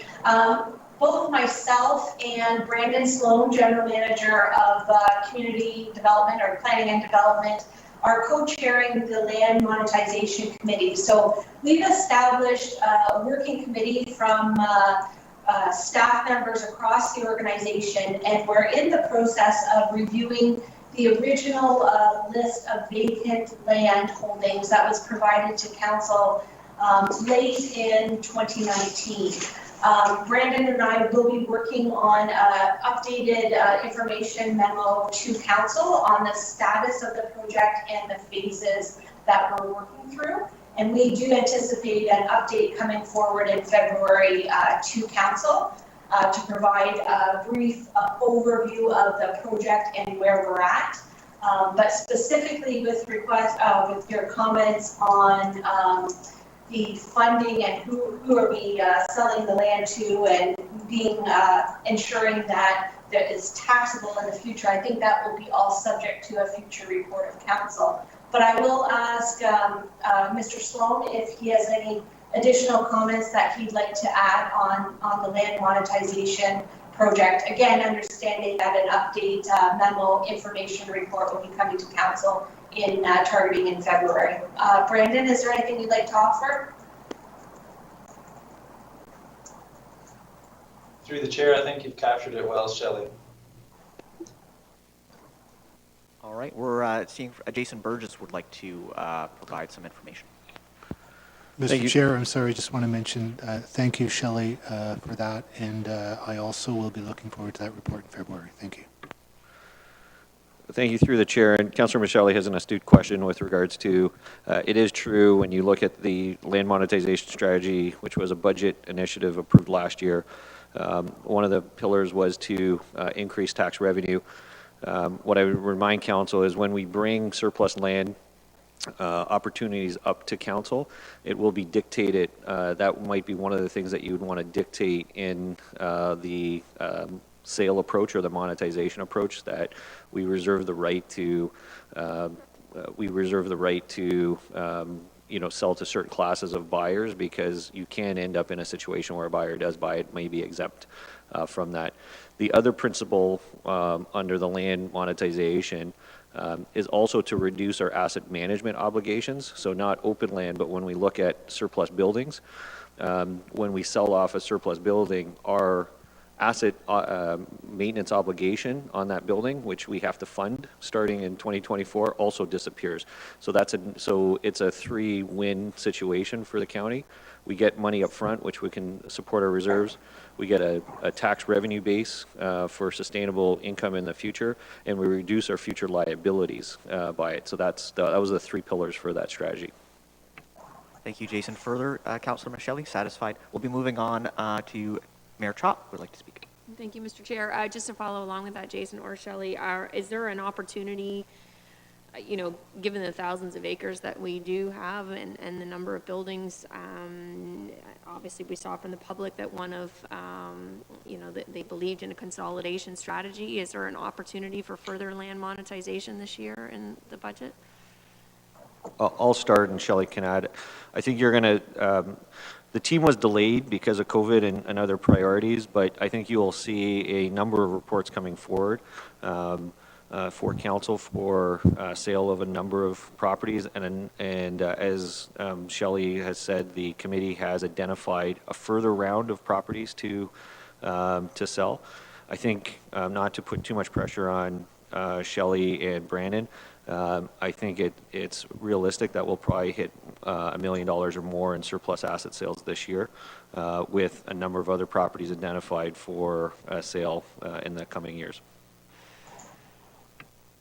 So as we look to, potentially use the legacy fund as a lifesaver in the face of COVID, costs on our community, is there a possibility of increasing the land monetization target? Well, we're potentially, yes. We are a bit behind at this point in time on the schedule. We should have actually had already completed some sales in 2020. So could we increase the pace? Yeah, I think once the report comes to council in February, you'll have a better sense of it. But the other item is the original budget motion. Intention of that option that was adopted last year was 50% of the proceeds would go back into reserves from the department that asset it was. So if it was a park, for example, 50% of the proceeds would go back into a parks reserve so that they can improve parks, and 50% would go to the general reserves. So in the COVID relief type of strategy, it's really only 50% of the sale that we'd be looking at that point in time. Or council could choose to, change how we take the proceeds into reserves. Okay, I'm just gonna try to rephrase this one more time. So is there a possibility in this budget of whatever our 2020 target was that we have not yet hit because we were delayed because of 2020, that we could have a target for actual 2021 sales, which would be over and above once we've figured out the strategy to take them to market, to site plan the properties. Once we've done a few, it should become easier to be able to do that. If the answer is no, that's okay. That's the question for this year's budget I'm asking. Yeah, I think there is some room. We haven't budgeted any surplus sales into our budget calculations, so it was deemed to be additional gravy into the budget process. So we could, if council decides it, I would want to circle with the team to see what would be a realistic number so we don't miss that goal. Yeah, again, it didn't matter if it was no, it was just a curiosity of whether you guys thought there was some room there or not. The other question I have, Shelley, this council, there was an article recently in the Reformer, and, this council had a number of meetings. I myself met with them. We were, courted pretty heavily by, individuals that wanted to serve their community.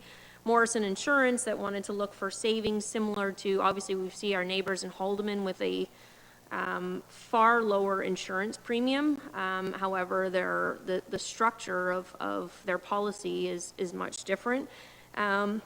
And Morrison was ended up council approved for them to be broker of record, to be able to see whether or not we could find some, insurance savings. I understand, the COVID environment makes that very difficult. But at the same time, the goal of finding those savings was to see whether or not there was a better way to structure our insurance portfolio. Did anything ever come out of that? Through the chair to Mayor Chop, thank you for the question. So no, there was no savings and opportunities achieved through that direction of council partnering with Morrison Insurance. We did receive some information back from Morrison, and it's really COVID played a factor into it, but certainly the hardening of the insurance market also contributed to not finding those savings or realizing different policy or insurance program portfolio that we could look at. It's certainly something that is continually on our list on how we can make some changes and improvements to try to deliver some savings, and we'll continue that throughout 2021 as well. Thanks. Shelley, I was just wondering maybe if there might be a possibility for council's sake, we took a little bit of a leap of faith in doing that. If we might be able to get some sort of a memo or a report from them, just, what strategies they did try to look at, what companies other than Frank Cowan they contacted and so on, so that, we might have a little better, idea of the things that didn't work, so we don't repeat those moving forward in the future. Certainly. Thank you through the chair to Mayor Chop. We can circle back on that to council. Perfect. Thank you. All right, I did see some staff members raise their hand when we were discussing land monetization, and I'd actually want to circle back to Brandon Sloan if he had some more information that he'd like to provide. Yeah, sorry about that through the chair. I was just going to supplement Mr. Burgess' response there a bit, that it would be prudent to see some of the realizations from some of the sales first, especially in our economic and climate that we have, just to see how many properties we can sell for the values that we're hoping on before we could look to the future as to what else we could do. And it is a multi-year strategy. I think it's been addressed. Thanks. Very good. Further, Mayor Chop? We'll now hear from Councillor Columbus. Question, is there any thought to engaging the services of a real estate broker company to look at land monetization? I know that the people involved with that, they've got a lot on their plate, and in order to move this forward more quickly, I just wonder if that would assist. I see Mr. Burgess nodding his head, I believe, up and down, so maybe he can come. Who's that? I'll have Shelley answer. She has the details on the RFP that's out there. Through the chair, thank you to Councillor Columbus and thank you, Jason. We have closed a real estate broker RFP at the end of December, and I believe my schedule indicates that we're evaluating that RFP on Friday of this week. So hopefully we'll have an award report to council shortly on that process. Thank you. All right, seeing Councillor Van Passen. Yes, thank you, Mr. Chairman. Just want to follow up a little bit on the mayor's question. One of the biggest drivers in this budget, or the increases in this budget, is the need to replace the money that's been bled out of the reserve over the years. The land monetization idea that was put in place last year will put money into reserves. It doesn't affect the tax levy, but is there room to not increase the tax levy and not put as much money into the reserves, because that money will be going into the reserves from the land monetization policy? And I think that's more what the mayor was trying to get at. Is there any room to lower the tax rate by selling the properties, even though it is going into the reserves? Yes, thank you through the chair, and I guess I didn't do a good job answering it.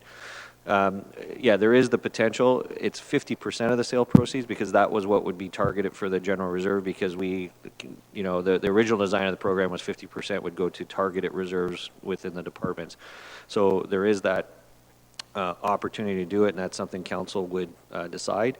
It's not what we have not budgeted for that, because it's a contingent item, and there is some nervousness, as you know, General Manager Sloan had said about how successful we will be in selling the land, and we wanted to get a bit of a track record. But there is the potential to do that type of offset.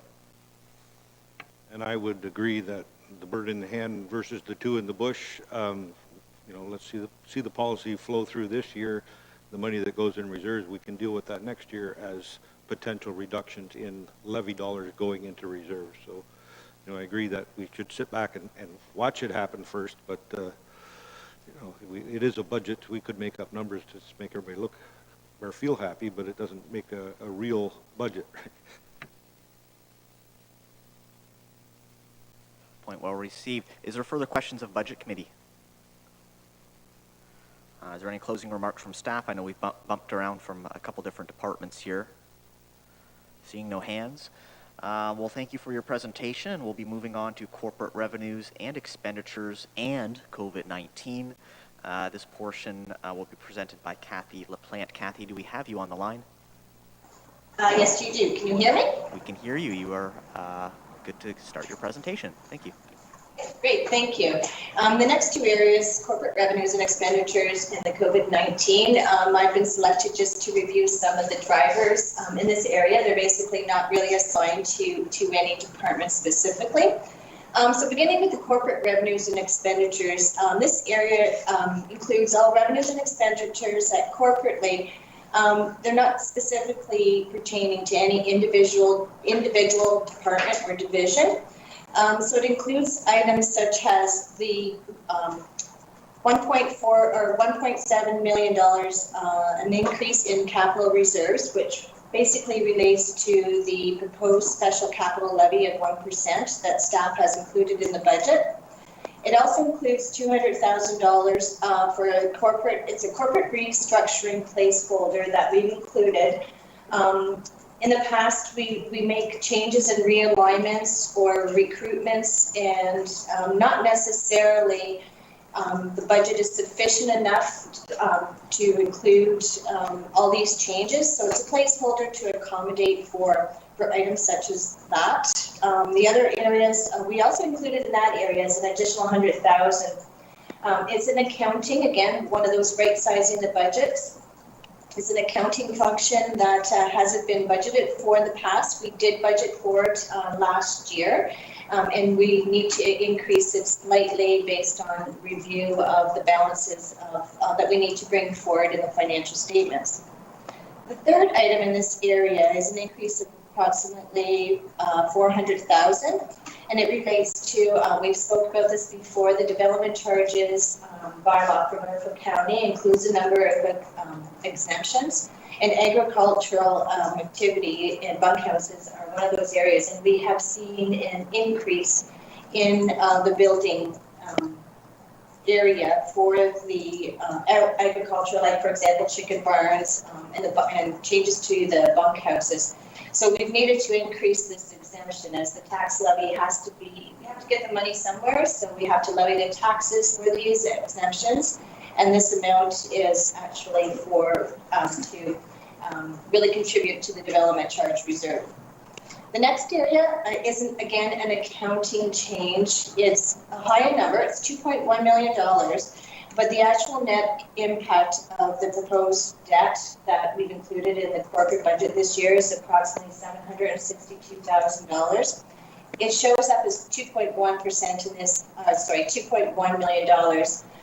As we've it's actually not an accounting change, it's actually a budget change that we've completed this year, and we moved it all under corporate, as it's just proposed budget as opposed to under each individual department. So when you do review the individual departments, you will actually see reduced debt and funding in each individual department to offset the 2.1 million, so that the net amount is only $762,000. So it's a little confusing. It's an area when you're making a change in how you're budgeting that sometimes you're not comparing apples to apples, but you do see the majority of the offsets throughout the department. And the last item I'd like just to mention is the $300,000. It's an allowance to be set up for the assessment review board changes. Norfolk County has not in the past set this allowance up, or very little to none has been set aside. And throughout the year, there are companies or areas that do go through the assessment board and ask for changes in their property assessment, and sometimes these amounts could be large and some are minor. So we thought it would be best to set an allowance up for this. There may be one or two that might come down the road that we do know of potentially. So in this area, there are some risks. This area also includes budgeting for the supplemental taxes and write-offs, etc. And it's really hard to determine what those amounts would be. A lot of it is controlled when it comes to the taxes, decisions made in MPAC. So again, the supplemental and the write-offs, tax write-offs are an estimate and can change easily from one year to another year. And it also includes any investments. So again, that's determined by the market and the amount of cash that we do have on hand. The next area relates to COVID-19. So overall, this budget has an amount of $1.5 million. There is under the Public Health Department, there is an amount of $1.2 million, I believe, for the COVID-19 response team. That is where that amount is included. This also includes the $1.2 million for the Social Services Release Fund, Phase 1. It's 100% funded, so it doesn't have a net levy impact on this budget. Again, we've included additional PPE, the continuation of ordering supplies and vehicle rentals, any extra costs related to cleaning, social distancing, etc., and any potential revenue losses for municipal services that need to be closed or any reduced participation. Again, this area is very, there are risks related to this area. The situation is very fluid. It is definitely an estimate. We've did our best on providing what we thought would be a very conservative budget so that we do not have to dig into any more additional funding. And again, some of these costs may or may not be offset by potential funding from other levels of government. It will depend on if COVID continues and how serious the pandemic gets over the next year or two. So with that, and again, this area, staff continue to monitor it, and we work with the EOC there are definitely processes for requesting purchases, etc. So there is a monthly report that does go to council related to COVID costs, and that will continue on. So with that, if anyone has any questions, I'd be pleased to answer them. Questions of Budget Committee. Councillor Columbus? Thank you, Mr. Chair. And my question is with respect to outstanding taxes. I know we had an update a while back from you with respect to, I think it was the end of September, or maybe October, on outstanding taxes. What does it look like for the end of the year 2020, and what are we doing right now to make those collections? Do we have a firm or somebody that's actually looking at doing those collections for us? I can't recall now. Thank you, Councillor Columbus. I'm just pulling out the information that related to the taxes. The last information that I do have relates to an email that Sue Grubner has provided information. And I believe that was as of December 7th. The collection rate was, in 2019, as of December 31st, the collection rate was 95%. So far in 2020, as of December 7th, the collection rate was 91%. So we didn't find that there wasn't a huge change, which we expected. So the pandemic, it's impacted some of the properties owners' ability to pay, and also there's the registration of properties for tax sales. We did postpone that also, and that could also account for the increase in the current taxes that are outstanding. But council did approve and authorize a suspension of penalty and interest charged on unpaid 2020 property taxes until August, which provided an opportunity for property owners to delay payment of interim taxes. Even though we had this payment post-payment, staff found that most property owners still paid by their regular due dates, and very few owners opted out of pre-authorized payment plans. So currently there are approximately 8,500 participants out of 32,000 tax accounts. And yes, we do have a position that does actively collect. Again, we do have an aggressive tax sale process, but we have put that on hold due to COVID. Staff and the tax collector are diligently reviewing and making sure and monitoring the collection, and definitely will continue to report to council if there's any huge swings. What is that outstanding amount to the end of 2020? The outstanding amount to the end of 2020, as of December 7th, it was just a little over $11 million. Mayor Chop? Just to ensure there's no confusion for the public, Kathy, could you just confirm, Councillor Columbus's question was whether we have an agency for collection of taxes, that for collection of taxes, unlike the provincial offenses bills, we're not using a collection agency, rather the method for a municipality to be able to collect on unpaid taxes is through the property sales. That's correct. Thanks. Further questions of committee? Seeing none at this time, we'll thank Kathy for her presentation. It looks like the last one that we have for divisional budget presentations will be from Mayor and Council Services and the Office of the CAO. We have Jason Burgess presenting this presentation. Yeah, thank you through the chair. I'll try and make this brief since I'm the last one. Under the CAO section, there's essentially 4 departments that report up. Communications, Human Resources, Legal and Bylaw, and Clerks. This was the old structure. As we've talked about before, we've done everything under the 2020 structure to keep everything consistent, but there has been changes. For Communications, the key budget drivers are, it's an issue-based, situation where more issues and more community engagement, can increase the cost of comms.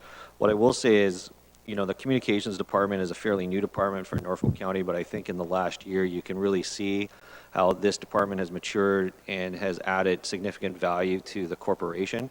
The amount of messaging because of COVID and other things that we're doing, including budget engagement and a number of other items, we're getting a much better and consistent message out there.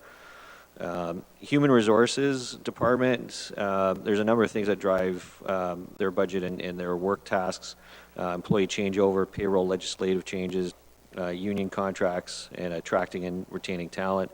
2021, there's a number of union negotiations that will be underway, and they'll have a pretty full plate. Legal and bylaw, from a legal point of view, it's very issue-based. You'll see as part of the cost drivers, our legal costs and external legal costs are increasing. Also, bylaw has seen not only increases in volume, but when you look at the cannabis files, they're far more complex files that we're dealing with now. And for clerks, licensing activity and number of meetings are some of the key budget drivers. So if we flip over to the next slide, the key budget issues for 2021, the total budget is increased by $198,700. The most of it is driven by external legal cost increases and compensation increases. The salary increases are driven by corporate changes resulting in job evaluation changes, merit increases, and economic increases. From bylaw, calls continue to go up, which can drive overtime. Also, we did add the bylaw supervisor position in 2020. We do have a mitigation that we offset the cost for that, but in bylaw in particular, that cost has increased because we added some resources. For mitigations, in the prior year budget, we reduced communications by a headcount, by an FTE. There have been FTE reductions in clerks in 2020. That allowed for the accommodation of the bylaw supervisor, and there was a general reduction in other controllable costs. There's not a lot of controllable cost outside of salaries in this department. And then for the 2021 budget and some of the proposed changes, we're looking at potential additional reductions in headcount in this area, continued centralization of communications. There's a pilot project for legal services for consideration to attempt to reduce the ongoing increases in external legal costs by in-housing some of the costs by doing a little bit more in-house at a lower rate, and some user fee increases to better recover some of our costs and time.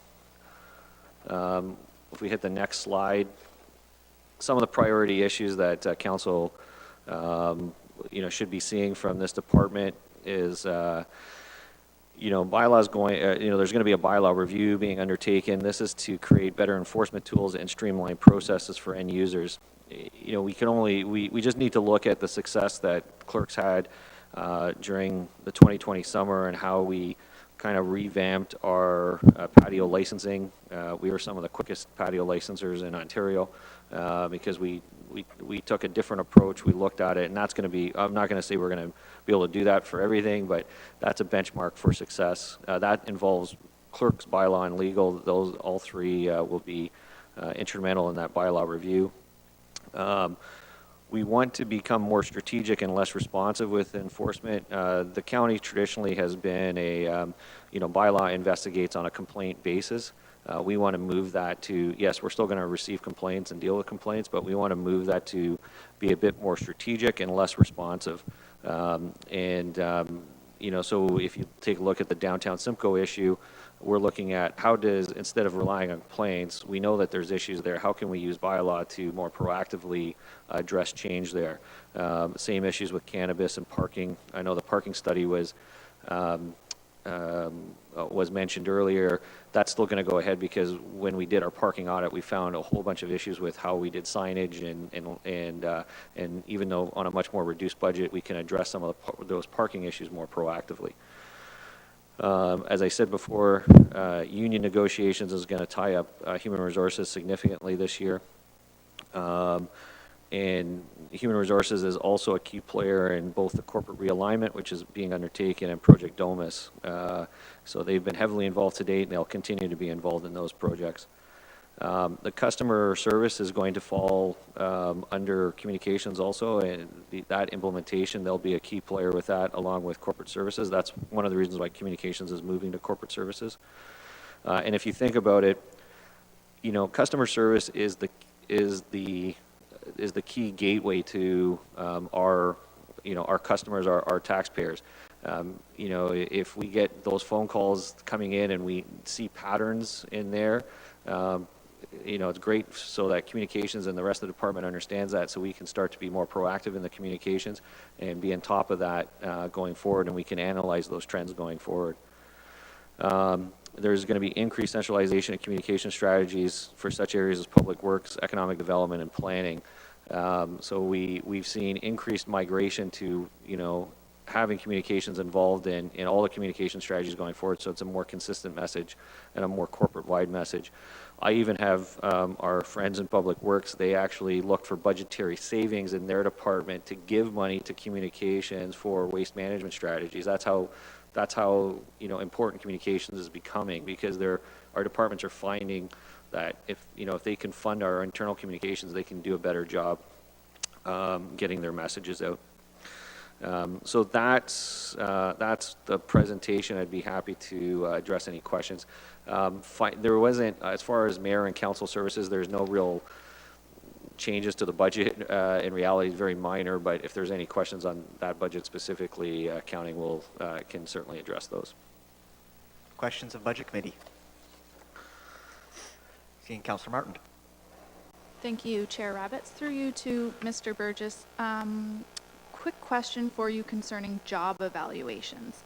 When we see salaries and benefits go up and then it's marked in the budget as increases from economic, job evaluation, and merit increases, how does the job evaluation process work? I'm sure there are other examples, but I'm specifically referencing in the HR budget. It's up 8.4%, $98,800, salaries and benefits, and that may be warranted. This isn't my wheelhouse. I don't know how this process works, but when we compare it to options on 2-7, we look at saving $61,000 through those hockey user fee ice changes, but yet we have an increase of $98,800 just in salaries and benefits alone in one department. So I'm sure that this is due to the combination of job evaluations, merit increases, and economic increases, but how specifically does the job evaluation factor in to a raise? I believe Aaron's on the line. I'll start it, and if Aaron can augment any mistakes I make. Within union contracts, there's always an obligation if an employee or a union makes a request for a job evaluation of a union position. There is a process to reevaluate the job scoring on that position and to determine whether the compensation is appropriate for the role or that position. It's no different in non-union positions too. There's requests. So what happens in the organization is, as things change, people take on more responsibilities. As we do consolidations, more things get added to people's jobs, and they, either the union or management will take a look at ensuring that there's, a fair compensation process to that, and there is a defined process that the organization goes through for that, and then that's what will trigger the increases. So that's it on one level. The economic increases. I've mentioned this to council before.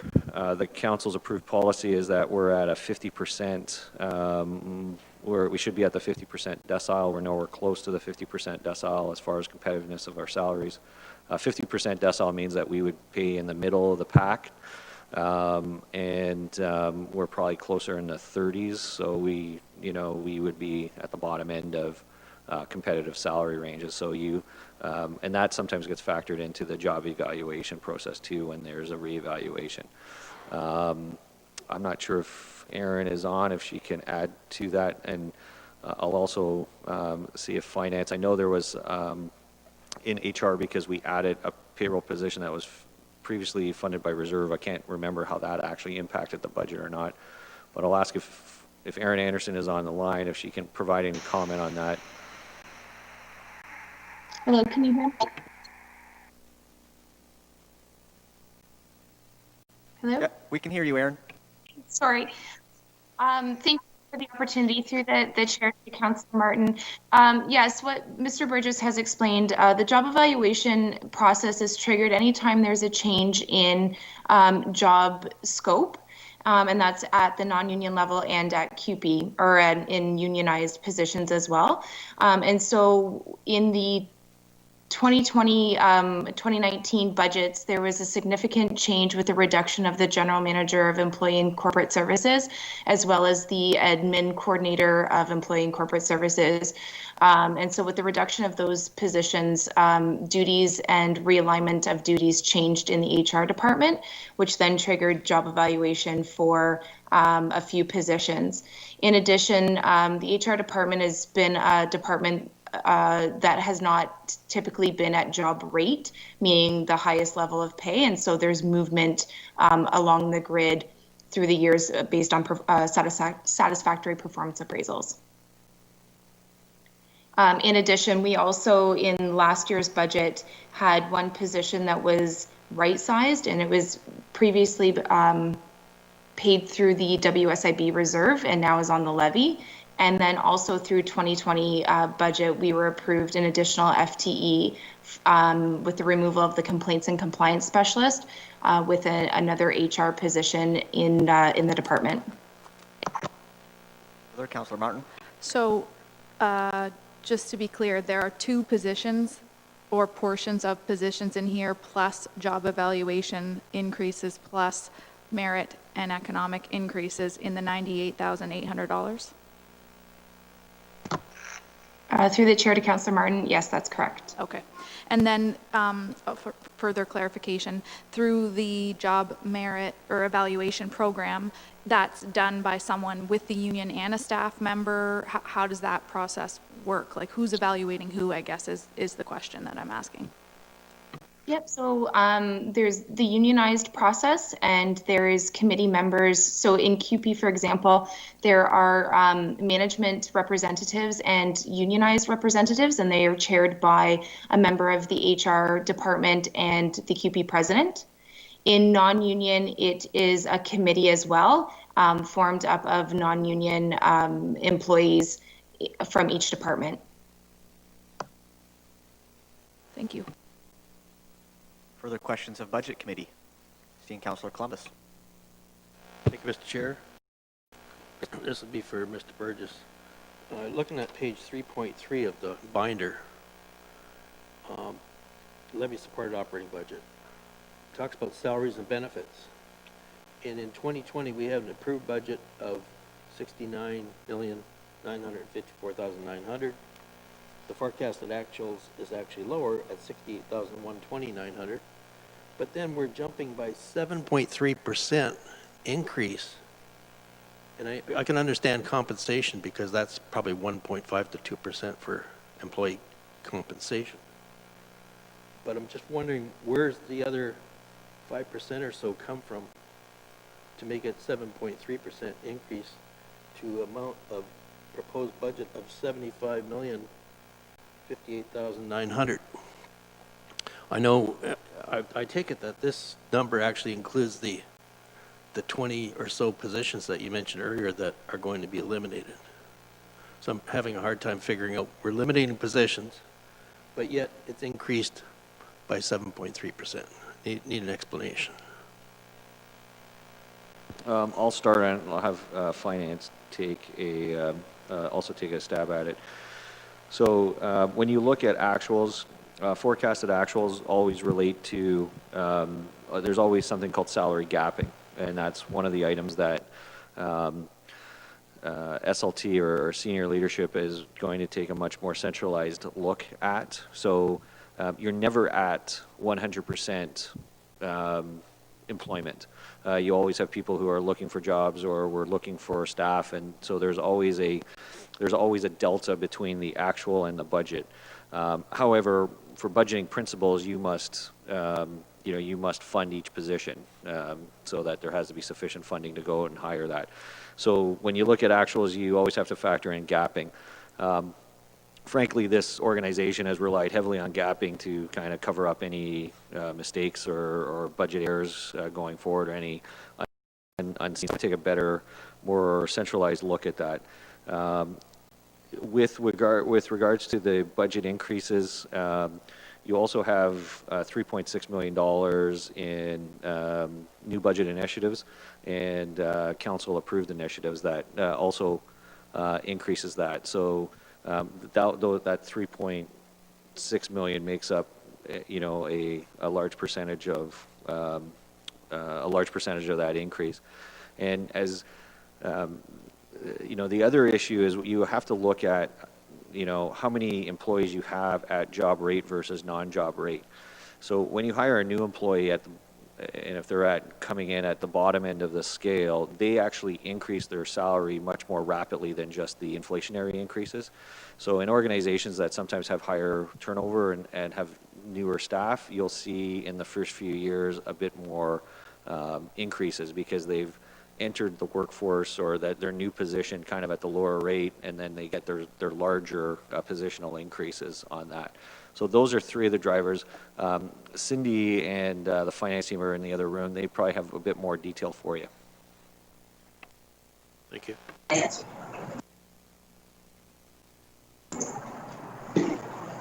Thank you, Chair Rabbits, and thank you, Jason. You basically explained a lot of it. So what I just like to just supplement to that, just to explain, is that if council can look at the 2021 adjusted budget column, the $71,366,000 compared to the 2020 approved budget, that actually equals a 2% increase. So in fact, the additional CAIs and NBI accounts for the 5.3% increase.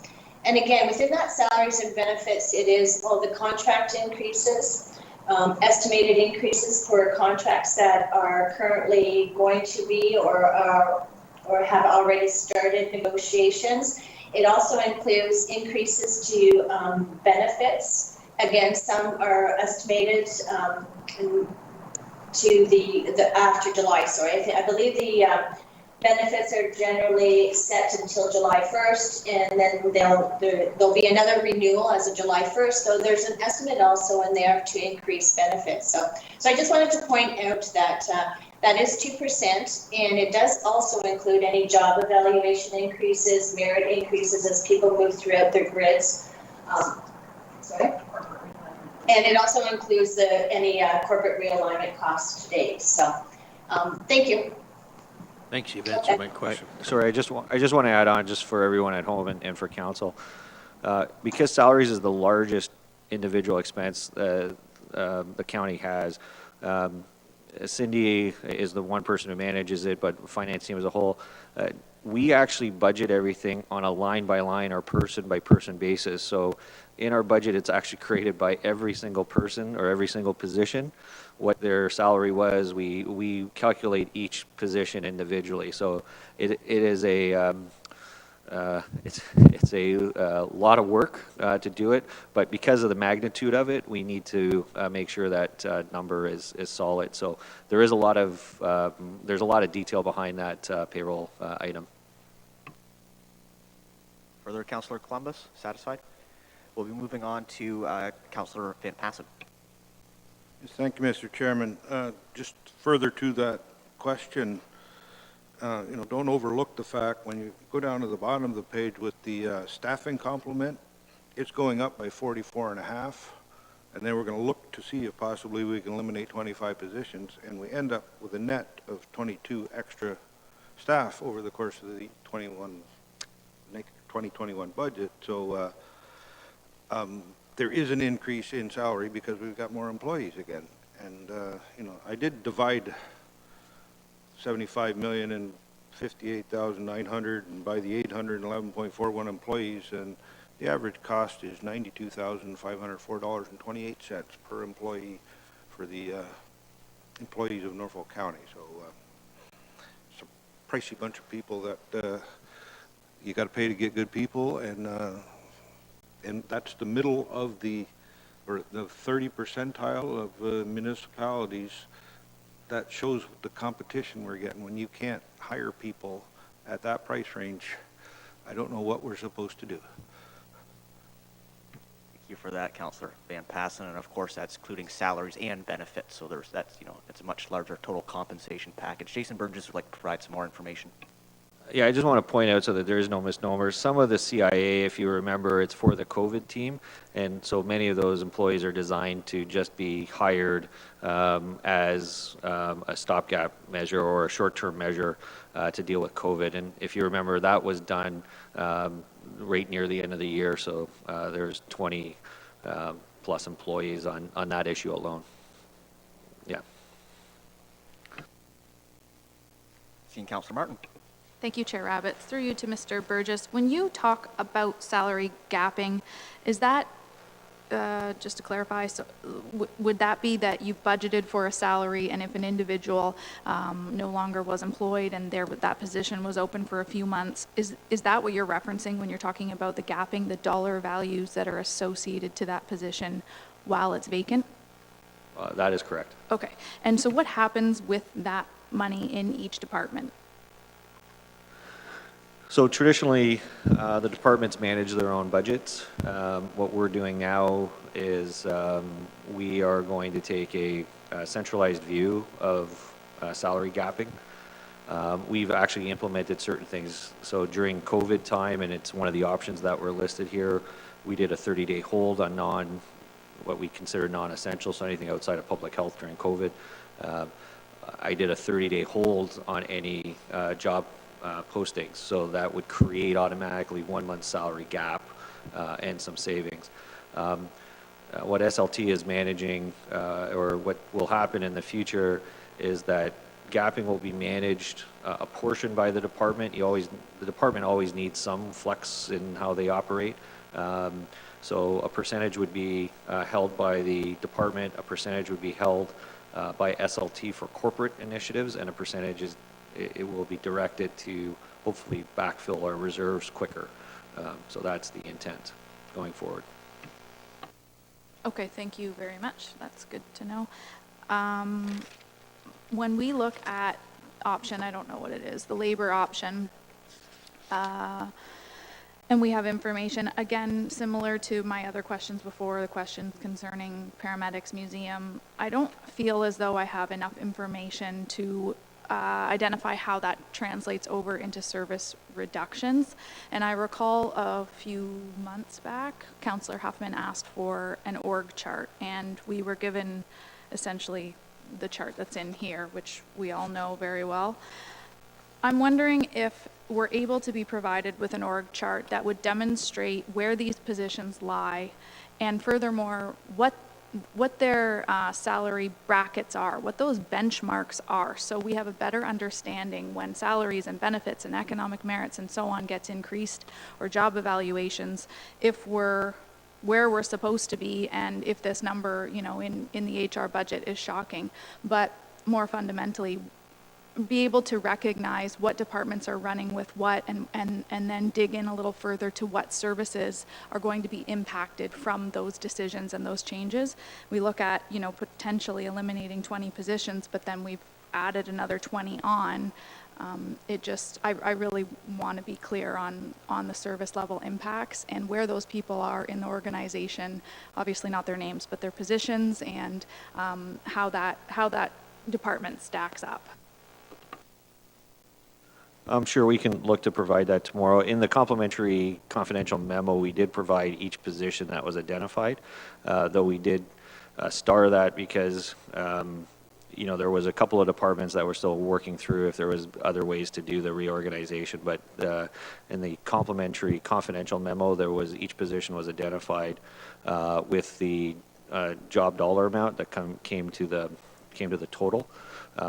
We can provide a listing of all 700 and X number of positions, and by a departmental breakdown, we can take a look at providing that so that you can have a sense of the total number of employees and their relative job cost.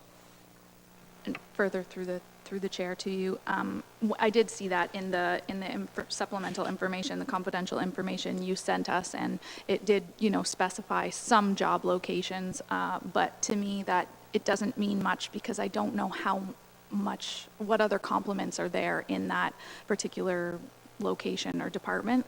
And it also doesn't give me enough information, again, about a service level impact. So if we could get some more information, I would appreciate that. All right, seeing Councillor Huffman. Thank you, Chair Rabbits. Through you to Mr. Burgess. So just to go back onto the topic of gapping, those dollars that are quote unquote saved, where do they show up on the budget line? Do they show up under the salaries, or is it under revenue, or how's it distinguished?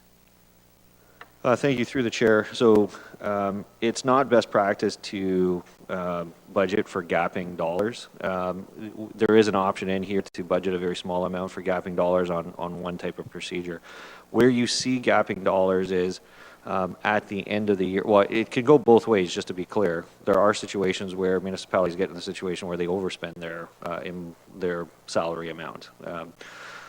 But at the end of the year, where you see it is in your quarterly reports and at the end of the year. And any of the savings that were there would then get put in your reserves. So this year, as you can tell, we did a pretty good job at managing gapping dollars because we did not know how the funding was going to come from the province for COVID. That was one of our strategies, was to maximize gapping dollars. So we'll end up with a surplus this year, which will go to the reserves, and that's where you'll see it. So we budget as if every position is filled for all 365 days, and then in theory, council should be saying, okay, how much did we, every quarter and at the end of the year, you should be saying, okay, what was our gapping dollars? How much do we save? How can we use that to either bolster reserves going forward or not? And that's why it's very important why we have quarterly reports to council. And that's why we make a very big deal now about, the audited statements and how we compared, from, the end of the year to what the budget was. We do all those comparisons so that, at the end of the day, those savings go to our reserves. In prior years, unfortunately, we ran deficits. So we may have had a positive budget gap, but we had expenses someplace else, and all it did was just reduce our deficit. Thank you for that. And the other thing that, again, just to follow up on something that Councillor Martin brought up, was in terms of the confidential memo that we received, email. Would we be able to get that in a hard copy? Okay. I just find it easier to differentiate between closed and open stuff if I've got that pink paper. Okay, thanks. Further questions of Budget Committee?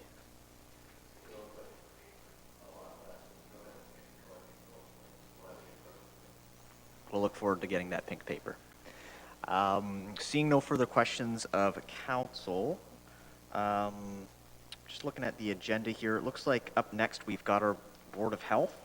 I think what I'd like to do at this juncture in time is just have a 10-minute break for us to stretch our legs, use the restroom, get something to drink.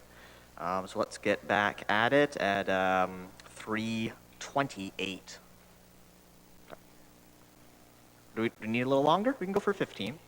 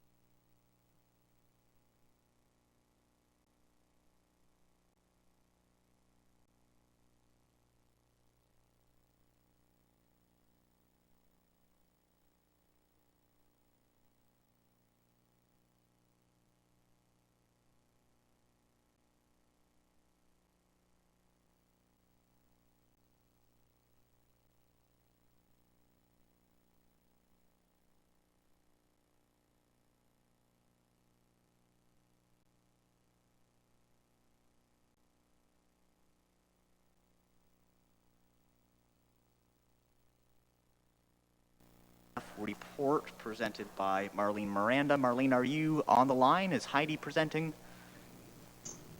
It's Marlene. I am here and I will be presenting. That sounded like Marlene. You're a little choppy. Can I hear you introduce yourself again, please? Hi, it's Marlene Miranda and I'm here to present. Very good. We could hear you. So your slideshow is fired up, and if you'd like to begin your presentation, that'd be great. Thank you, Chair and board members. We'll start with the first slide. Thank you. 2020 started with the budget deliberations with a difficult task to adjust to the provincial announcement of cost-sharing shifts. With this came the reduction of 11.2 FTEs and a restructure of public health in February of 2020. In March 2020, the COVID-19 pandemic was declared and the public health shifted all of its resources to the response of with the support of the county's EOCs. 2020 has been unprecedented, to say the least, and has impacted all. The COVID-19 response has led to significant financial pressures and challenges to adequately staff the response. Not only is additional staff been required, overall changes in schedules and a complete change in operations has been ongoing. Recruitment has been challenging as all public healths across Ontario and the health sector are requiring additional staff and competing for the same expertise. Slide 2, please. The restructure of the public health was developed in an effort to focus on mandatory programs and to find efficiencies while managing within the reduced funding. The EMR will enable the future ability to enable staff to work from home, better service, provide better services, and improve the communications between program staff and with clients, and to support enhanced data management. Given the recent enhanced ability and the unlimited access to user licenses in the past few weeks, the team is reviewing the capabilities of the case and contact management system to reduce the manual charting for COVID-19. The EMR will continue to have many benefits for the components that CCM does not capture and for all other programs within the HPPA and Ontario Public Health Standards as we shift to our recovery plans to provide mandated programs, ideally later in 2020. Next slide, please. Outside of the COVID response team, the team today is presenting a 2021 budget with an actual decrease of $15,900, a decrease in the levy of 1% with the cost increases of salaries and benefits. I don't think I need to say that COVID is the budget driver for public health for 2020 and 2020 and 2021, with a significant ask and the approval of the board late in 2020 to support the COVID response team. So I will shift to funding. Ongoing funding for regular programming will continue with the new cost sharing. One-time mitigation funding has been approved for 2020 and 2021. I am pleased to advise the board that we have received the funding announcement regarding our submission of the extraordinary costs that were submitted late last week. The Ministry of Health has provided $5,338,000 for the 2020 COVID extraordinary costs. In dialogue with our ministry colleagues, it is understood that there will be opportunity for extraordinary cost submissions for 2021 for the COVID response, in addition to our annual budget and one-time grants through the annual service plan. Thank you for your time, and with that, I will be happy to answer any questions. Are there any questions from the Board of Health? Seeing Board Member Huffman. Thank you, Chair Rabbits. Through you to Marlene. Just going through the operating budget and looking at program summary, quite a few of the stats were very concerning to me. I understand that the 2020 stats are all going to be askew because we were basically shut down as of March the 16th. But looking at the stats for 2019, with the exception of one, which is institutional outbreaks, which I'm glad that number was down, all the other service provision, there were extreme lags in numbers. Can you give any reason for that?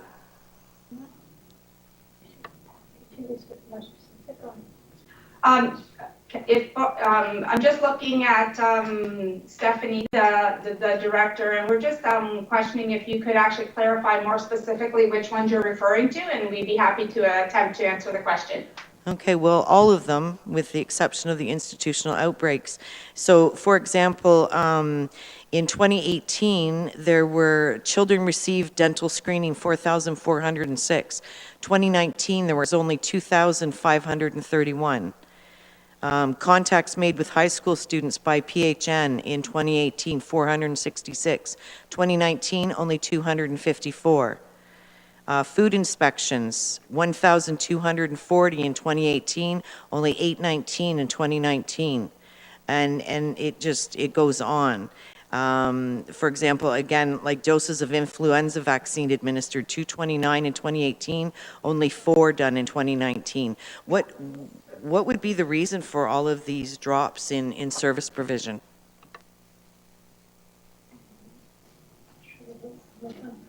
Some of them with the inspections would be depending on. Okay, can you just, you want to speak? Hi. So through the chair to the board member, to Councillor Huffman, some of the fluctuations that you might see, such as with some of the inspections and things like that, those are simply fluctuations depending on how much has been completed by that time of the year, how many different operators there are, those types of things. Some of the other comments that you have, I'd have to look further into and get back to you on those questions. Okay, I would appreciate that because, like I said, I do understand in terms of the food inspections that isn't dependent upon a service level, but there were just a lot of things that everything dropped quite substantially, and I guess a big concern is like even the parent caregiver consultations at the well baby drop-ins and the dental screening and those types of things. So just a concern, I mean, whether we weren't getting the message out about these services, why these services were reduced in terms of usage and the public's awareness. So that would be great if you could get back to me. I'd appreciate it. If I may, through the chair, I would just like to say that we hear what you're saying, and we're just questioning some of the numbers ourselves, and we'll commit to providing a memo to the next Board of Health meeting, just with all of that information for all of your reference. So if that would be agreeable with the board, we would be happy to relook at the numbers and ensure that they're accurate, and also provide rationale on each of those variances in the year over year. Sorry, I'm just, it's Stephanie again, sorry, back to the board, through the board chair to Councillor Huffman. I'm wondering as well, are we missing from, no, sorry, I was thinking that it might be perhaps some of the stats got confused as of September the 30th, and that's perhaps what's throwing us off. But I'll go back and I'll look at it further, and we'll provide a memo. Okay, thank you very much. Sure. Further questions of the Board of Health? That's a good question.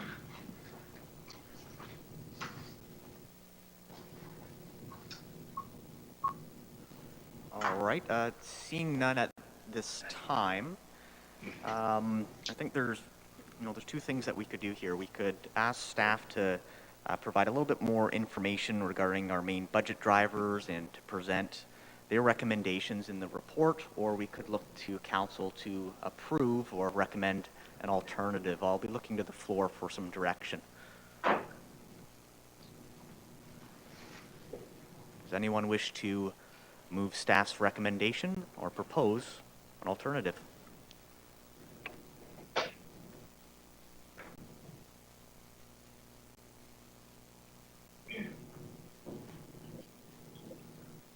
Well, not seeing any hands, I think we are going to require a little bit more of a presentation, so I kind of want to put it back to staff just to reiterate, if you could, our main budget drivers here and some of the rationale contained within your recommendations, please. If we could put that back to Marlene.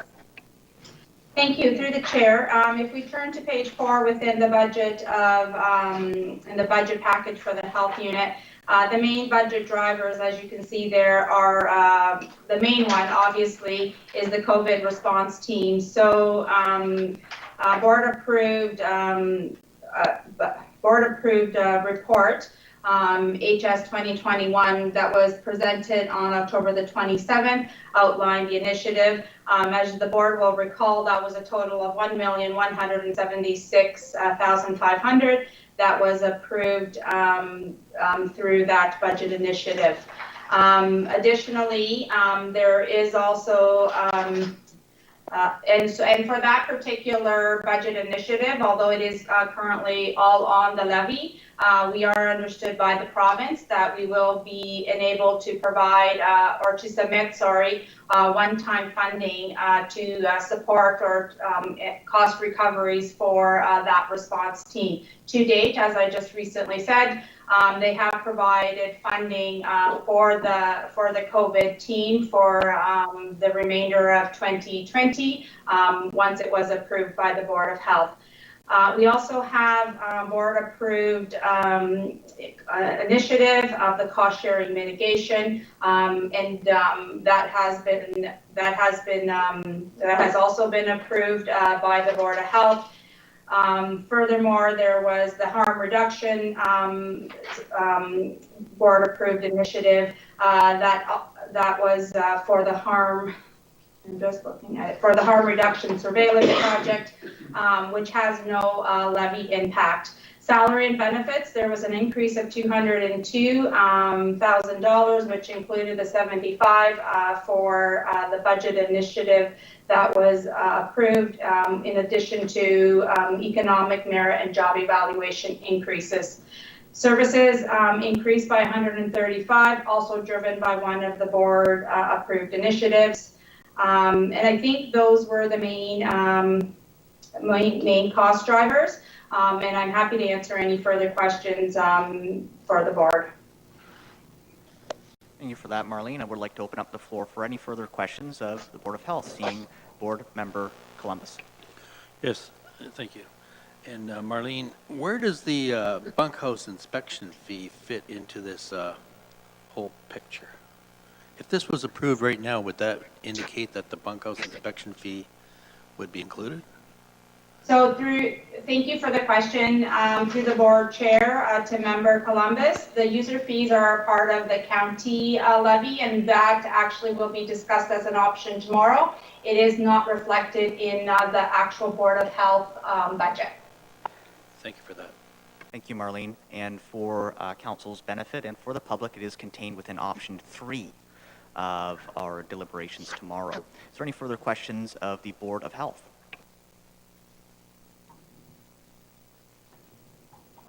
Seeing none, I'm going to attempt to have someone, I believe we do need a mover for staff's recommendation to endorse this report. Do we have anyone that would like to move the budget as presented? Seeing Councillor Huffman. Do we have a seconder? We have a question. Board Member Van Passen. Thank you, Mr. Chairman. I would much rather receive it as information and deal with it after we get through the rest of things, or not particularly at this moment. I'm going to go back to our county clerk. Are we receiving this as information, or are we approving this budget?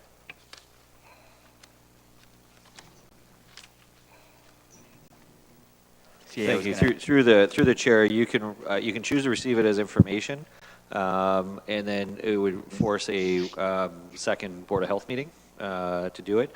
You could approve it and then have Budget Committee / Council send it back if you want it changes. Send it back to the Board of Health and for a subsequent discussion. Okay. From what I understand, we have a motion that has not been seconded. And it sounds like you're suggesting a deferral, Councillor Van Passen. But Mayor Chop has seconded, so I guess we are in a debate. Did you want to move for a deferral, Councillor Van Passen? Sorry, Board Member Van Passen? I suggest, I'd like to sort of get through all the things so that we're looking at a big picture. this is just one part of 350 pages of what goes to the taxpayer as part of their levy, and I'm just not real comfortable approving this part of the 350 pages without at least going through the other 340. Right? So, Understood. When would you like to defer to? Would you like to have that special Board of Health meeting concluding our budget deliberations tomorrow? that would sort of be my idea, is once we get through some more of the information in the rest of this package, to then come back to the Board of Health. And but it seems I might be on the short end of this discussion anyway, so I will leave it to the motion that's on the floor. If it fails, then it goes back and we do something else. So. We're going to hear from Board Chair Chop. I understand Councillor Van Passen's point. My only reason for seconding it is to move along. There's really, I mean, there's nothing in our health, the budget drivers, the increase from the COVID SWAT team and so on, we've already gone through, we've approved that. Those are known, you know, drivers that we've dealt with. So, you know, I don't really see there as being any flexibility in our public health budget this year. We already, you know, as Councillor Huffman has even pointed out, some of our programs are suffering as a result of everybody being dedicated to COVID. So there's not really any room within this, and you know, the bunkhouse fees and all those portions are obviously all included within the user fee. So, you know, I think that as far as public health, I don't really see where there would be flexibility to move on anything in there. So it's just a matter of moving ahead with things. Thank you for that, and I am in agreement that I'm a little unclear as to what new information would come between now and the end of our day tomorrow. But we do have a motion that has been moved and seconded, and we are in deliberations. Is there any further discussion on the motion? Or would someone actually like to move for deferral? I haven't heard that exactly. Yeah, I agree with Councillor Van Passen. I will move the motion to defer it. Seeing that there is no discussion on a deferral, we can convene a special Board of Health meeting following our budget deliberations tomorrow. Is that the intent of the mover and the seconder? Oh, sorry. I want to know when you're deferring it to, because you haven't specified. To the end of our budget discussions. Understood. Let's have a vote on the deferral. All those in favor? And all those opposed? The motion is defeated. With that, we'll return to the original motion to pass the budget as presented. Is there any discussion? Seeing none, we'll call the vote. All those in favor? So carried. Well, with that, there isn't any other business to conclude other than approving the confirming bylaw. Yes, we had, the mover was Board Member Huffman and Board Chair Chop. Great, we got that for the record. So do we need to pass a confirming bylaw as well to wrap this up? Or is it just a movement for adjournment? I'm hearing confirming bylaw. Is that correct? Okay, do we have a, Councillor Taylor is moving the confirming bylaw. Do we have a seconder? Board Member Huffman. Sorry, it's hard when you bounce back and forth between meetings. Is there any discussion? Seeing none, let's call the question. All those in favor? Confirming bylaw unanimously approved. Can I get a motion for adjournment? Board Member Taylor, followed by Board Chair Chop. All those in favor? So adjourned. We'll resume our, where's my agendas? All right. We'll resume our Budget Committee meeting, and we are currently in the portion of our agenda for agencies, boards, and commissions, and we'll move next to hear some correspondence that will be presented by Kathy LaPlante for the Grand River Conservation Authority, the Long Point Region Conservation Authority, and our Police Services Board. Kathy, are you present? Yes, I am. Thank you, Chair Rabbits. For the Grand River Conservation Authority and the Long Point Conservation Authority, we have reached out to representatives, and they have chosen not to make any presentation, but they have submitted draft budgets to Norfolk County. So I'll just quickly, they're very simple budgets and not a lot of change, but the Long Point Region Conservation Authority, the proposed budget is actually going to be reduced by approximately $159,000. That mainly relates to some projects that have been completed now, and there's not an additional capital component within the project. That related to the hazardous study and the Deer, one project that hasn't started actually was the Deer Creek Dam, I believe it's called. So we have an actual decrease of $159,000. The Grand River Conservation Authority has a very minor increase of $400, and again, that's just more of a CPI increase. And the Police Services Board, we've received their contract information, and for 2021, the proposed increase is $189,700, or 1.5%, which mainly relates to their actual contract increases for the police. This year, we did work closely, financial services staff, Nikki Slope from Community and Emergency Services, and Dennis Trevally, Roy and Fest, we worked closely with them to review their budget and develop their budget for the Police Services Board side of the house. And that was also discussed at their board. So the overall net effect is $189,700. Anyone has any questions, I'd be glad to answer them. Questions for Kathy, seeing Mayor Chop. Thank you, Chair Rabbits. Kathy, just for transparency for the public, can you confirm the Long Point budget? It didn't decrease. It did have, I believe it was a 2% increase. The fact that it looks like it's lower relates to the fact that we didn't have those projects, the special levy from last year. Through the chair to Mayor Chop, I believe that is correct. Okay, so the Long Point, for clarity, the Long Point budget did increase this year. I believe it was 2%. The chair of Long Point could correct me. I actually did not support the budget at the time, but it appears as though it's lower than last year, but that was because we had a significant special levy attached to Norfolk County in 2020. I believe it was 2.1%. In confirmation, 2.1%. Are there further questions of the Budget Committee? Okay, seeing none. I just had a few, Kathy. So each of these boards were invited to attend our committee this afternoon. Yes, they were. And I assume they have declined since we're not seeing any representatives. Did they send any correspondence in addition to the bill they've sent us? To Chair Rabbits, no, I have not received, I do not believe we received any additional correspondence except the communication that's gone through with the analysts about their budget and their draft budget and what we should include in their budgets. And I believe there was conversations on whether or not they would like to attend budget deliberations. And just on that point, just over the number of years, we've never, I think there was 1 year, the Long Point Region Conservation did attend directly to council, and that was there was a major capital project at that time, and they did come to make a deputation or a presentation at that time. Thank you very much for that information. Very much appreciated.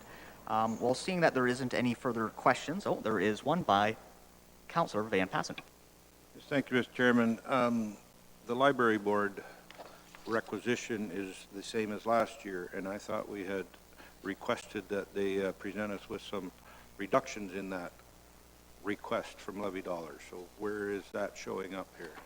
That will be our very next presentation, and the intention is both for myself as budget chair and the library board would like to have a presentation today and also a decision. We're looking at about 4 o'clock here, so we're making fairly good time today. I think we'll be able to conclude that business today. So let's wrap up our conservation authorities and police service board, and we'll move on to our libraries next. Do I have a motion to accept the Grand River Conservation Authority, Long Point Region Conservation Authority, and the Police Services Board. I think we can do that collectively. Did I see Councillor Martin raise her hand? We have a mover. Seconder is Councillor Michele. Is there any discussion? I'll call the question. All those in favor? It's carried unanimously. With that, I see that Norfolk County Public Library has their slide queued up. Is Heather King in attendance? Can you hear me, Heather? Yes, I can hear you. Councillor Rabbits, can you hear me? We can hear you well, and you're clear to proceed.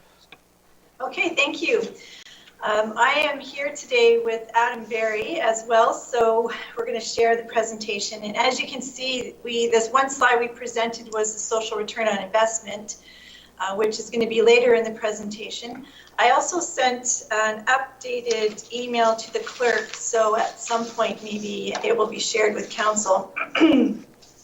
But usually we take this opportunity to share with council how we have done in the past year, 2020. So I thought it would be appropriate to tell you a little bit about how the library has actually survived and thrived a little bit during COVID. The Norfolk County Public Library has a purpose to engage and encourage everyone to discover the benefits and joy of using public libraries. Our slogan is NCPL, more than books. For the first 10 weeks in 2020, it was business as usual for our library system. We were on track for another year of growth with 9,779 more points of service recorded in the months of January and February. On March 14th, the NCPL, along with many other public service agencies across Ontario, were closed due to the global pandemic. The NCPL remained closed to the public for 16 weeks until July 6th. During that time period, most of our staff was placed on a declared emergency leave. The staff remaining continued to offer library services by mailing books, offering porch drop-offs, and eventually curbside pickup. Our virtual library was promoted and saw huge growth as library patrons turned to digital resources and programs offered through our website and social media platforms. I have often referred to this year as a series of pivots, a time to stop and change direction as the library continued to meet the literacy and more than books needs of our community. I would like to share with you some specific accomplishments that the NCPL achieved during COVID that benefited the entire community. In April, we engaged Colton Stewart to produce messages about social distancing for youth, as this demographic was a major concern for not following the shutdown protocols. As a result, 20,500 Facebook engagements were captured in that time period. In May, we created the We Care Norfolk Blue Ribbon campaign. Posters and blue ribbons were delivered by a volunteer team to frontline organizations, including all fire, EMS, police, hospital, nursing and retirement homes, drugstores, and grocery stores in Norfolk County. During lockdown, we used our 3D printers to create 308 shields and headgear that were sent to the local hospital to be used as personal protective equipment. 50 activity kits for families and seniors were developed and delivered by Church Out Serving. Large print books were also donated to give out to seniors by the same organization. Virtual programs were created and delivered by our talented staff to keep families and seniors engaged during the lockdown phase of COVID. New partners were involved that included the Heritage and Recreation divisions. Virtual programs have been very successful and are being continued as part of the reorganization mentioned in the budget documents. The average monthly reach on social media platforms is over 45,000. In December, our reach grew to 87,000. Discarded books were offered for free on carts outside all of our branches. Sewing workshops were hosted on how to make masks that are suitable for people who wear glasses. And our community volunteer income tax program continued virtually, and they completed 307 returns for low-income residents. Through a partnership with Frontier College, English as a second language classes were offered virtually to Spanish-speaking agricultural workers on 3 farms. More than 180 workers were reached this year, which is an increase of 30 participants from 2019. And we also developed Century Sundays, which is an opportunity for families who are living with autism to explore library resources virtually. Following the first lockdown, room rentals for small groups were rescheduled that could maintain social distancing. Many are able to use technology to host meetings and allow others to attend virtually. Groups that have been displaced from county facilities due to COVID restrictions and budget reductions were welcomed, and they included the Infant Hearing Clinic, Friends of Linwood Strategic Planning Group, the Simcoe BIA meetings, and the First Thursday Writers Group. We also working with the Attorney General's office to set up clients with email accounts and access to Zoom so they can have their day in court. This is our More Than Books features. In December, the NCPL proudly accepted the Simcoe and District Chamber of Commerce 2020 Outstanding Community Service Award, which was presented by Fanshawe College. This was a very welcome bright spot to a challenging year.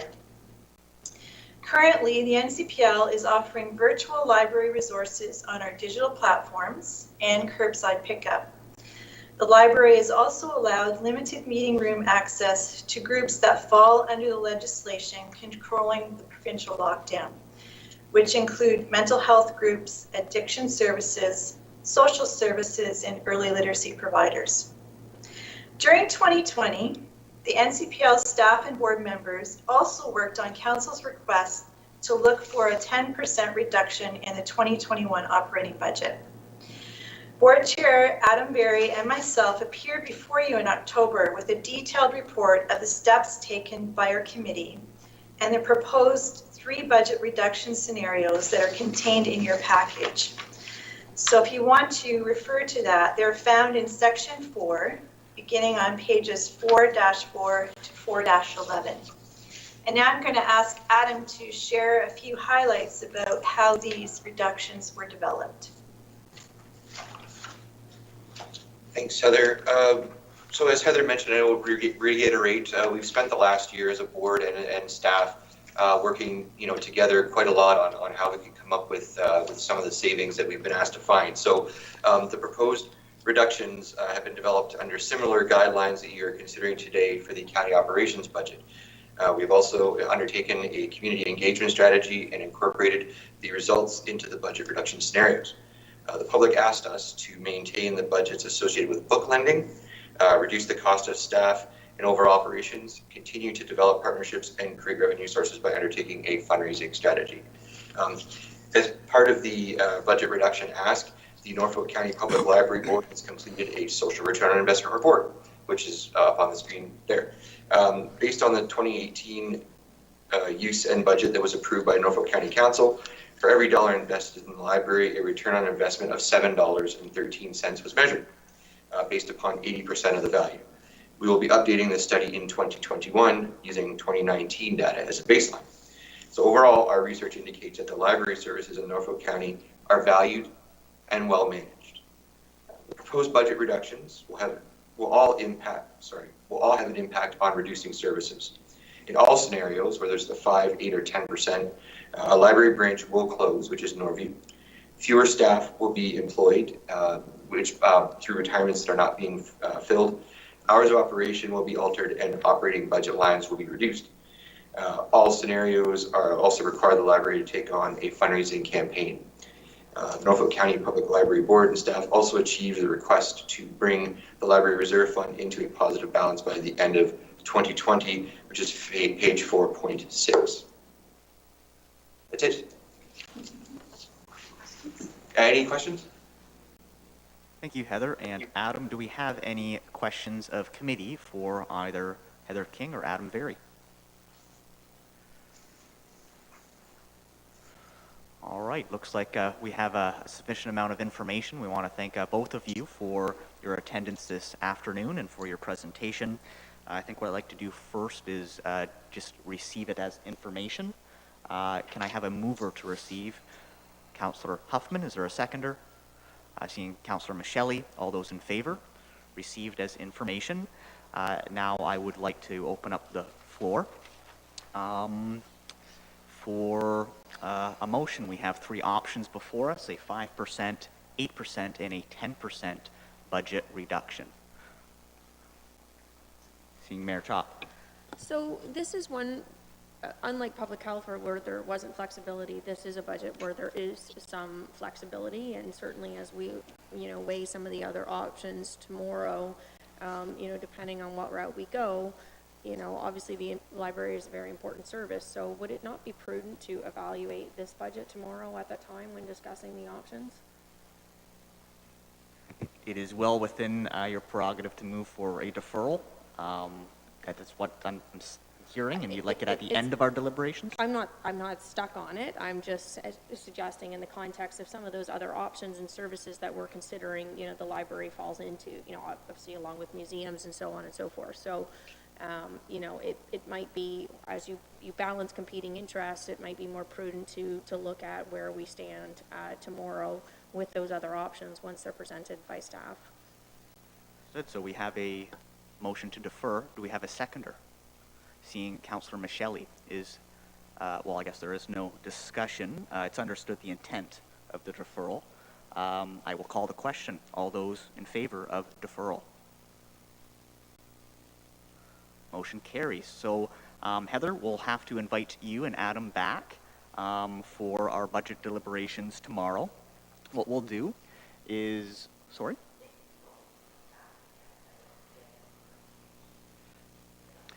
The intent of having them present is in case we get into a discussion and when we're deliberating, there may be another question for them based on what a councillor or one of your colleagues may say. So that was the reason they're here today and they're doing their presentation. So we'll basically just have to do the same thing tomorrow, just in case there's a question, during our debate. I saw a hand raised by Councillor Van Passen. Yes, thank you, Mr. Chairman. A question for the clerk or the CAO, make sure I understand this. Because this is the library board and it's set up under a different bit of legislation from the 1800s, we cannot dictate what their budget will be. We can either accept it or turn it down, but we can't adjust their budget request. We can say no and they can come back and do something different. And just wondering if that is the correct understanding. Like, we don't set their budget, we just pay the bill, and we can't dictate what it shall be. I think I'll have the CAO respond. Through the chair, because the library board is an independent board, sets the budget, but it's being funded by it, so it's still an acceptance of their funding request. So you shouldn't be going in on a line-by-line basis to determine what they should be spending money on or not. However, unlike some other boards and agencies, such as Conservation Authority, where you're more of a frankly, you're more of the levying side of their budget. You do have influence on the total amount of what you want to fund to the library services. And then it's up to the board then to decide how they want to allocate those funds. So I think from an effectiveness or an efficiency point of view, it's easier for the board if you give them direction as to funding levels, and then they can come back with an appropriate budget level for that, which is what they've done in the past. You've gave them some targets, they've come back and presented various options for those targets, and you can accept one of their options that they've presented, or provide them further guidance for them to come back and resubmit something. Mayor Chop, do you have additional information? Yeah, that's not entirely the way that it was done, because even in the first year, we made a cut. I can't remember, I think it was 1% or 2%, it was nominal. And there was no coming back to council with a budget. As you said, that was the funding that we provided them. How they chose to reorganize their operations to achieve, what funding was available to them, that is entirely the discretion of the board. Okay, with that, I just wanted to confirm, while we still have Heather and Adam on the line, that the motion deferred it to the end of our deliberations tomorrow. So we have council approved in new budget initiatives. We'll be discussing our options. We'll then be moving to our levy relief strategy decision. And what I will do is I will work with staff to confirm when we anticipate discussing the library options so that you may be present for that discussion. It will be at the end of the deliberations. And I think that may influence council's decision. That seems to be the intent of the deferral. So we'll be in contact with you tomorrow. It will be in the afternoon, and it'll likely be our last agenda item. With that, is there any, I think before we adjourn, I'd like to offer an opportunity for any general announcements. No, I think everyone is just digesting all of the information that we received today. So I'll have some parting remarks, then we'll move for adjournment. Just to let everyone know sort of the idea of the proceedings today is we had a lot of presentations, we received a lot of information, had an opportunity to ask our questions. We were having our divisional leadership team in attendance. Tomorrow will be a little bit more heavy with SLT and our general managers. When we go into our options, we'll really be getting into the weeds a little bit more. Today was kind of that view from 3,000 feet. We had sort of a high-level discussion on those different budgets. Tomorrow, of course, everyone will have an opportunity to ask questions. Staff will present each and every option. Council members will have an opportunity to ask their questions. We'll then move into motions and deliberations. So while today was a presentation format, we had a chance for questions and answers. Of course, everyone's going to have an opportunity to ask more questions of those budget options tomorrow. So I just wanted to reiterate that in case everyone felt that they didn't have an opportunity to ask a question today. They'll have another opportunity tomorrow. So with that, do we have a mover to adjourn today's meeting? Moved by Councillor Martin, seconded by Mayor Chop, or would you like to speak? I think the deputy clerk actually had quick announcement to make. Yeah, if the pink sheets that was distributed from after lunch or the lunch recess can be returned to the deputy clerk, that would be appreciated. Thanks. Thank you for that, Kevin.